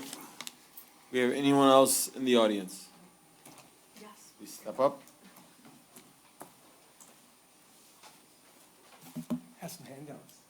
Oh, pass them to the clerk. The clerk will.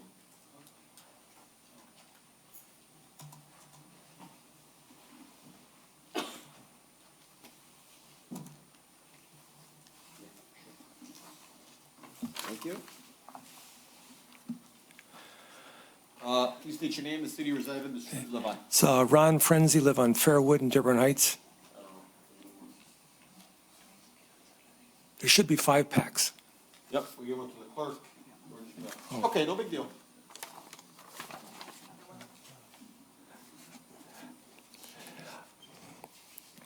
A lot has been said, at this meeting and other meetings about grants. Well, I found the guy. This guy's name is Ahmad Akabi, and he's got over 10 years of legislative experience with state and federal grants. He works with the mayor of getting grants, and more importantly, he knows the people at the federal and the state level of who do you see to get a grant. So a lot of times people say it's not what you know, it's who you know. Well, this guy knows people, and he's a young fella, go-getter. He's going to do really well. The second thing it talked about is I think the mayor of Dearborn is really smart. I mean, they are so lucky. And the mayor of Dearborn is coming out with a special project called the Mayor's Service Corps. And this is a project that this city could adopt. So the mayor has launched the city's first ever Mayor's Service Corps in an effort to empower Dearborn teens to make a positive impact through public service. The new program is currently recruiting Dearborn volunteers ages 16 and above who are interested in opportunities to serve their neighbors. So these young kids could be used to cut people's grass if they're old, rake leaves, shovel snow. When the city had a festival over by Elite Sports and there was a mess all over the grounds, they could be called to clean it up. Or they could walk the golf course and clean up all the branches that have fallen. So this is a story, step by step by step, how to do it. But what's more important, the last paragraph talks about 2 people that are in charge of the program, so you could call them and find out all the details and just copy it. So I think this is a really good idea they're going to have. So, any questions about anything? Or? Thank you. Thank you. Okay. Thank you. Anyone else in the audience? Hearing none, let's go over to Zoom. Can you just lower the hand for the councilwoman? And we're gonna start off with Sue Kaminsky. What is it? Hi, this is Sue Kaminsky, Amboy Street, Dearborn Heights. I know it's late, but I do have four things. First off, kudos to the majority of the council for the way you conducted yourselves tonight and the way you voted. I'm very proud of you, and kudos again to Bob for bringing forth your motion. Number two, Roger, regarding the workforce, I appreciate your efforts. I think it's a good idea to have our kids who have to put in community service, but please be respectful to the elderly. I don't necessarily want a child who is being punished, knowing that we have maybe an elderly person or a elderly woman who lives alone, and it puts them at risk. Three, Chief Swope. During tonight's meeting, I sent him an email regarding Golfy Manor. He replied almost immediately. I want to thank him, and I look forward to working with him. I would like to address the fact that Chief Hart, on his last day before he took medical, disbanded the reserve program, putting the residents with a short police force further at risk at not having the reserves being able to do ride-alongs. And I am very hopeful, and I'm pretty certain that Chief Swope will rectify that huge wrong and disservice to the residents. And fourth, and most importantly, today is the anniversary of the Michigan State Massacre. I would like to ask for a moment of silence for all the current students and faculty and what they went through, and the families of those deceased. Thank you.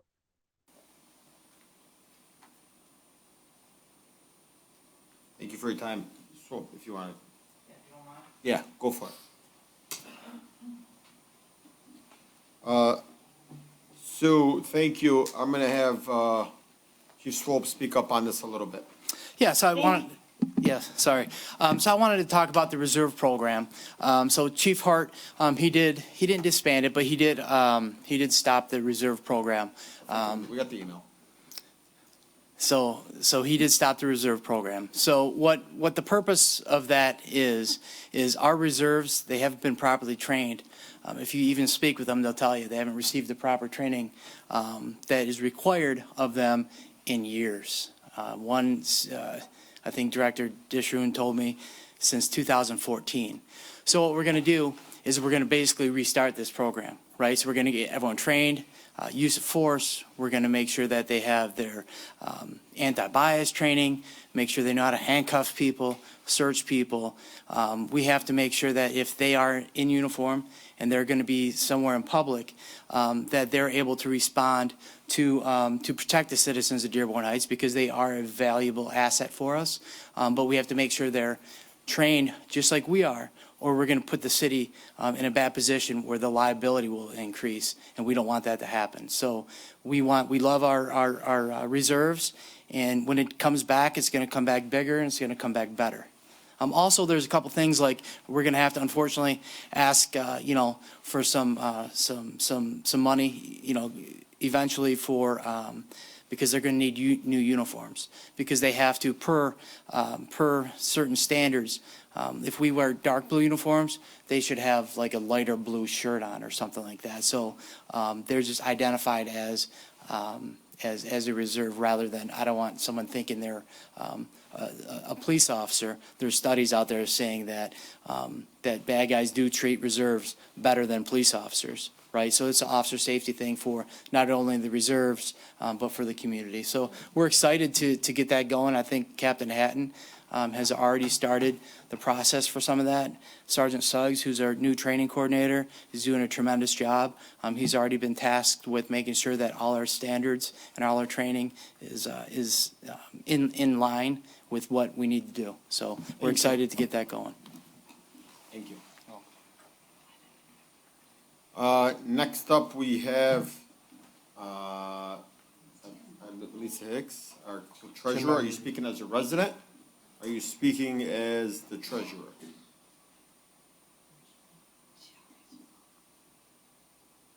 speak again. She took her hand off?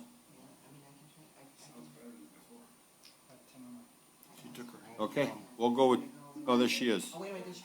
Yep, I see. Can you speak into your mic, Madam Treasurer? Yes, okay, thank you. We can't hear you at all.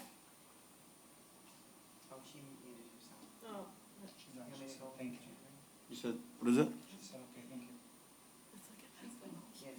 Okay, let's go over to Tim Emery from the TIFA chair. Are you speaking as the TIFA chair, or are you speaking as a resident? Resident, actually a school board member. Awesome. When you talk about the school safety program, once again, overlooked. I would like to be either considered on the safety committee. Is that possible? I don't have a problem with it. I think that's great. Yeah, I guess we will. We did say up to 5 people, we're still. Yeah, well, we need a. Well, you should also include someone from Star Academy also, because they have problems over there too. Well, it's not just a school thing, it's a. Yeah, this is not a school thing. It's not a school Where they have problems at. Do you want to bring 2 more to the next meeting? Well, no, I would want to do 3. It needs to be an odd number. Okay. So To add the next we'll bring meeting? 3, and then I'm sure, Tim, you'll be somebody that'd be considered. I'm sorry.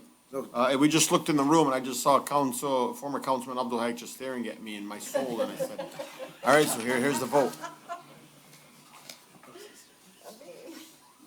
Vote. Council Chair? Go ahead, Tim. Go ahead, Tim. Oh, okay. Also, they talk about safety, and right now you're getting back into construction season. There is a cement plant on Beach Daily, just south of the railroad tracks. All day long, we have dump trucks up and down Beach Daily. Beach Daily is getting to be a pothole city again. It used to be a nice paved road, but it's getting bad. Do we have controls of how we can continue monitor these trucks and their weight when they're bringing gravel and sand and whatever they're doing for the cement work? And also their speed has been a problem. I had one of the lieutenants come out to my house last year. It slowed down for a while, but they're picking right back up again. And they go right through 2 major intersections at Annapolis and down at Penn. It's major school crossings. I mean, it's bad enough. The cars don't stop for the lights. We don't need them trucks not stopping for the lights. If you don't mind, Tim, pause this minute time for a second. If you don't mind, just maybe emailing the clerk's office. I've emailed you guys. I mean, this is going on. Something's got to be done. Tim, that's why I'm telling you. So email the clerk's office. Madam Clerk, please CC me on anything he shares, or Tim CC me on it. We'll get it over to our police department, and we'll have them look into it, okay? Just real quick, if you don't mind. And I got. I'm gonna give you a quick 30 seconds. I want to get this meeting going on. I mean, he's a concerned citizen. So, just let you know, tomorrow, School board. Yeah. I was the one at his house, so we were able to, rectify that problem briefly. Just to let you know, we do have, Remember. Hang on, Tim. Councilman Wenzel, I know you said a second ago, I think you'd like to know also, so that's why I want to come up here. So tomorrow, we're dropping off our scales to the Michigan State Police up in Lansing, and they're certifying them. We have a couple officers that are trained in commercial motor vehicles, which we're going to start enforcing throughout the city, especially on Beach Daily, because we've noticed it as well. So that's all I got to say. Thank you. Because we do know it's a problem, and we're working on it. There you go. They're on it, Tim. Thanks. Thank Okay, you. one more question. Okay. I don't know if I'm the last person in Dearborn Heights to know about this, but so did Chief Hart retire, or what happened? As of right now, all we've been told is he's on medical leave until further notice, and the interim police chief is Swope. Interim Chief Swope. Okay, I'll leave it at that. Thank you. Have a good evening. Thank you so much. Happy Valentine's Day to all. everybody. Thank you. Happy Valentine's. Guys need Valentine's too. Thank you. Thank you. You put your time back at 3? I put it 0 right now, wait. Okay, we'll put it at 3 because we got 2 people. Next up, we have Ryan. Hello, how are you? Good, how you Can doing? you hear me? Yep. Good. My name's Ryan. I live on Cardwell Street in Garden City. I used to be a reserve at Dearborn Heights. It comes to a shock to me that Chief Swope said we didn't have any training or lack of training. I was a reserve for 2 years, and I did go to the Schoolcraft Police Academy for the reserves. They did teach us how to handcuff people, shooting, defensive tactics. I mean, really the only thing we didn't do was EVO, which is the driving. So this comes to a shock, that was said. I'm just surprised that, they let us go like that. Just like there was an email sent saying, it's no more, turn your stuff in. And there's been reserves there for, 30 plus years, that could handle themselves and, they've been serving the community well. So if it's lack of training, I don't think they should let us go. They should have started the training. I don't know what Dishroon is talking about because honestly, nothing against him. I never see him do anything in the reserve stuff, and he was a reserve. So I don't know. That's all I have to say. Thank you, Ryan. Next up, we have Killo. Please state your name, the city you reside in, the street you live on. Hello, my name is Mohammed Khalil. I live on Lafayette, and I live in Dearborn Heights. So I have a complaint about the alley between Kingsbury and Lafayette. Kingsbury and Lafayette. Yeah, it's unlivable.